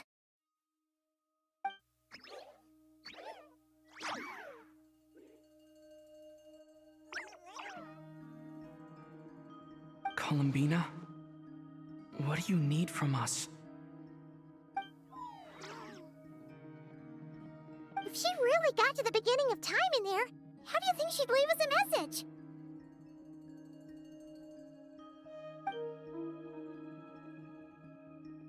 You don't think she'd write it down on a stone tablet somewhere in the hopes that we'd find it, do you?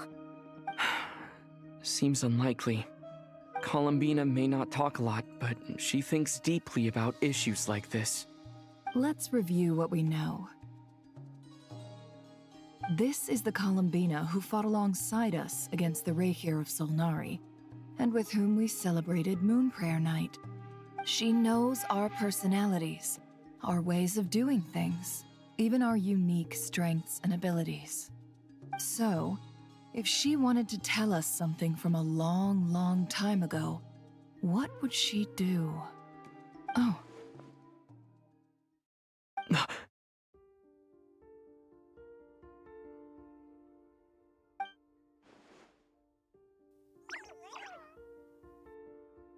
Traveler, you once said that those golden ripples also appeared when Luanatar was born.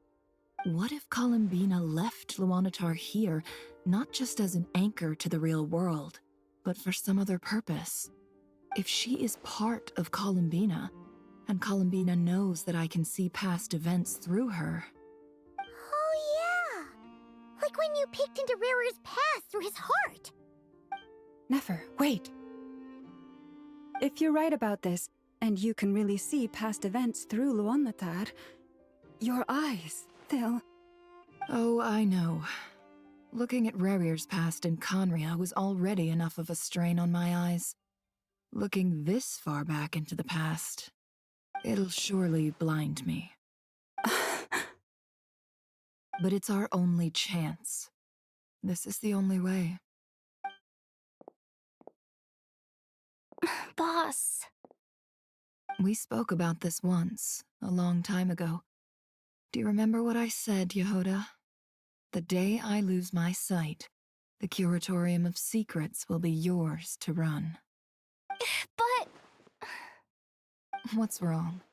I'd be overjoyed if I were you. This day's come a lot earlier than either of us expected. I need to know you'll honor our agreement, Yehoda. Promise me. Yes, Boss Neff. I promise. Are you sure you don't want some time to think this through? What is there to think through? I should have gone blind after our battle with Rarir. Frankly, it's almost criminal that I got away with it for this long. Then at least let me take some precautions on your behalf. And if you really do lose your sight, I'll visit your office every day and make sure you're well looked after. Oh, please, anything but that. I was actually ready to go through with this. Are you trying to scare me into backing out? As if I could ever scare you. I'll assume you're just joking to calm your nerves. All right, enough chit-chat. Let's do this.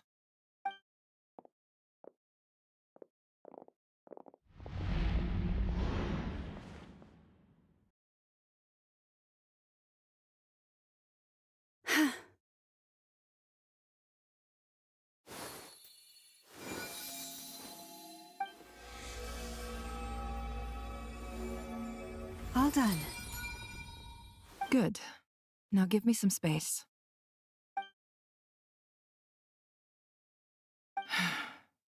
Come on then, little one. Show me what happened in the past.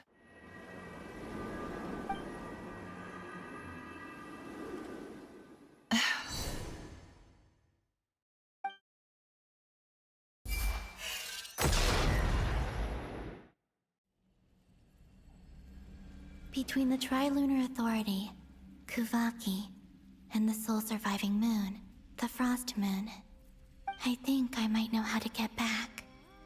But I will need my sister's help. Time to go talk it over with them.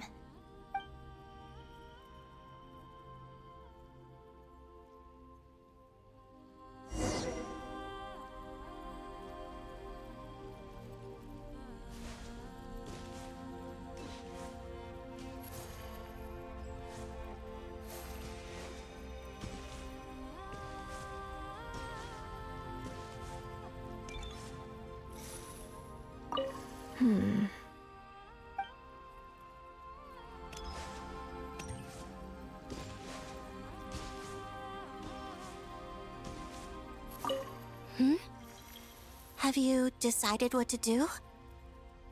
I hope it's not too dangerous. You really scared me when you said that thing about not leaving here alive. Come on, let's go find the other two.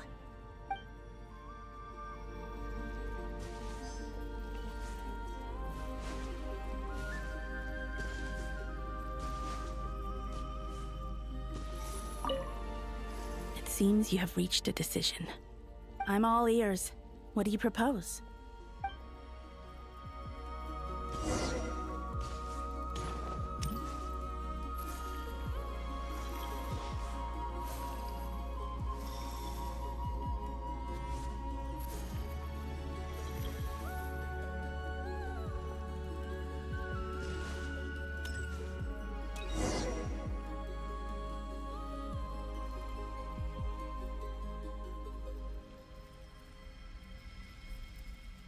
Have you figured it out, Columbina?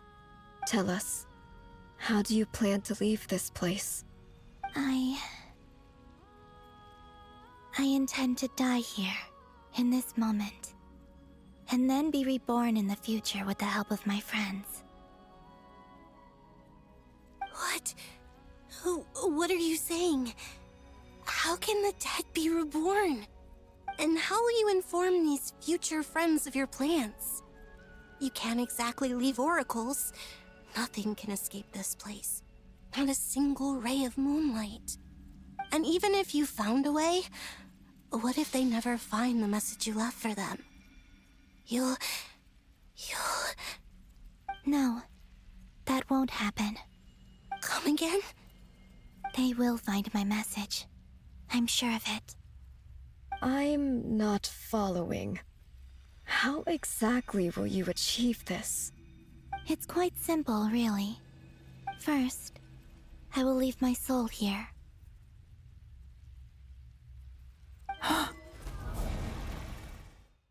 I see it. Your soul? You mean you're a divinity? Yes. I once left a portion of my soul in the future. One so small that this prison barely noticed anything. In this very moment, she can resonate with my soul across time. When the time comes, I believe that she can serve as an anchor to pull my soul from here back to the future reality. Just as gravity connects the world to the moon. Exactly. In the future, where I came from, the moon has been cast beyond the false sky, but I can still feel that it is there. In a similar way, I can feel a connection to the soul fragment I left behind even now. My friends can use it to detect my presence. But how do you just leave your soul here?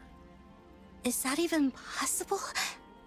On my way here, I met an ordinary mortal who entered this place long before I did. Her body is long gone, but her soul remains. And before that, I encountered an old enemy whose entire soul survives here intact, while the power that once corrupted his body has faded away. So, perhaps this space is specifically designed to imprison divinity and authority, but not the physical body.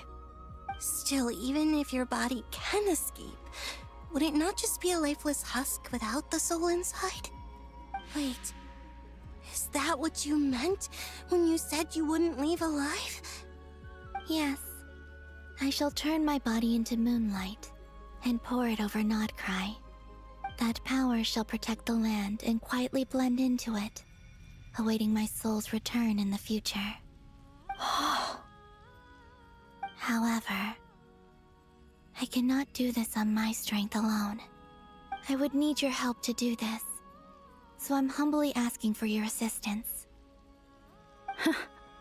Oh, dear sister, you need not be so formal. As I said before, we are but remnants of a bygone age. You, on the other hand, were born alone in that distant future, and you have walked a long and lonesome road since then. How could I bear to let your story end here in this dungeon? Don't forget, we are your sisters, your family.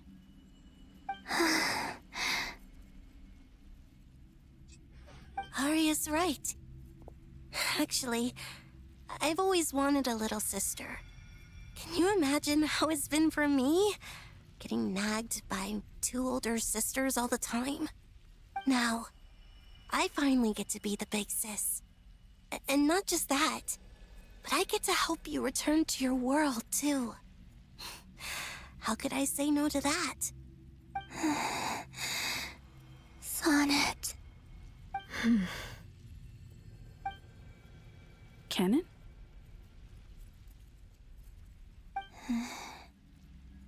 I'm sorry.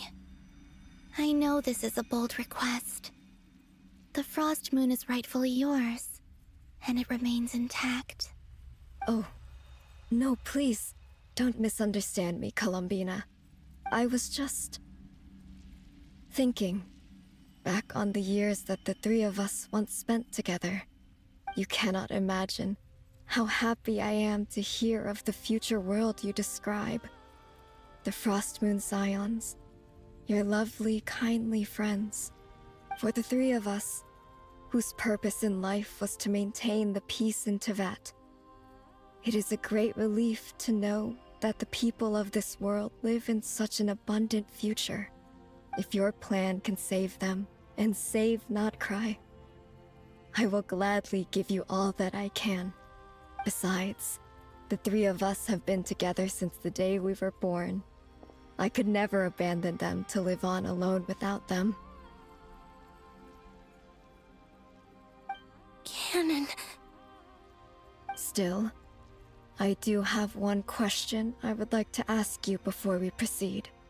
Certainly. What is it? Why do you cover your eyes?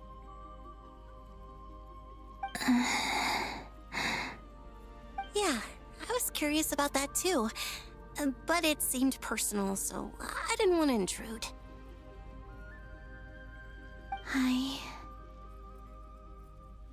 There was a time when I refused to look upon the world. I believed it was full of nothing but lies and falsehoods. I wished to hide my feelings, seal my heart, until I could return to my true home. I see. Perhaps that decision saved you from ever having to see the false sky again. But at the same time, you likely missed out on many true and precious things, like the smiles on your friends' faces. Promise me this, Columbina. When you return to the future, open your eyes, take a look at the world around you, and see your friends. I'm sure that you know this already, given that you long to return, but that is your true home. Give me your hand, Columbina. Arya, Sonnet, you too. Okay. All right.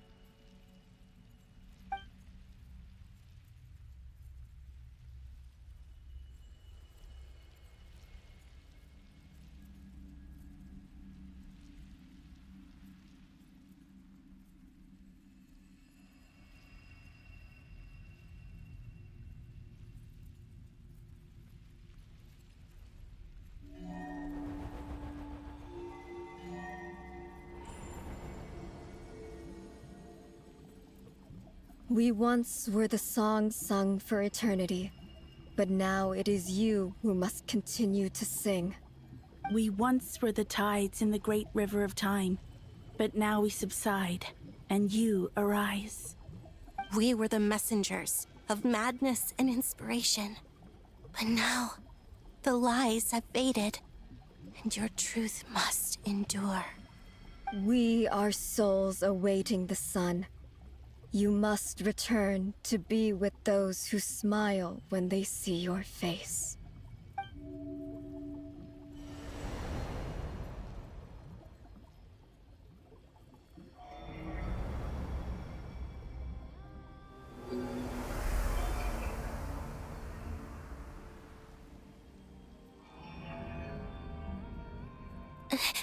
Is Is it done?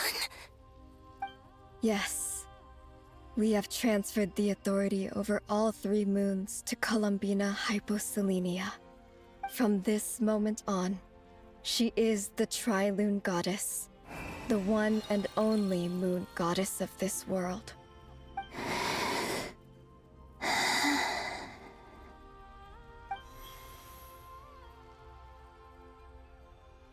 Thank you.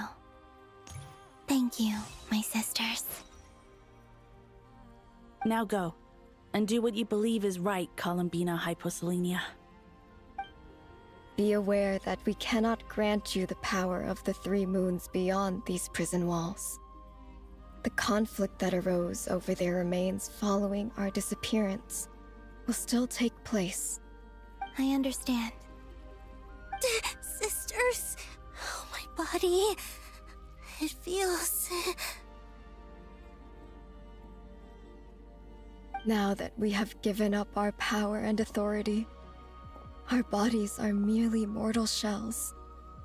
This prison is dissolving them as we speak. It's okay, Sonnet. The end must come for every god, just as it does for every human. That's all this is. The final destination of our lives. Canon and I will be by your side the whole way. We have one final request, Columbina. Could you use the 3 moons' power to send us back into the real world? Now that we have lost our powers, I doubt this space will seek to hold us further. It's just...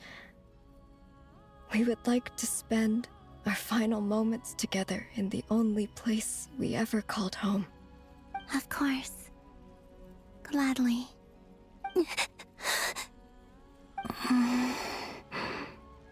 Sonnet? Yes? Don't... I wish I could tell her not to give in to the abyss. Not to be afraid. But is this really what I should say at this moment? Don't forget. I'm so glad to have a big sister like you.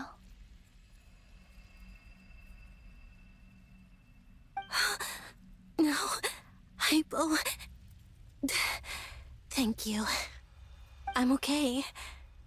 I'm not afraid. As long as my sisters are with me, I won't be afraid.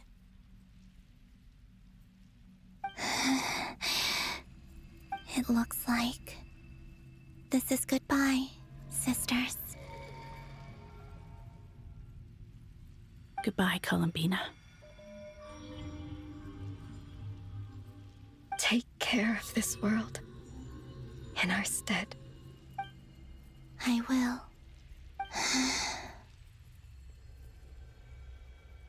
And now, it's time for me to bid farewell to my body, too. May it become the moonlight that keeps Nodcry company through the long years ahead. So this is why Nodcry was not always home to Kuvaki.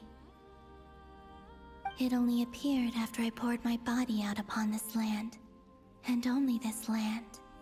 Kuvaki responds to me because it is me, my body, answering the call of my soul.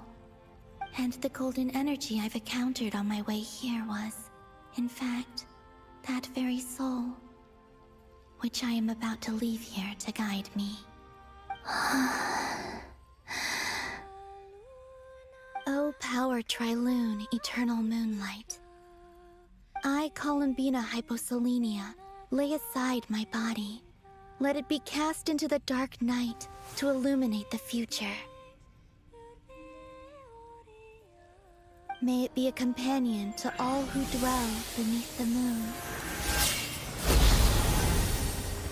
Whoa. Until the time comes for me to return home.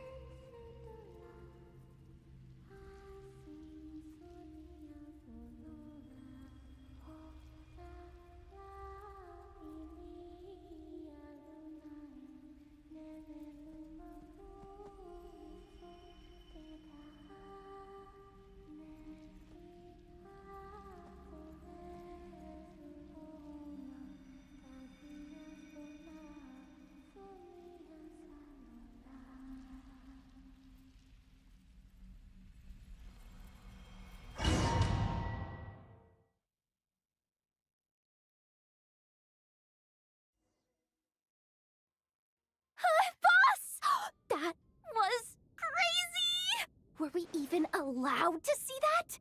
Is anyone? Can you still see? How many fingers am I holding up? I see 2 fingers, and a look of sheer terror on your face. Truly astounding, Miss Nefer. Your eyes have glimpsed the very ends of the world, and yet they remain as sharp as ever. Or is the credit for this miracle due to Miss Lauma? It seems that even time itself is no match for your medical skills. Surely you jest, Mr. Flins. I suspect we have Columbina to thank. She must have realized the immense toll that the ritual would take and purposely set aside some of her power in the past to protect Nefer's eyes when this moment arrived.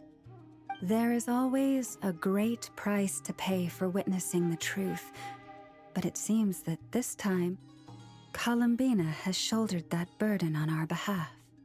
She chose the perfect method of getting a message to us. Though her eyes were always shut, she was clearly so perceptive. She knows us well. She knew exactly how we would think and what we would try. Despite being separated by time and space, we're seeing the same possibilities and seizing the same opportunities. We still don't even know if she's okay right now. But as long as there's a chance we can do something, we'll fight to make it happen. We'll get you back somehow, Columbina.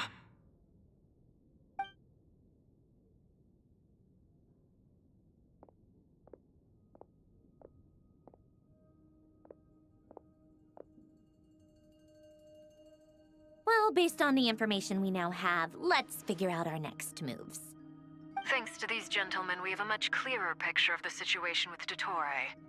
The civilian population has been moved to safety, so we no longer need to hold back. Miss Androne, how are the calculations going? So far, so good. I'll keep seeing how far I can push the system, though. Can't have Hatman being powered down for nothing. There's still a long road ahead. Where should we begin?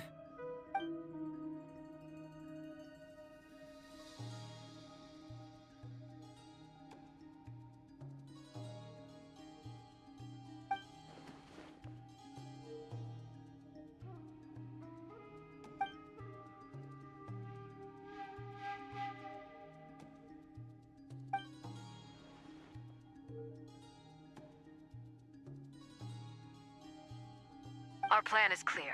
Time is short, so let's get moving. There's just never enough time, is there? Time is the bane of my existence. Ugh. Anyway, I'm gonna get back to work.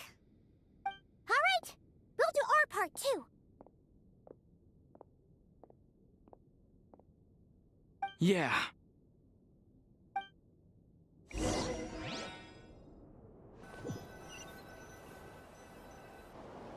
Albedo's theory says that elemental energy can dilute the light realm's power. But I'm no expert in building elemental defenses. Sounds like something out of the advanced elemental theory section of the library. Whew.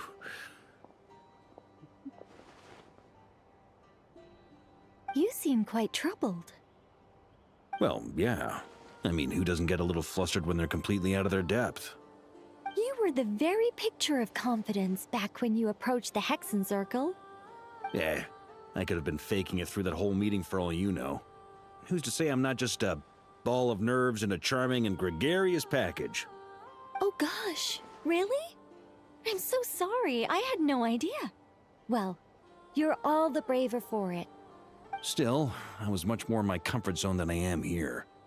At least in Mondstadt, you can cry for help from a cliff top and actually stand a chance of summoning Barbados himself. Things have never looked bleaker than they do now. If we don't pull this off, Tevat's doomed, isn't it? Oh, you think so? Actually, yes. Yes, it probably is. It's a shame. Don't put too much pressure on yourself. Tevat has faced annihilation many times in the past, but it also gave us you, didn't it? Hey, don't give me that. It's not like I'm anyone special. I disagree. Every human born in this world is special. We angels have always believed that. In that case, this humble human being has a big favor to ask of you. I thought you might say that. I'm sure Alice, in her great wisdom, sent you here precisely to help us in this difficult time, yes? Well, that has less to do with her wisdom and more to do with my power. Of course, of course. Well, the thing is, these elemental defenses we're about to build, I don't think it's a question of if they'll fail, but when. Durin's findings from his patrols make it clear that Dottore is constantly expanding his territory.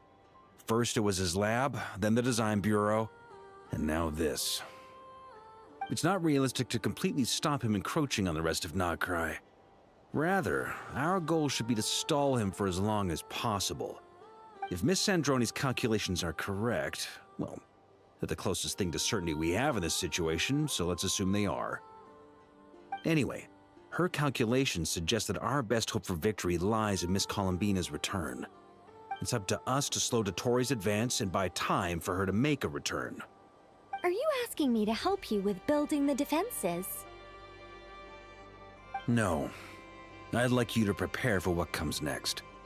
When he eventually reaches us, we will have to fight him. You were an angel once and a mage now. I'm asking you to lend us your protection. Oh. Can I take it that you're triggering the terms you fought for during our three-way talks? Well, technically those terms were about protecting Mondstadt. But if you're happy to agree to the change in location, then yes, let's do that. You're cashing in on this much sooner than I'd imagined. Well, yeah. The way things are going, I might not get another chance. Very well. The mages have heard the knight's plea, and we will respond. To tell the truth, Alice and I had already discussed how we might help you all, so I didn't come empty-handed. I always like to be prepared.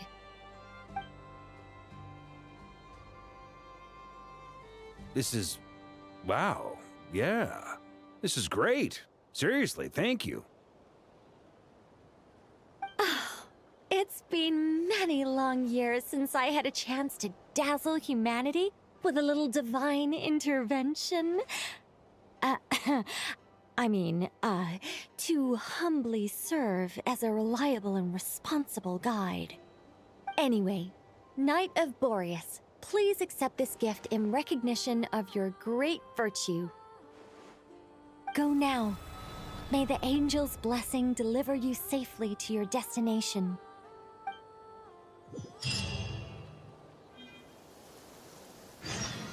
Now there's...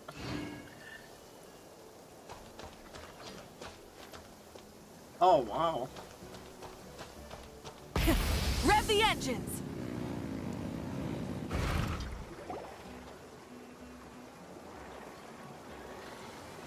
Ah, you're here. Sandroni! How are things going? Glad you asked. You two are about to become the first people to lay eyes upon my masterpiece. Or should that be the first person and the first, specter? Hey! Whatever. Come, feast your eyes on this. Wow! We've never seen something like this before. This meter displays the progress of my formula. Currently, it's still making the most important connections. Once it's finished running, I'll deliver it right to your side. And then, we can finally bring Columbina back. What do you mean, deliver it? Can't you just tell us over the Dodo communication device? It'll just be some numbers, right? Ugh, you're such a greenhorn. This isn't the kind of formula you solve in math class. It's a highly complex algorithm capable of constructing a framework of rules. Ugh, whatever. We'll be here all day if I start trying to explain it. All you need to know is the formula must be completed before we can bring Columbina back. I'll share the data with you. Nicole's agreed to let me use her information channel, so we just need to use the Dodo communication device like so. And... there. Now you can check in on my progress. Wow! Look at that! You're amazing, Sandroni! about time you recognized my genius. It's Took pretty you cool. long enough. Anyway, that's all for me. You should check on the others if you have time. Make sure we don't have any weak links in the chain. That might sound harsh to you, but close supervision is a common practice in a Fatui. Not looking to catch anyone out. I just care about everything going smoothly. That's all. I'm kinda stuck here while the formula's running, so I need you to be my second pair of eyes in the meantime.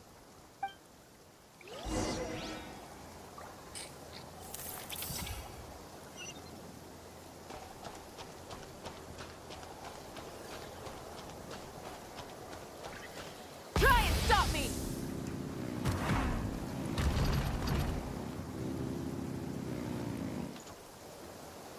Thankfully, Miss Nicole has come to our aid. Nasha Town is now looking very well defended. Golden Flame. Yes, that's Nicole's power, all right. Based on the latest message from Grandmaster Varka, it sounds like they've reached an agreement. The situation should be more stable with her assistance.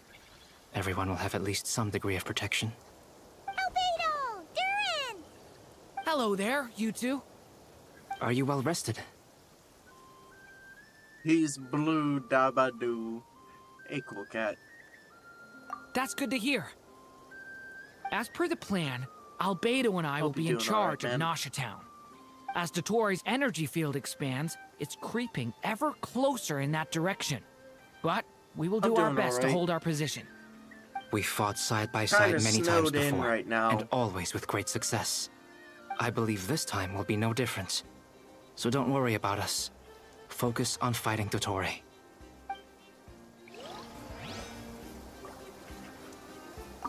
As Dottoro's energy field expands, it's creeping ever closer in that direction.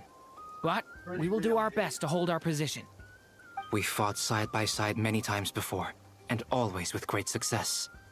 I believe this time will be no different. So don't worry about us. Focus on fighting Dottore.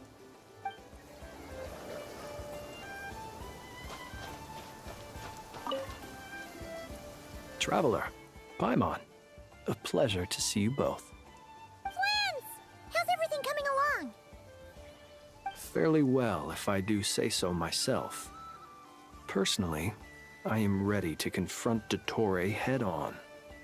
Ooh, you sound much more serious than usual. To be honest, I am not usually fond of exercising my full strength. For one thing, it's hardly conducive to maintaining a low profile. Besides, I believe one should have the right to choose when to show their hand. I am conserving my strength until the moment of battle is upon us. Anything to boost our chances of victory.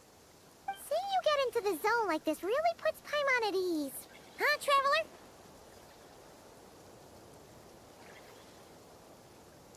I consider it an honor to have your trust.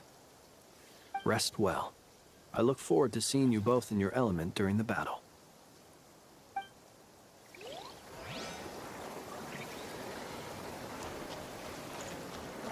Rest well. I look forward to seeing you both in your element during the battle. Are you legit repeating that, bro? I've been doing alright. Yes, Miss Moonchanter? What are you staring at? You always address me in the strangest ways. Lady Moonchanter 1 minute, Miss Moonchanter the next. Yes, and? Are either of those incorrect?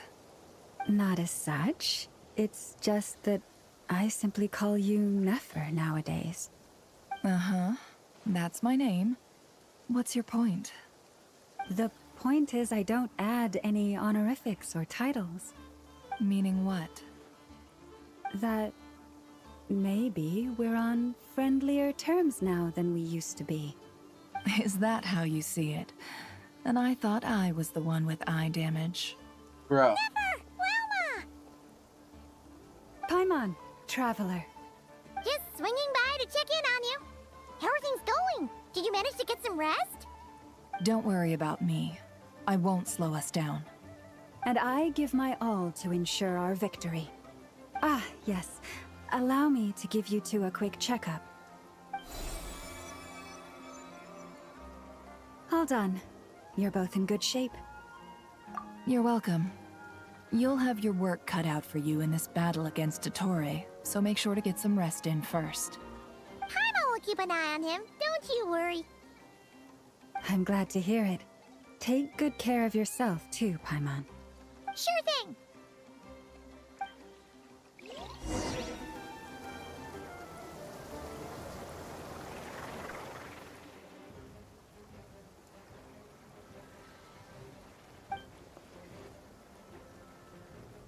Here they come. That's quite a horde. As we expected.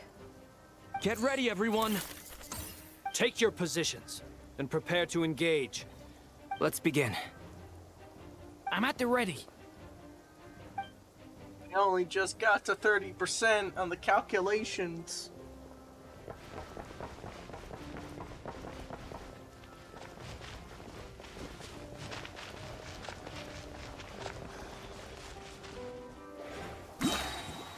Waste of time. Your skull.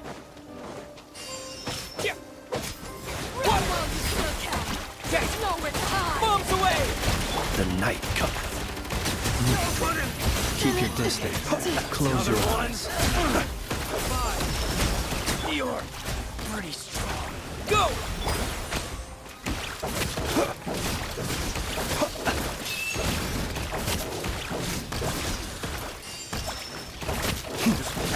Observe.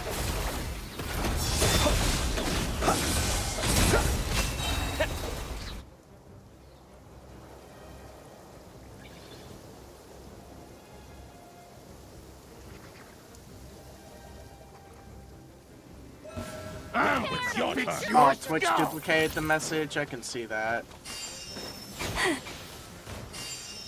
Twitch has been acting weird server-wise lately. These creatures cannot stand against us. Oh, fighting talk. Just don't let your guard down. That goes without saying. I completed that a little bit too quickly. I don't know what is going on Twitch's end. It's like weird. Some days it's like all over the place, and other days it's like... Coming to be. Witness my great undertaking. Stay back! King!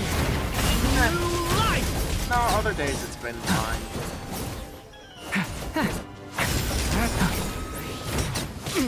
That was easier than I thought. Naturally. What do you mean?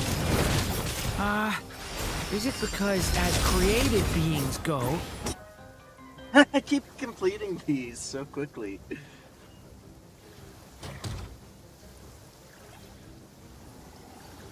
Yeah, I've noticed they are doing the airborne update at last, and it seems they're like balancing it out by giving both sides same different types of aircraft. Branches a song, fly the frost in the hole. There's nowhere to hide. It's alright. The mystery unravels. People have always used fire to drive away wild beasts. Wouldn't a lantern work just as well? You read my mind, my dear friend. I was just about to say that. All right then, dear friend. Bring the light. When long sleep beckons, observe.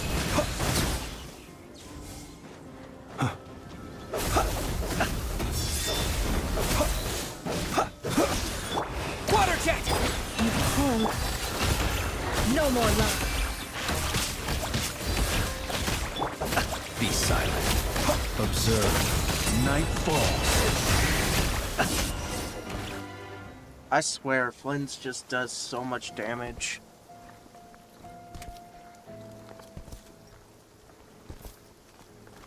You're looking well. I trust you've had a good couple of days. Dottore. It's actually a good thing, in my view.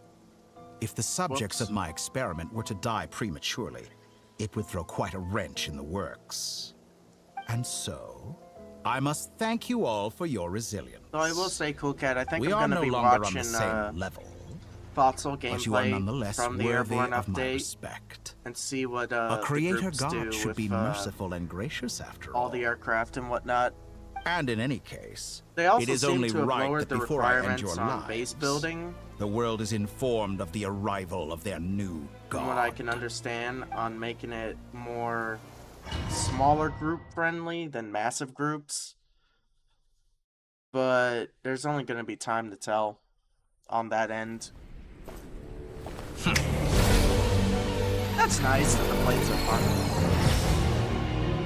Air to the pulse.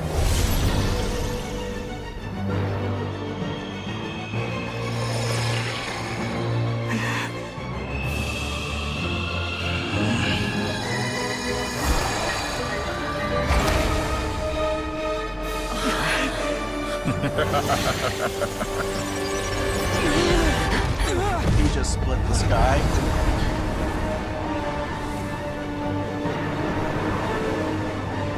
And still the heavenly principles still do not interfere.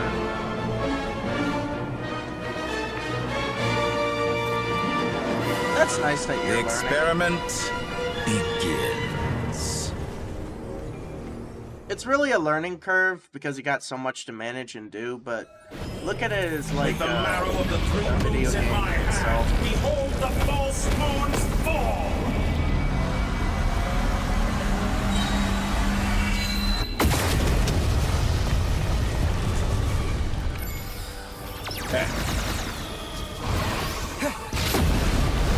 Water jet! Wipe out! Seek within. It all adds up. Beat! No more lies.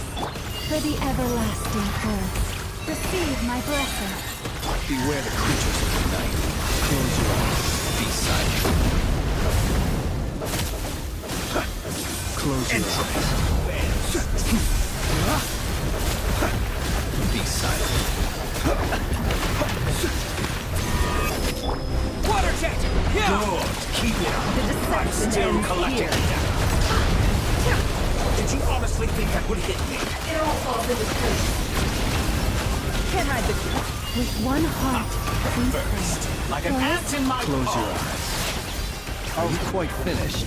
Oh. I've been moved inside another space. And it's sealed off. Looking at the structure of it, it seems like the Toray intends to trap us here. There's no exit. Our endurance is about to be put to the test. Moon's remnants fall! Oh wow, there goes Flynn's.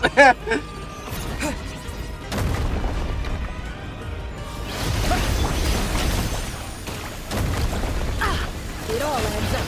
Can't hide the truth. Stay your hand. Go!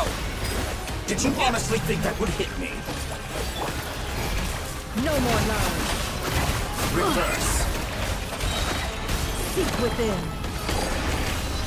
For the everlasting curse. Wipe out! Entropy! The deception ends here. Such a simple attack, and you're already striking. Good. Keep it up. With one I'm heart, still collecting we data. fall. Vengeance is all. In my hand, behold the false moons fall.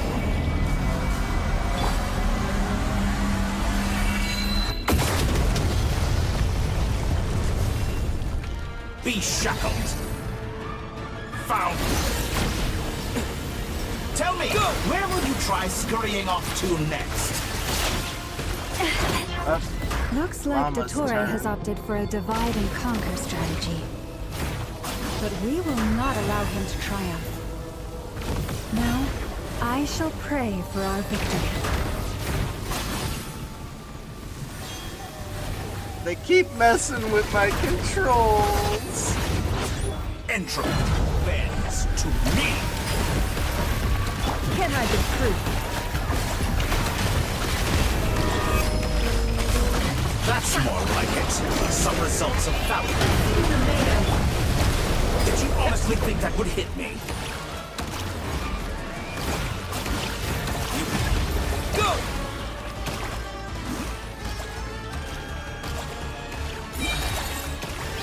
Yeah! Leaving openings on purpose. No more running. Confident, aren't you? Good. Keep it up. I'm still collecting data. Pathetic.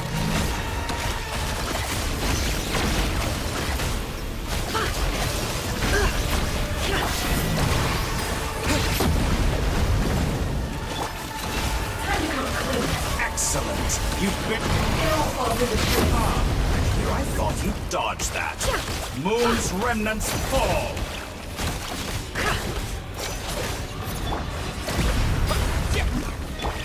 Outdone. Can I the truth?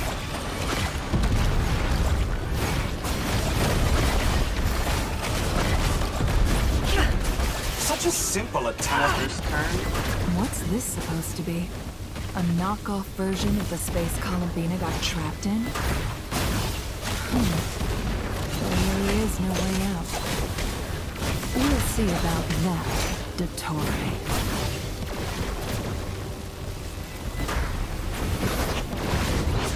I had not intended to take your teammates. But you have a choice now. Obey and I will release you. An excellent deal, if you ask me.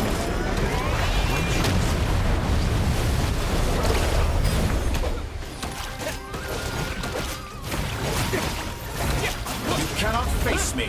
This boss is actually pretty good.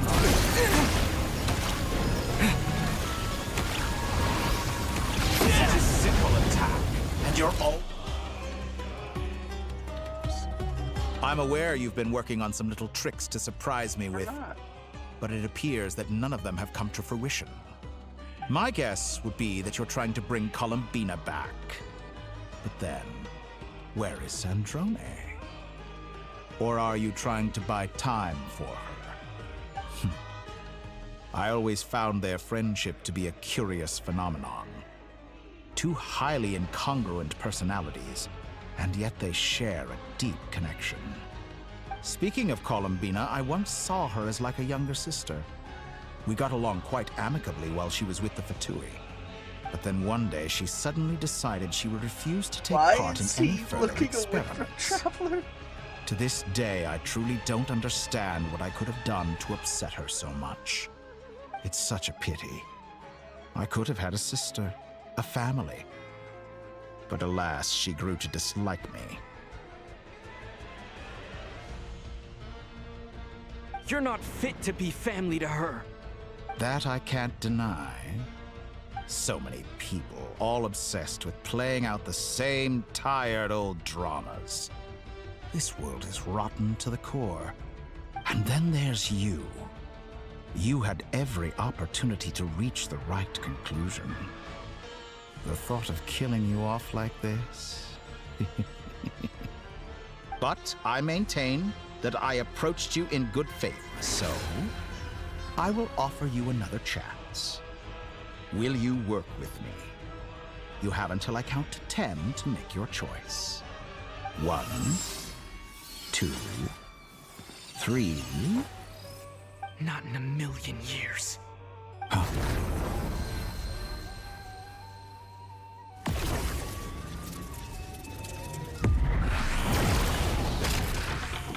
Polonia out of nowhere. Sandrone, what a pleasant surprise. I didn't think you'd join us all the way up here. You're as sick and twisted as ever. Don't fool yourself into thinking anyone's grateful for the chances you're offering them. Sandrone? But the formula hasn't finished running yet. Funnily enough, I was just discussing a collaboration opportunity with the Traveler, and then I see you, who I must say is a good example of an opportunity gone to waste. Gone to waste? I said that everyone would get one chance, and you've used yours to march right back into the lion's den. So yes, it's an utterly wasted opportunity. And what makes you think I believe a word that comes out of your mouth? I was planning on disposing of your little formula after wrapping up more urgent business here. Since you've taken the trouble of serving it to me on a silver platter, I can simply bring it forward in the schedule.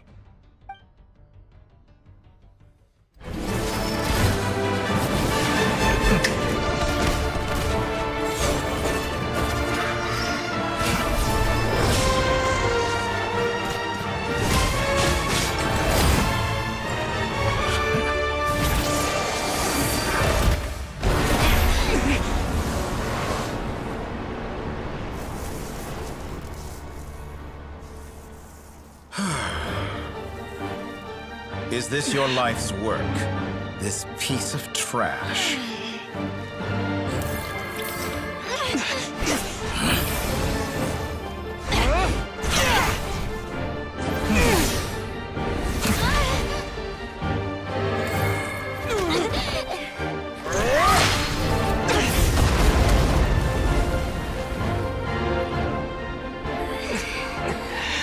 Your formula runs too slowly, Sandrone. You put your hope for success on others instead of fighting dirty. That is why you have failed. Now, whom should I slay first? Any volunteers? No one? How nice of you to leave the decision to me.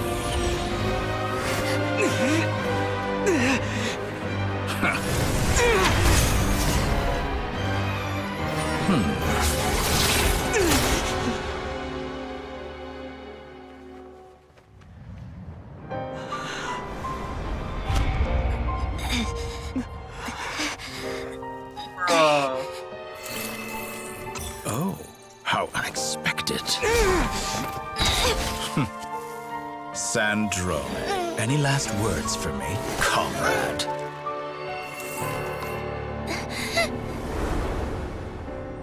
Is there anything you wish for? Not really. But I've always known what I don't want. Go to hell, Dottore.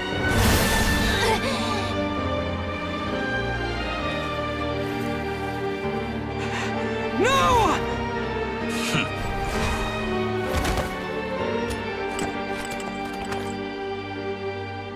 And now, you have failed.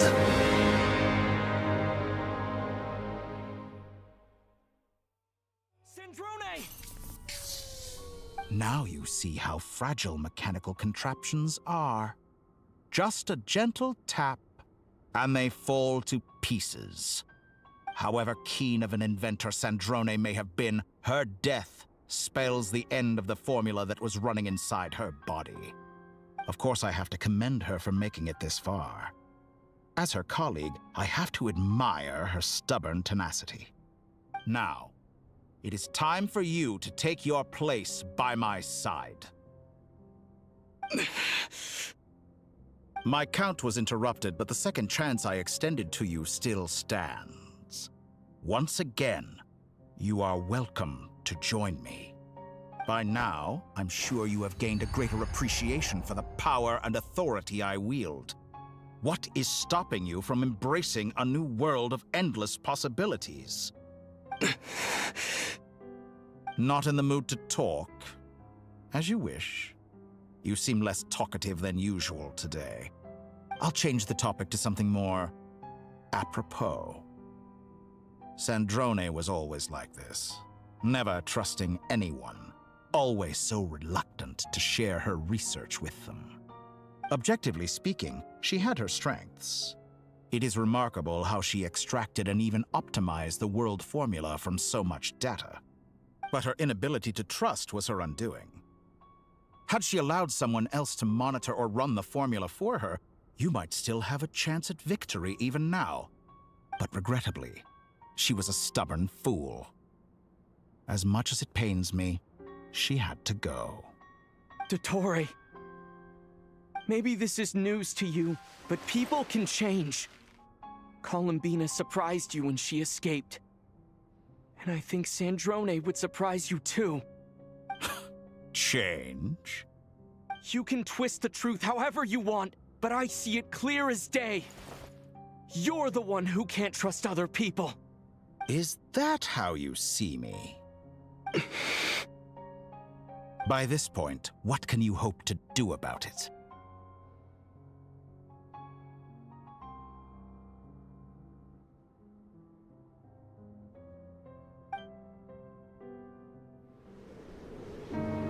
It is pointless to fight on. You've already lost. Wrong. You can't win this, Dottore.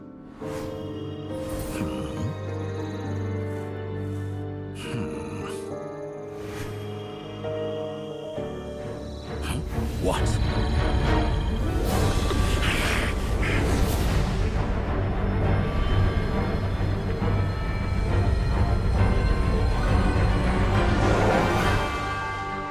My formula can get us 90% of the way. It will connect you to Columbina. Then, I will bring the formula's output to the Traveler's side. For the last 10%, do whatever it takes. Just bring the moon down.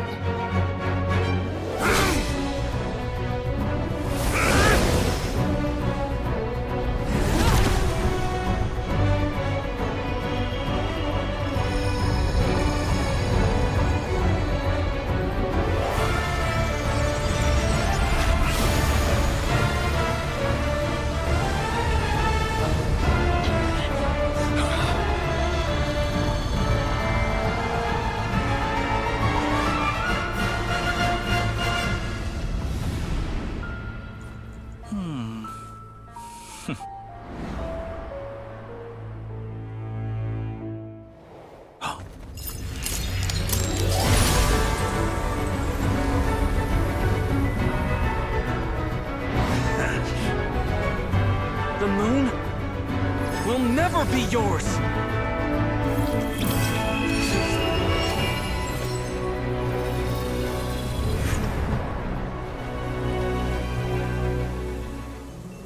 I turn my body into moonlight and pour it over Nodcry.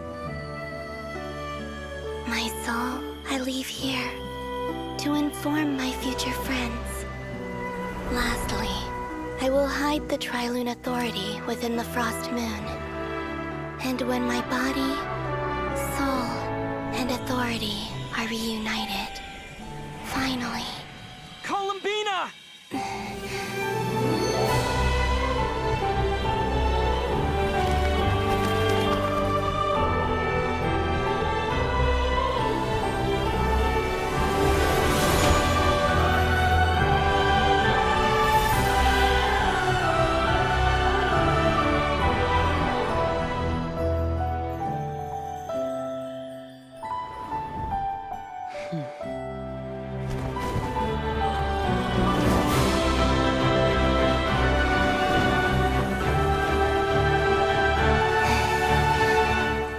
It's been too long. I'm back.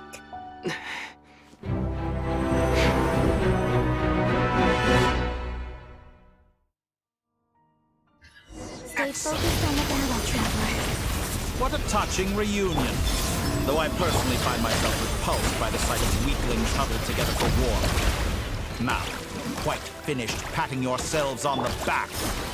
Show me how long you can struggle before you drown. Watch out, Columbina! He can manipulate space itself! I know. Wait for the right moment. We'll strike together.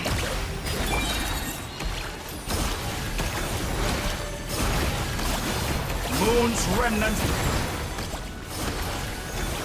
Surge! Did you honestly think that...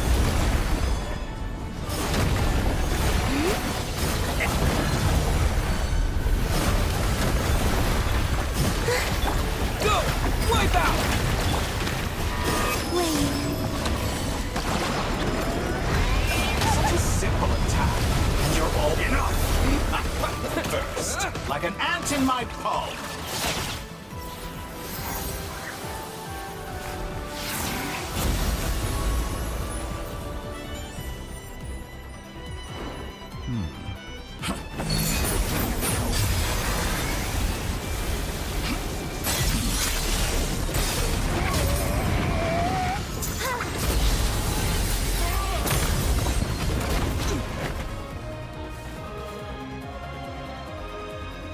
I grant you the new moon's blessing. The new moon shines upon you. I am growing weary of your stubborn resistance. It's over, Dottore!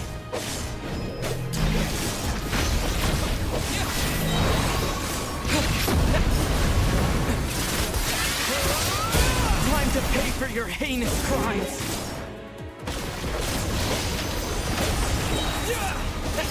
No longer must the world cower in the cold night. The future is not yours to command. Let the moonlight dispel the darkness.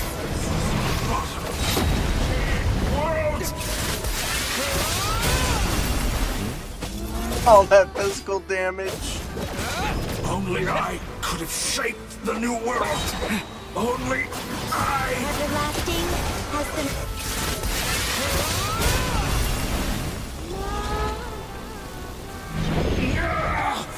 So close. I was so close to the new. Willfully blind. How can you be so satisfied with your fate?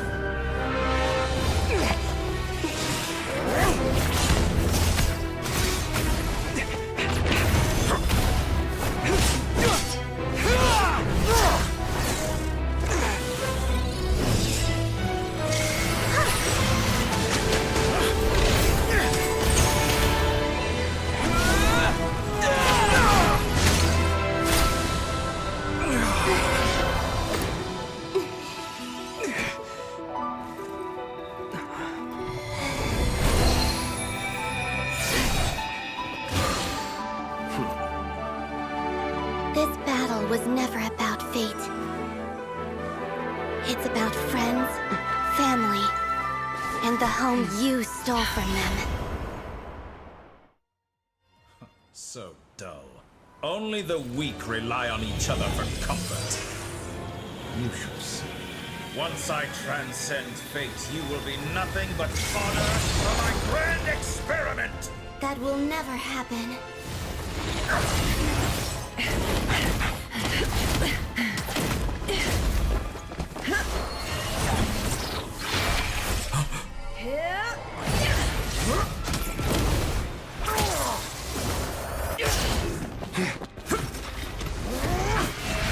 Quick time events.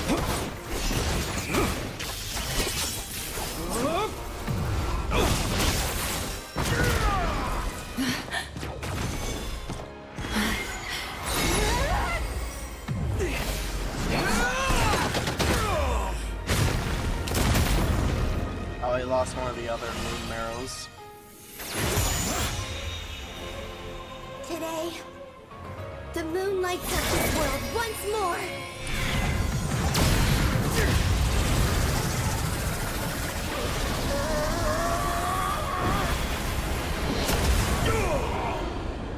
This loathsome world.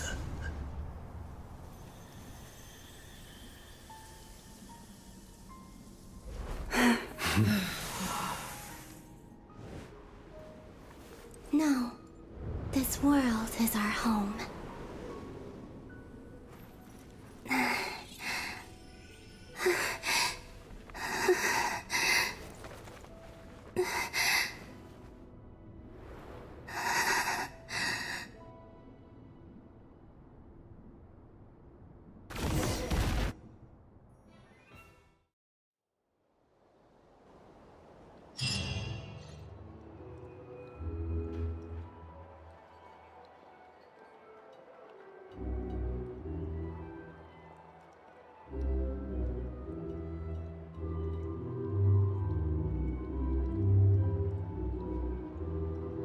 No, you're doing it wrong. The moon looks like this now. What are you drawing, children? The new moon, Mom. It looks different than before, doesn't it? Also... Can I go buy a sugar sculpture today? Please? Just one? All right. I suppose today is a special day after all. Almost like a festival. Extra, extra! Get the latest Nasha Express here! Post-disaster report! Nasha Town reborn beneath a new moon! The voyage begins today! The future looks bright thanks to the League. Want a copy? I knew things would be different. But I didn't think that would include the moon. They say a new moon goddess has been born. A new moon goddess? Who's saying that? The Frost Moon Scions? I guess so. I'm not too clued up on the details. As far as I'm concerned, the moon's still in the sky and it's business as usual. Hey, since we've come all this way, shall we grab ourselves a free meal while we're here? Are you a convert now? Or are you just here for the free lunch? Oh, come on. What does it matter? After everything we've all just been through? That smells good. All right, that's it. I'm hungry. Time to eat. Come on! We gotta get there early, or there won't be any good spots left! Shh, keep it down. This is a residential area. What if people are still sleeping?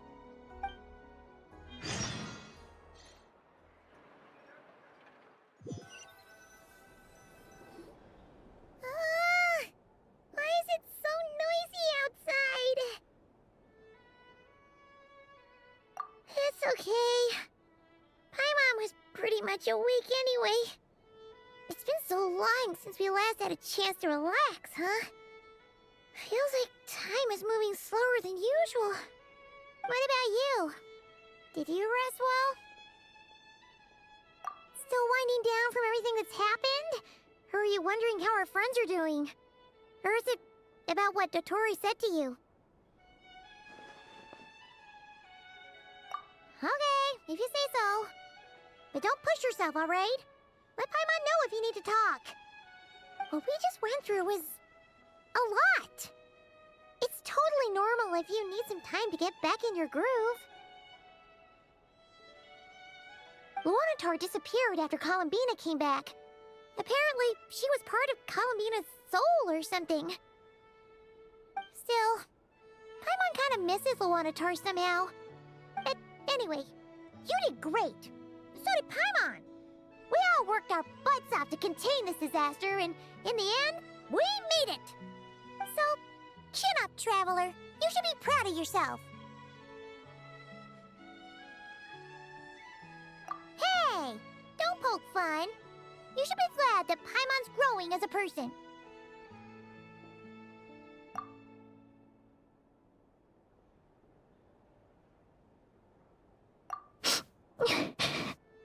Paimon didn't think you'd mention it. You have no idea how anxious Paimon was. She was worried sick about you. Well, if you really want to show Paimon you're sorry, you're gonna need to make it up to her.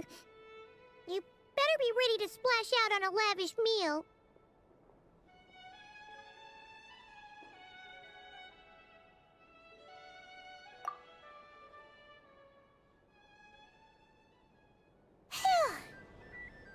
Okay. Paimon's full now.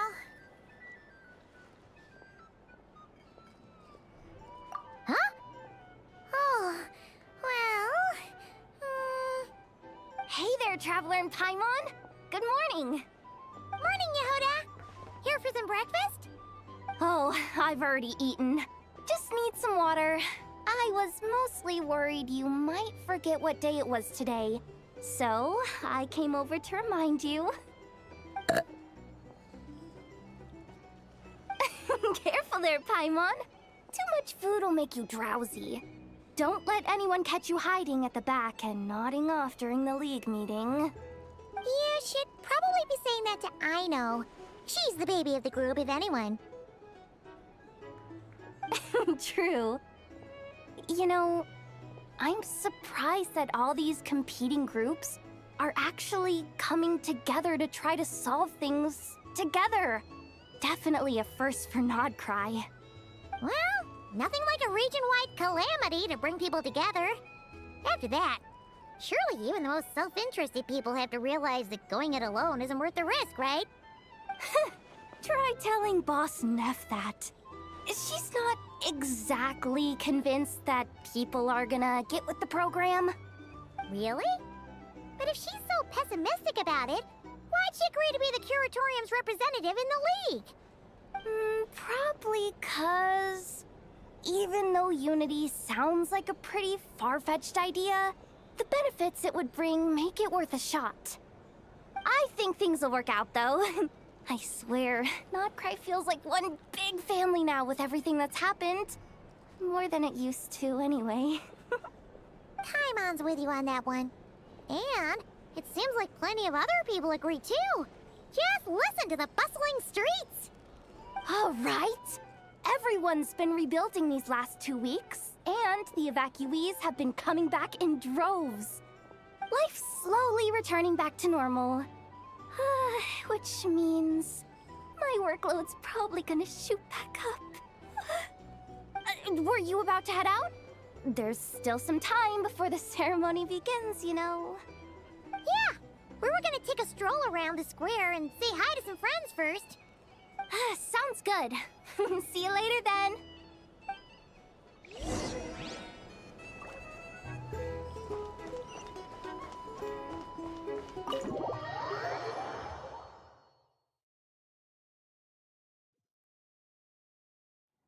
Please accept today's boon. Have a nice day. Are Paimon's eyes deceiving her? Or is that Inefa handing out food for the Frost Moon Scions? Hello there. Would you like a feast of the moon, along with some snacks of the day? So, what's new, Inefa? It was only a few days ago when we last saw you, but it looks like you've joined the Frost Moon Scions in that time. And I know too? What are you talking about, Paimon? We're just here to help. Duh. In the wake of the disaster, it's all hands on deck. We responded to Lama's request for support. At times like these, the smallest good deed can inspire others and help them through the hard days ahead. And we're using eggs and heating tubes to make that a reality. In true Krumkake Craft Shop style! Enough! Did you hear that? The Traveler said I did good. The Traveler! That's because it's true, I know. Proposal. If you can resist eating today's dessert, I will provide you with compliments, too. No way! Well, that proposal got shot down quickly. I need something to get me through the hard times too, you know. Mom! Yes, dear. Go right ahead. Excuse me.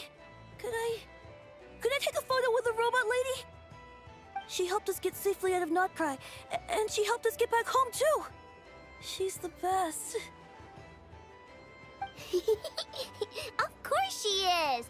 And since I'm the whiz kid who built her, that makes me even better than best, right? But you stole my snacks though. Shall we move to the open space near the center? The view there is better. Thank you! Aren't you the better pick for this job, Flint? You underestimate yourself yet again, Master Ilua. Not at all. I rarely come by Nasha Town. I don't know any of the big shots here. All in good time. Socializing is a step-by-step journey. But you're much further ahead on that road, aren't you? You're not seeing the full picture. You know the truth now. My friends do not understand my habits. There is no question about it. The Lightkeepers need a representative in the League. Someone who is upright, cares about other people, and can realize their self-worth through group action. You say it like you wouldn't make the cut. I am most flattered that you think I would. Sigh a little less, Master Ilua, and have more faith in yourself. All the Lightkeepers agree that you're a very promising young man. That is precisely why Starshina and Nikita felt safe delegating such important work to you. I'm sure we all also agree that we would sooner die of dehydration than manage to wrangle anything out of you in a discussion. My apologies. I am not in the habit of bringing water with me when I go out. Whatever. I'll take the job. By the way, who else is part of this? Oh, it's quite the who's who of Notcry. There's the Moon Chanter of the Frost Moon Scions, the boss of the Curatorium of Secrets, a representative of the Voynich Guild, and even someone from the adorable Kromkake craft shop. I'm sure you will find speaking with them to be a genuine pleasure. If you say so. I've never done this work before, so I'm honestly a little scared of making mistakes. But I'll do it. Not only is it our duty as Lightkeepers, but because I want to make Nodcry a more welcoming place. An admirable attitude to take. The beacons are lit, Itlua. We're but one step away from breaking through the blizzard. We have the chance to band together and build our shared homeland into an Elysium. This is unprecedented for Nodcry. An opportunity not to be missed. Yeah. You're right. I'll do my best. Quite a few familiar faces have arrived. Let's go, shall we?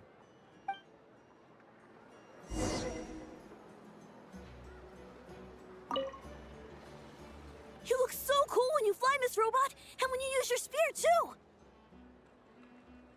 And even though you took my snacks, it's pretty cool that you can build stuff like this. You've got so many inventions. It's amazing! Also...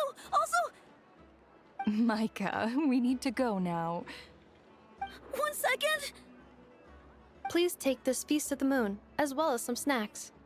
Share them with your mother and your lovely family.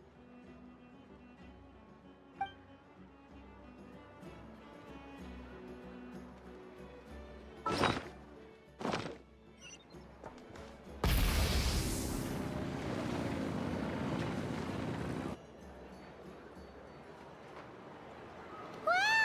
Everyone's here! You seem well rested. I know no one's asked, but I'm sure you all want to know, so let me just say, we're doing great. Thanks.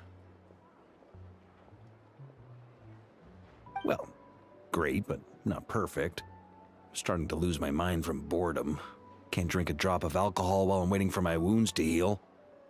I'm sure you had a sneaky swig or two. Wait, how'd you find out? He just admitted it. I'm sure you must be missing Mondstadt after all these years away, Grandmaster. Yeah, you could say that again. Every time I get news from Mondstadt, it makes me want to go back and see the place for myself. Honestly, once things are wrapped up here, I think it'll be time to head back home. Hey, looks like someone's taking the stage. Can everyone see okay? Anyone need a boost? I'll just listen from the back. It's fine. You're taking this pretty seriously, huh, Durin? Well, it's not every day that I get the chance to see how people speak in official settings. Soak it up like a sponge. I'll make sure you get a chance to practice for yourself later down the line. Actually, I know just the thing. You can debrief the Knights of Favonius for me. Mr. Varka, are you forgetting that I'm not a Knight of Favonius? I can knight you. Any particular title you'd like? Is he joking? I really can't tell. You'll have to figure this one out for yourself. It'll be a good learning experience. It is my honor to host the opening ceremony for the League, and to have this opportunity to speak to you all in my capacity as Voynich Guild representative. Could this person also have been pushed onto the big stage by the real big shots? Guess I'm not the only one then. We come here today, having weathered the trials and hardships of yesterday, and having learned from them the importance of unity and cooperation. All right, here we go. Uh-oh, looks like Aino's off in Dreamland already. Wait, Boss is looking kinda drowsy too. What's up with her? Come on, get this speech over with already. Nodcry is our home, the land we rely on for survival. And as we chart a course for the future, may we persevere through the storms ahead as we sail towards a new era of prosperity, freedom, and hope.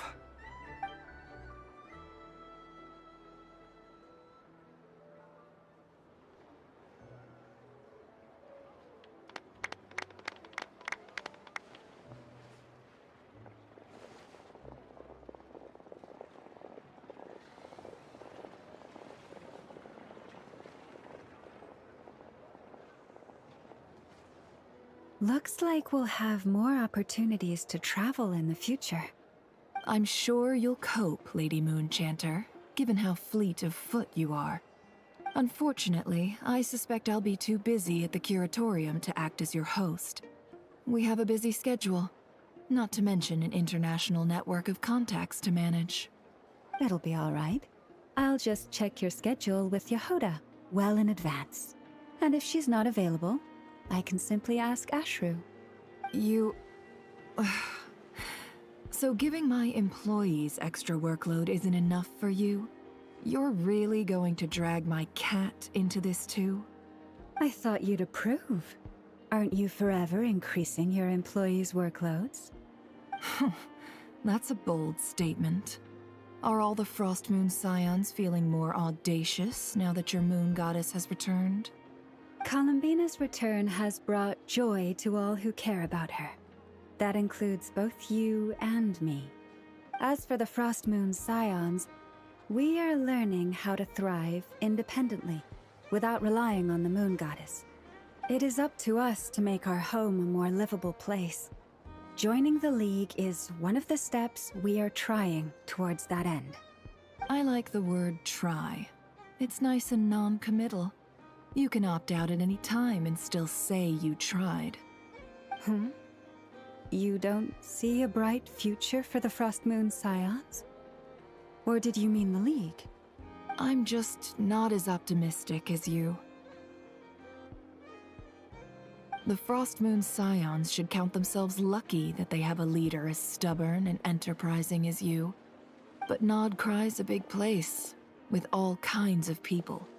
Most of them don't enjoy answering to a leader, or even listening to reason. Well, that's where you and your methods come in. Unless the Curatorium of Secrets is only here for appearances. For now, yes. And that won't change until this venture becomes worth my while. What would make it worth your while? Getting out more than I put in. Right now, I'd barely break even, but I'll grant that it's a good start for Nodcry. Then maybe it's worth a try. All right, you can stop now. Or do I have to join the Frostmoon Scions before you'll get off my back? You'd be very welcome to join us. Hey, you two! Congrats on all your hard work! What are you chatting about? Nefer was trying to dissuade me from adding to her employees' workload. Also, she's considering joining the Frostmoon Scions. Sorry, what? Your conversations are always the most interesting. Would you two care to join me for some tea before heading to your next destination?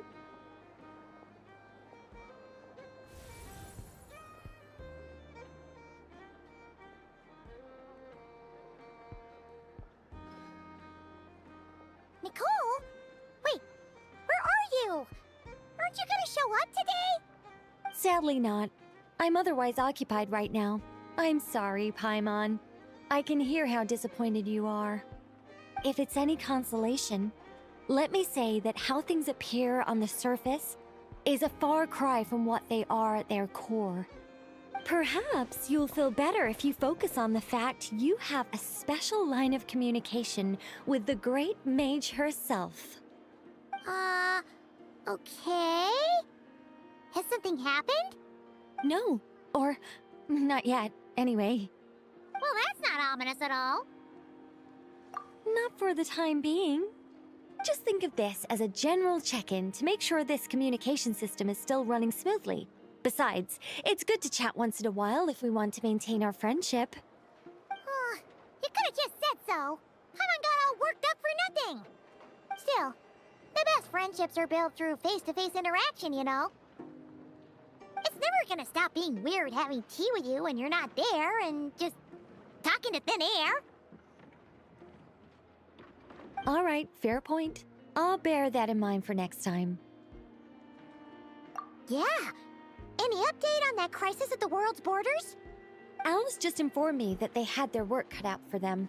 And now everyone's thoroughly exhausted. But they did finally get things back under control. Still, we can't let our guard down yet. The disruption caused by this disaster has made Tevat easier to detect from the outside universe. She plans to wait for things to stabilize, then reschedule her Mondstadt vacation plans. As for me, I agree with Hat Guy's perspective. This is a time when many new variables are emerging, and the situation is changing constantly. Plus, most of this change is for the worse. We have to remain vigilant and ensure that the embers of chaos are not rekindled. I did notice that the energy in Nodcry changed somewhat after the War of Funerary Flame, but since it was still aligned with the Light Realm, I never gave it a second thought.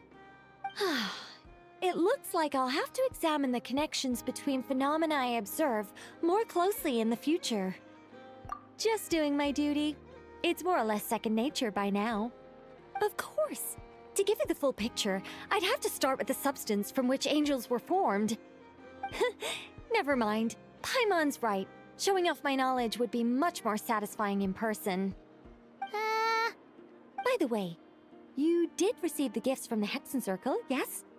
I'm not trying to claim credit or anything, but my pride demands that I at least mention it. They're quite similar to the protective talisman that Alice gave Dory, but with some very special enhancements. Oh! So that's what kept our friends safe when Dotori trapped them. Indeed. We went to great lengths to make sure they were invisible to his eyes. I'm so happy they came in handy. Still, not fishing for gratitude, by the way. I just want you to be aware that sometimes your friends may be protecting you in ways you cannot perceive. Anyway, I'll contact you if anything else crops up. If not, you know what they say, no news is good news. Oh, my angelic instincts are tingling. They say you should head to the docks next. Your friends are about to board their ship home.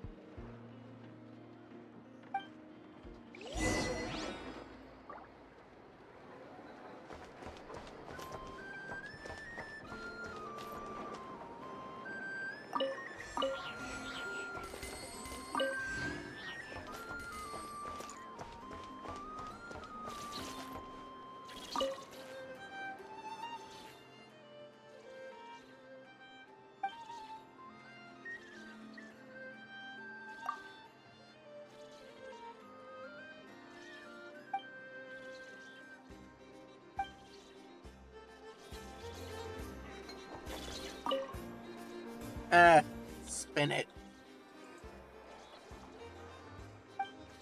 Spin it!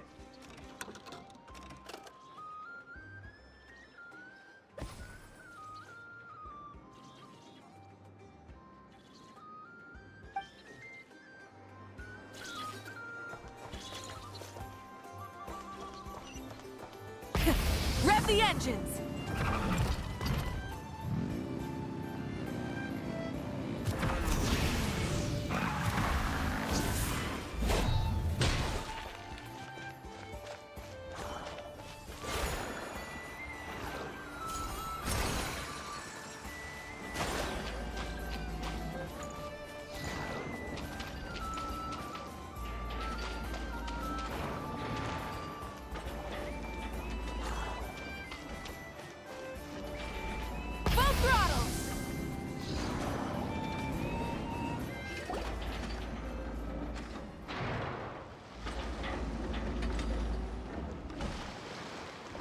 You're here.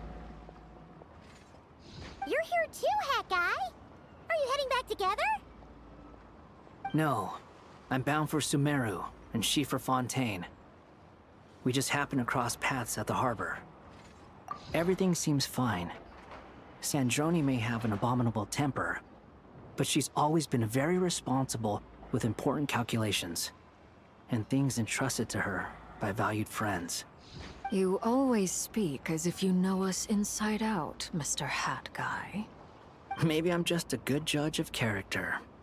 I certainly hope that's all there is to it. Regardless, you have been a significant help in this matter. For that, you have my gratitude. I didn't do anything special.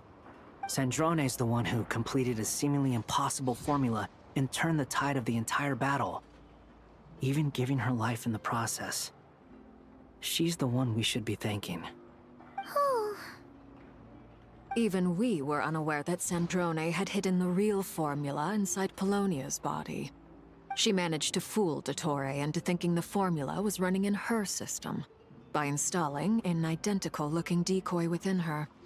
She probably realized that she didn't have the strength to stop Dottore. But this way, she could at least get him to lower his guard. Huh. She always worked like that. Always had a backup plan. Well, that's why I'm traveling to Fontaine. She made a request of me long ago, and the time has come to fulfill it. Think of it as her will. She said that should she ever fail in a mission, she'd like me to deliver her core and Polonia's to the Fontaine Research Institute. She also mentioned that she had made arrangements for people there to set her affairs in order. Some of her personal effects, such as her notes, were left to me. I've decided to take them back to the House of the Hearth, for safekeeping primarily, but also as mementos, I suppose. However, there is one book among them that I'd like to leave in your care. I'll have someone deliver it to your residence at the flagship at a later date. No, I was specifically warned not to tell her. This is her last wish, and I will abide by it.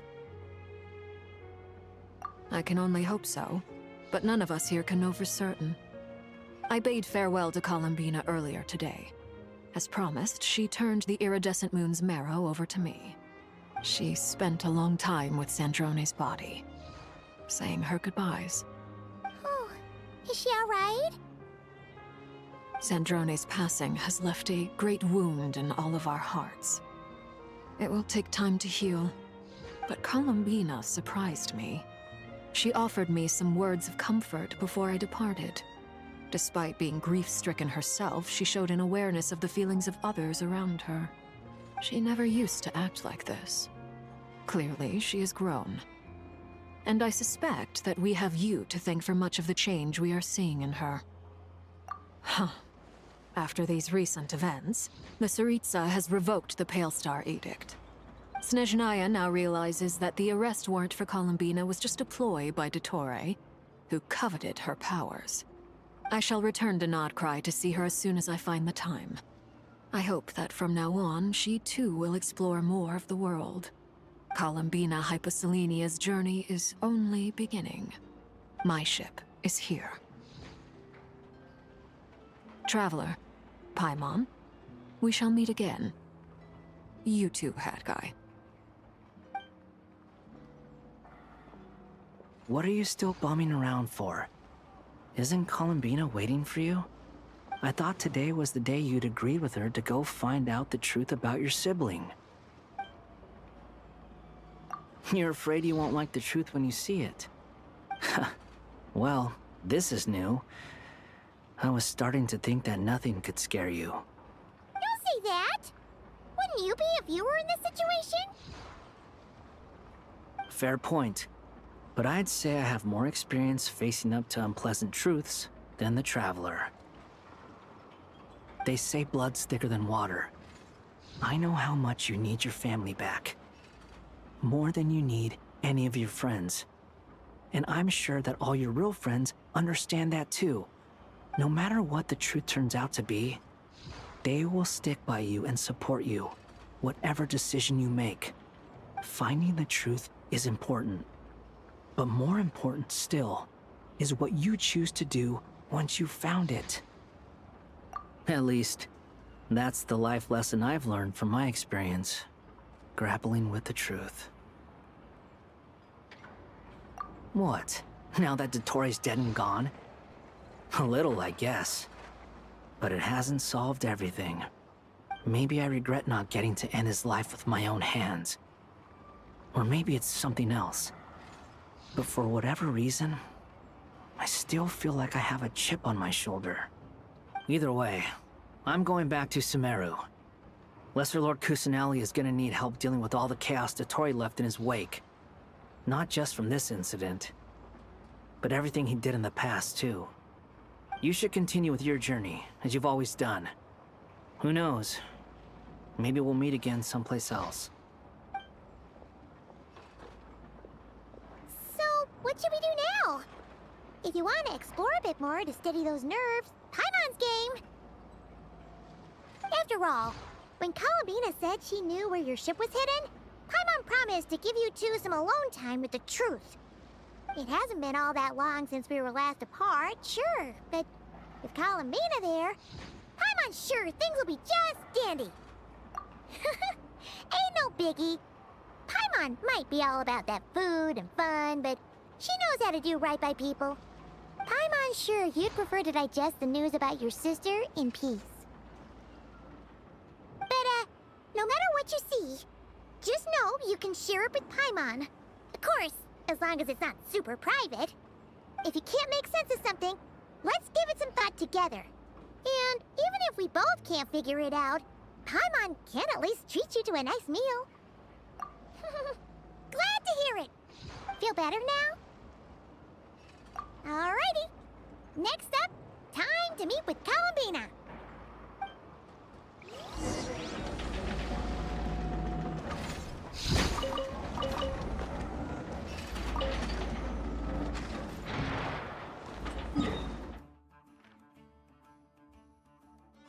My goodness, it's all the way over there.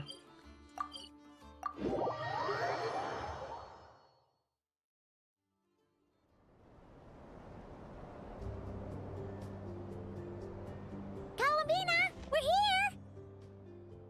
Can't quite believe we're meeting out here. We've gotten used to walking over to Silver Moon Hall whenever we go see you. Well, you're still welcome to go there whenever you want to see me. It's just, now that it's all over, I've decided to make some changes. Try and fit in with the Frost Moon Scions, like Llama suggested. The older generation are still timid around me. They don't dare get too close, and they bow their heads when I walk by. But things are much better with the children. I see more curiosity in their eyes. Hopefully, by the time the next Moon Prayer Night comes around, I can enjoy the festival with them as myself, without having to pretend that I'm only dressed up as the Moon Goddess. You'll do fine, Columbina. Paimon's sure they'll realize you're super nice once they get to know you better. You really think so? When we first met, you thought I was a little up in the clouds. Well, we were just starting out then, come on! So Llama told you, huh? I'm only teasing. I know that I have you to thank for pulling me back down to solid ground. It feels good to finally stand firm on the earth where I was born. Oh, that's great!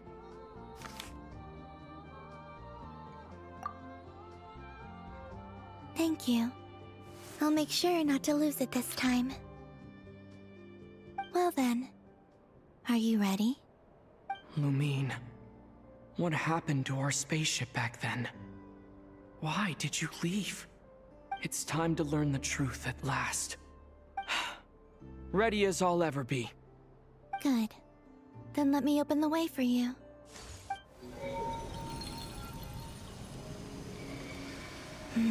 Where does this lead?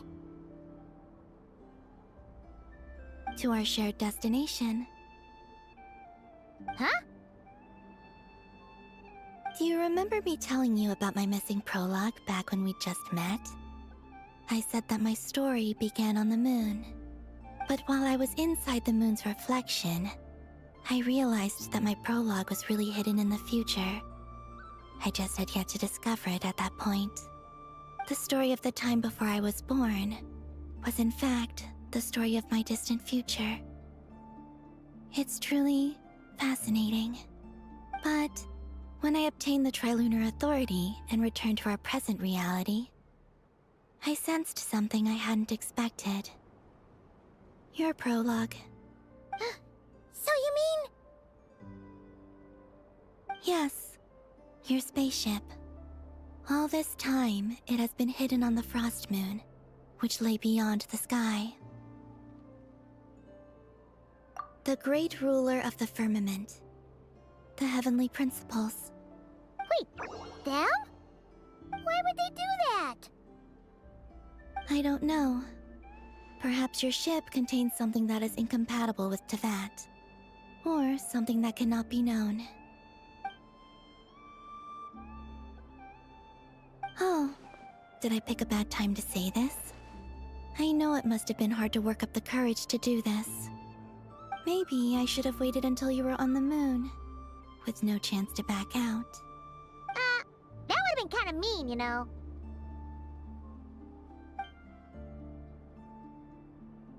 Take me there. Oh? Whatever is hiding in that ship, it belongs to me and Lumine. Those memories belong to us. No one else has the right to decide whether I should or shouldn't know about it. Not even the heavenly principles. Very well. Then let's go. You two take care, alright? And don't forget to come back soon! Rest assured, Paimon. We will. Traveler, after you. Thinking about the story that we'll find hidden on the moon? Yes. And hoping that it has a happy ending. Stories like that don't exist, you know? You don't believe in happy endings? I don't believe in endings.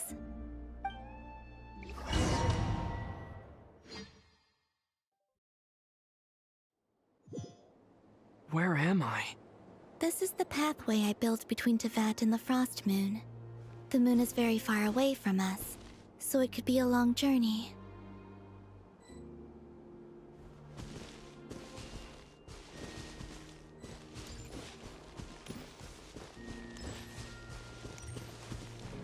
After I obtained the Trilunar Authority, I unwittingly saw past events from many of my friends' lives.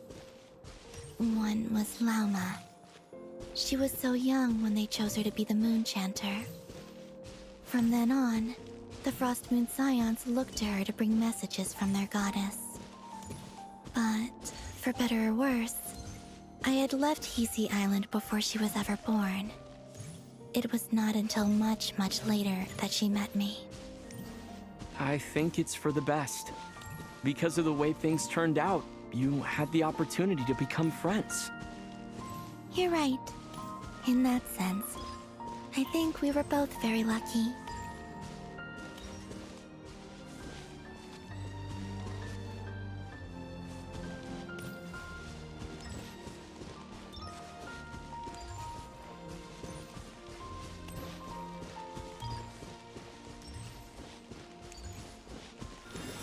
Oh, and about that mage, Nicole.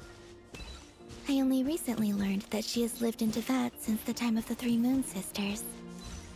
The Moon Goddesses always had a good relationship with the angels. I suppose our friendship continues that tradition.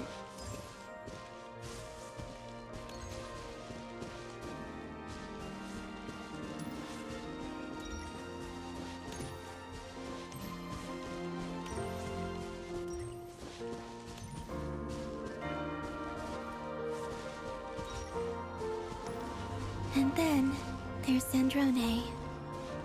I never knew that much about her, beyond the fact that she was created by someone called the Lord Artificer. She, too, suffered for a long time before joining the Fatui.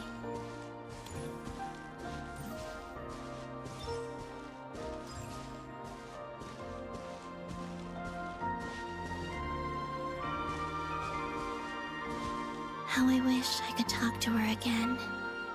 Even if only to hear her say nasty things to me.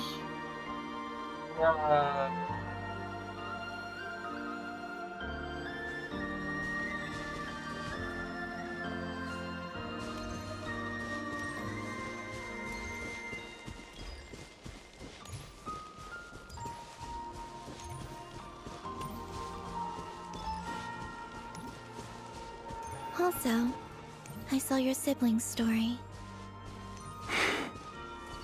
I'm afraid I didn't see much. It seems that she rarely came to the surface, where the moonlight shines. But I did notice that back when you first set out on your journey, she would often appear nearby, gazing at you from afar with a guilty look in her eyes. Lumine. Let us speak no more of the past. I probably shouldn't reveal so much about my friends. It's not my place. Let the moonlight carry us forth. We are very close now.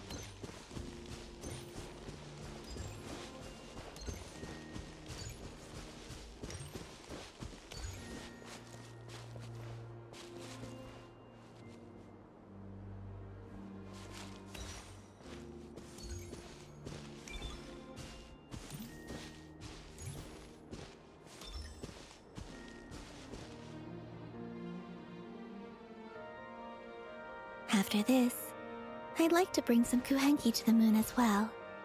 If they're willing, of course. What about your other friends? Will you bring them to visit too? Certainly.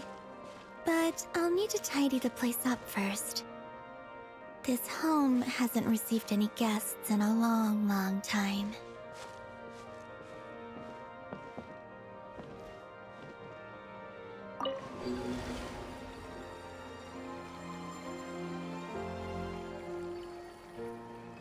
I remember writing something similar with you on Moon Prayer Night. I believe it was called... Dodoko's whirligig. Yes, that was it. You asked me if I was afraid to return to the moon, and I said that I was. The idea that I had gained something precious, only to lose it so quickly. That frightened me. But I'm not afraid anymore. Besides, this time, we're traveling together.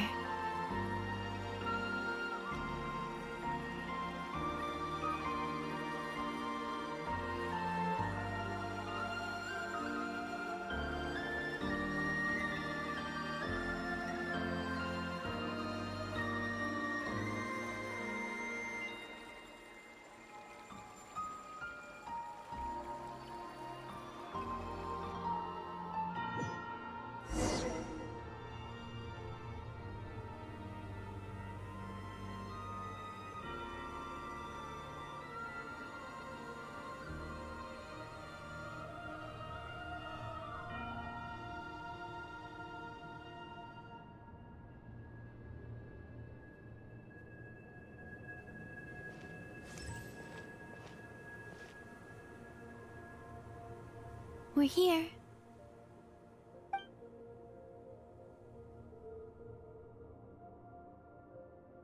Over there.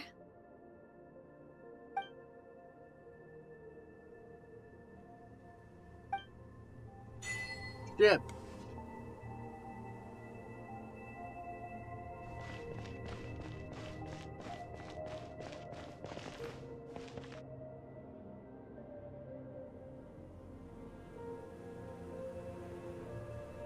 Ready.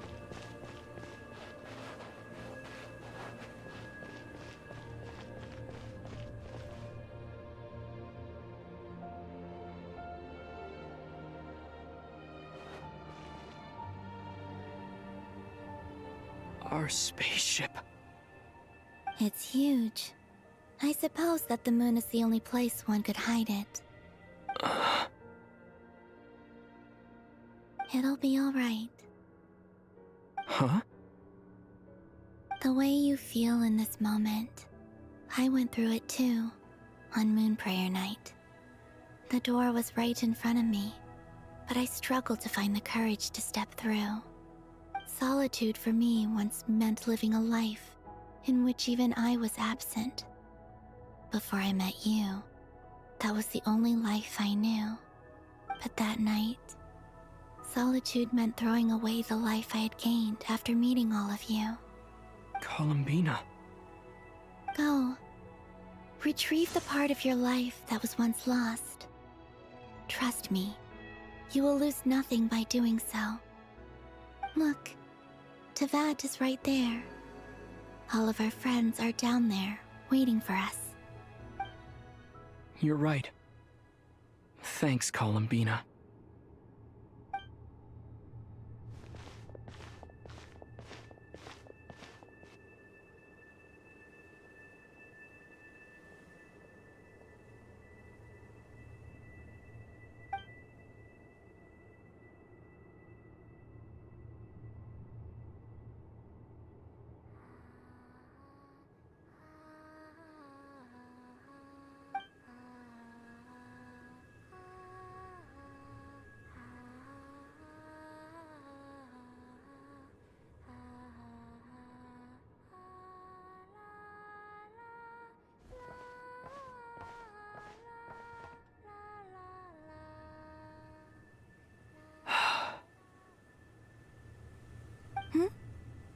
Finished? Yeah. Why did you take your eye mask off? Well, since my return, I've decided to take more opportunities to see the world with my own eyes. Besides, I've always wondered how Tevat looks from the moon. And what do you think? It's beautiful. I could spend a whole day here just gazing at it. What about you? What do you think of the truth you found? I haven't looked at another person's expression in a long time, but I think yours is saying it was neither good nor bad. Keep this up, and it won't be long before you give Nefer a run for her money. Oh, I don't think that's going to happen. I'm much more used to sensing what's going on around me with Kuvaki. I think I'll save my eyes for seeing special moments I really want to remember. I read the spaceship's flight logs. I always assumed that this was my first time in Tevat.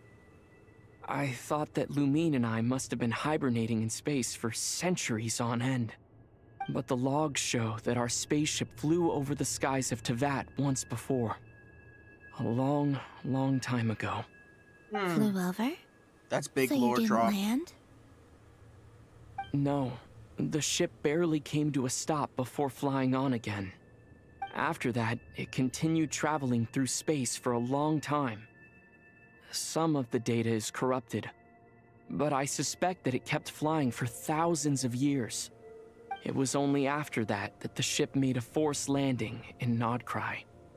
When Lumine found me, she came from outside the ship. Could this mean that she left the ship long before I did? Maybe even during our first pass over Tevat. Are you alright? Yes, I can feel that the truth is coming together, one small piece at a time. I remember Lumine telling me that when she first arrived in Conria, she could not recall the past. So this might be something that even she doesn't know. Here, I made some space for you. Your mind must be racing, and this seems like the perfect place to relax and clear your head. Oh, wait, there's one more thing. What is it? Wait here a moment.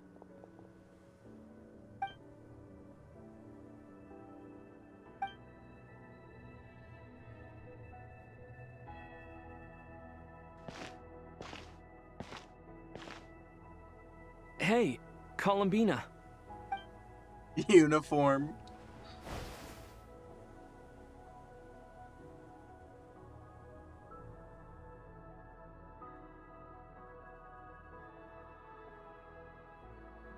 Dang! Aether got an upgrade. Is that a new outfit? An old one, technically. It's been in a cabinet inside the ship this whole time. It's a matching pair with Lumine's. She always liked this set more. Huh.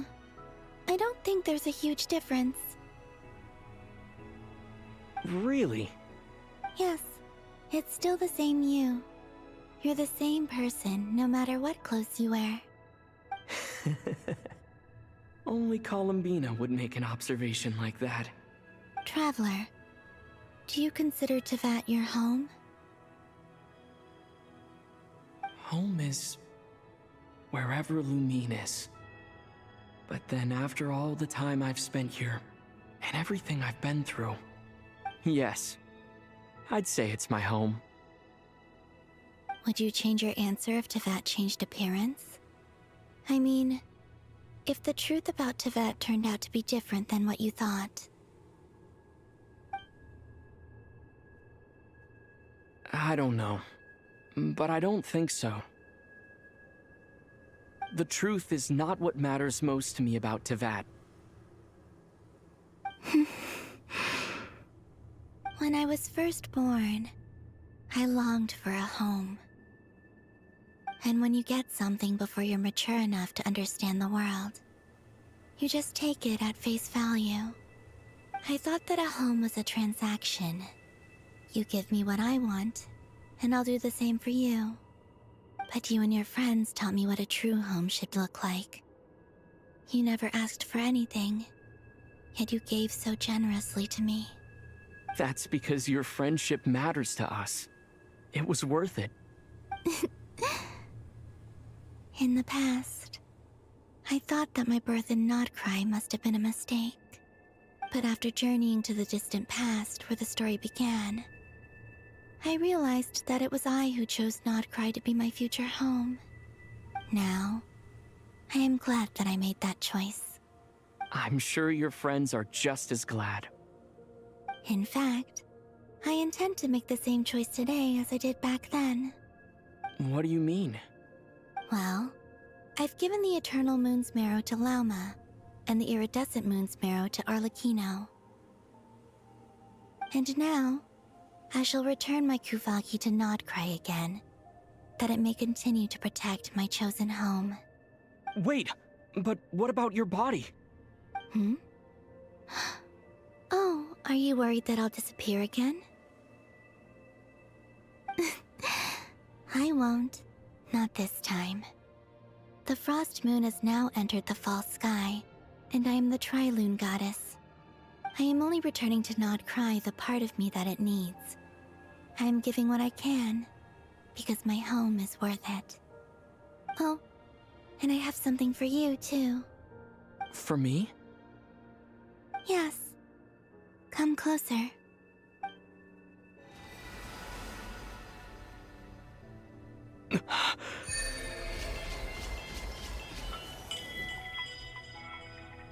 New talents unlocked. What?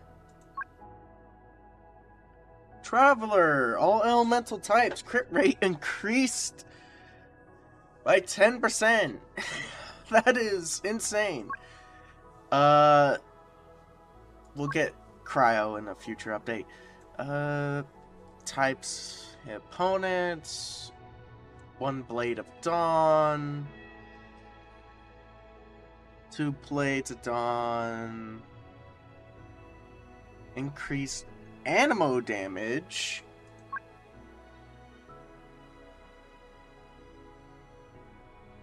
protected by shield,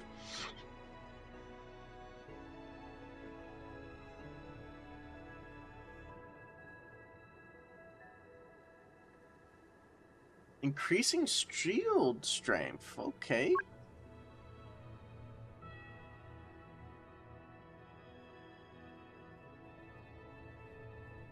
This is really good. Like, a lot of these are pretty good. It's just stacks, what I'm noticing, but it's honestly alright. What's gonna matter, though, is what Dendro does, because a lot of people use Dendro. Traveler.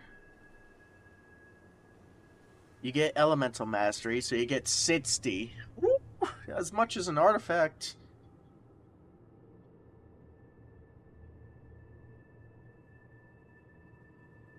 Substat, artifact substat. After obtaining 3 stacks, perform charge attack, transform it into special charge attack, dealing increased dendro. 2 vine cores will also be created on the spot, which will explode after 4 to 8 seconds respectively, dealing dendro damage. That's alright. And of course, you got HP.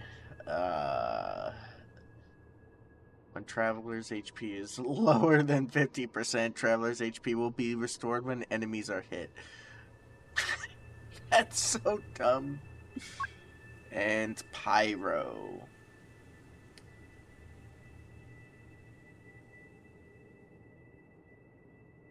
That is... This is... What was that? That's pretty good. I lifted some of the restrictions this world placed on you. I trust this will help in your future adventures. My power. It feels like it's grown. I can use the elements more freely now.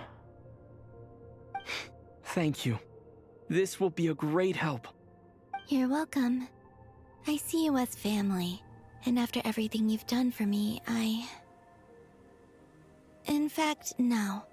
It's not because I owe you. It's because you're worth it. Here, this flower is for you.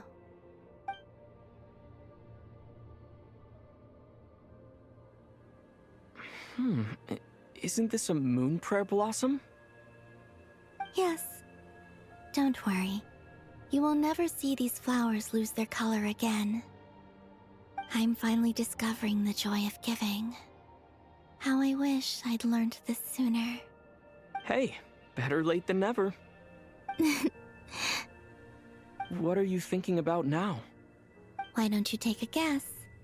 You get 1 shot. I don't think I'll get it in one guess. But I'm sure it's a happy thought. That's kind of a sneaky answer. I can't say you got it wrong. Down into that, the moon seems so far away. I felt it might always lie beyond my reach. But on the moon, everything feels so close by. The haze that once enshrouded the skies has finally been dispersed. I feel like a traveler on a winter's night, starting a new chapter in my tale by the warmth of a bonfire. I don't have a lot of luggage, but I do have a lot of hope for the future. Well, what's next? Next? To start with, I want to stay here just a little longer. After that, let's return home and continue our journey.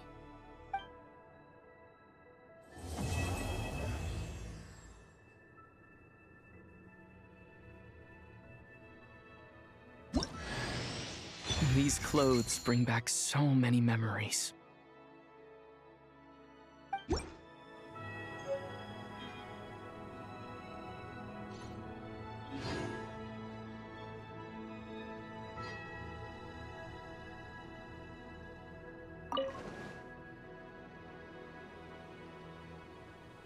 want to take a look around.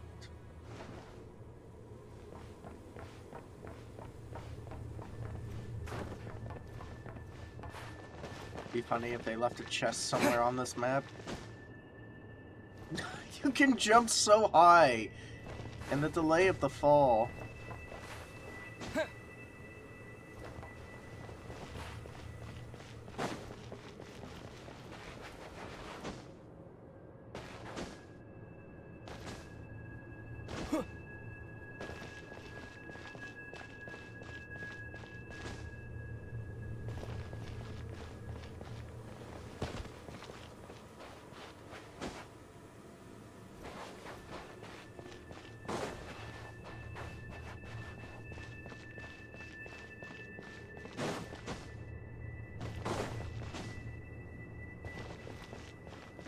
Doesn't look like there's anything much. Oh, a nebula. Purple.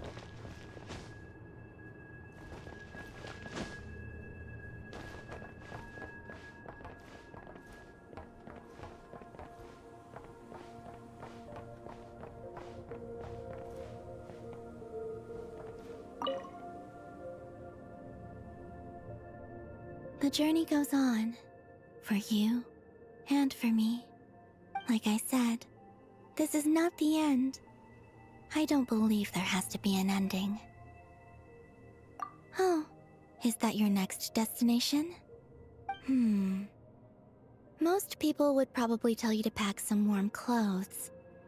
But I experience things differently than most people, so I can't know how cold it is. In fact, it is home to quite a wondrous heat source. I think they call it Kreshnik's torch. Every city in Snezhnaya is built around one of those. Torch. I sensed the Might be energy a it gave off as I was Frostpunk-type passing by theme. on a railway train. It felt grand and distant. I also recommend the Korolievsky troupe in Snezhnograd. They give performances quite regularly, and entry was free for harbingers. I liked them a lot. Ice cold and sharp. Crystal clear in some ways, yet profoundly unfathomable in others, like the thick layer of ice on top of a frozen lake. That's just the impression that Tsaritsa gives me. I was never able to glimpse what truly lies beneath that icy exterior. In fact, I don't think the people of Snezhnaya even know what kind of power their god wields. Maybe that's because the Tsaritsa herself has never acknowledged, nor accepted that power. There's Regrator, the Rooster, and the Jester. Between them, they control a lot of what happens in Snezhnaya, but I could never wrap my head around how exactly power is split between them. I just know they are each responsible for many specific domains. I noticed that the Rooster and Regrator often appear to get along on the surface, while working against each other in secret. And theirs is not a friendly rivalry. But I wasn't particularly interested, so I tended to keep my distance. Now that I think about it, the term Mistelton often seemed to come up in connection with Project Stuja. Project Stuja? Once things settle down in Notcry, I'd like to explore the world beyond Snezhnaya. You've told me so many stories about the other places you've been to, and all the friends you've made there. I'm curious to visit those nations and see them for myself. It would also help me learn more about the journey that has made you into the person you are today. Okay. As you continue on your journey, don't forget to gaze up at the moon once in a while. It is, after all, no longer an illusion. It shall cast down its true moonlight, connecting us in truth.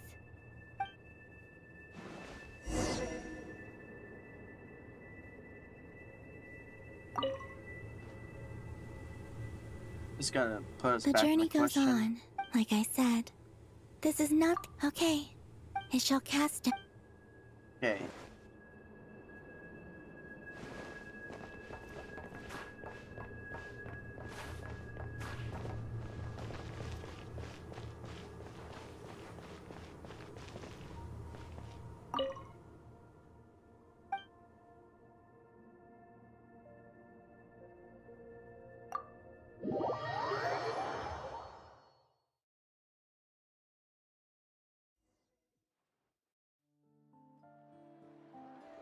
To Jean, acting Grand Master of the Knights of Favonius. Ugh, this preamble is such a pain to write. It's probably high time we got rid of this acting business. I trust that Dern has updated you all on recent events. Hope we didn't worry you too much. The good news is, we managed to come together and put a stop to the Doctor's evil schemes. With that, I think it's safe to say that Notcry is finally out of the woods. As for the Fatui, not counting the Damselette, aka the Moon Goddess, who has left their organization, we found ourselves allied in this instance with both the Knave and Marionette. May she rest in peace. As ever, we find ourselves better off for making friends rather than enemies. But until we can ascertain the Tsaritsa's true intentions, the future remains uncertain. In a short while... Wait... How am I meant to surprise everyone if I tell them in the letter that I'm heading home? Well, that would be a huge waste. Okay, got it. I will begin sending the expeditionary team back home in waves. I'm sure they'll be able to answer any questions you still have. I hope they won't gloss over the details of my many heroic deeds. But if they do, I'm sure it'll be because they're just too exhausted from the long journey. I think of Mondstadt daily. Please give everyone my best regards. P.S. The honorary knight went above and beyond this time. Are there any other honors we can give him? I'll leave it with you. P.P.S. Please be extra nice to Klee for the foreseeable future. I cashed in on the last favor that the Hexen Circle owed us, so we need to earn some more goodwill. If there's any serious problems, feel free to stick me in solitary confinement when I get back. I'll do the time for her. And that, as they say, is all she wrote. End of an era. And with the moon shining down brighter than ever, I think everyone is gonna sleep well tonight. Lee's gonna go fish blasting. Oh.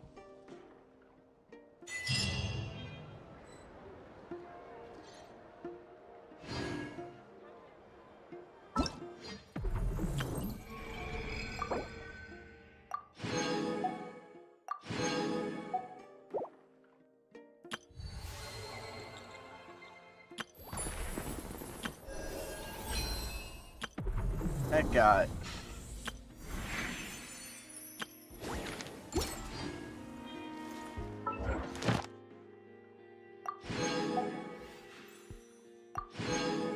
That was really good. Witch's log.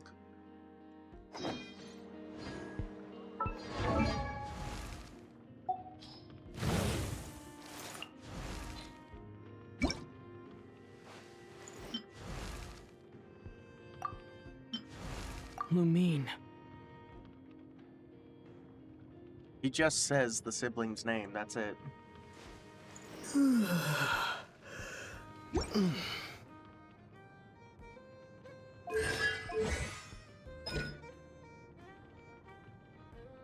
Oh, wow.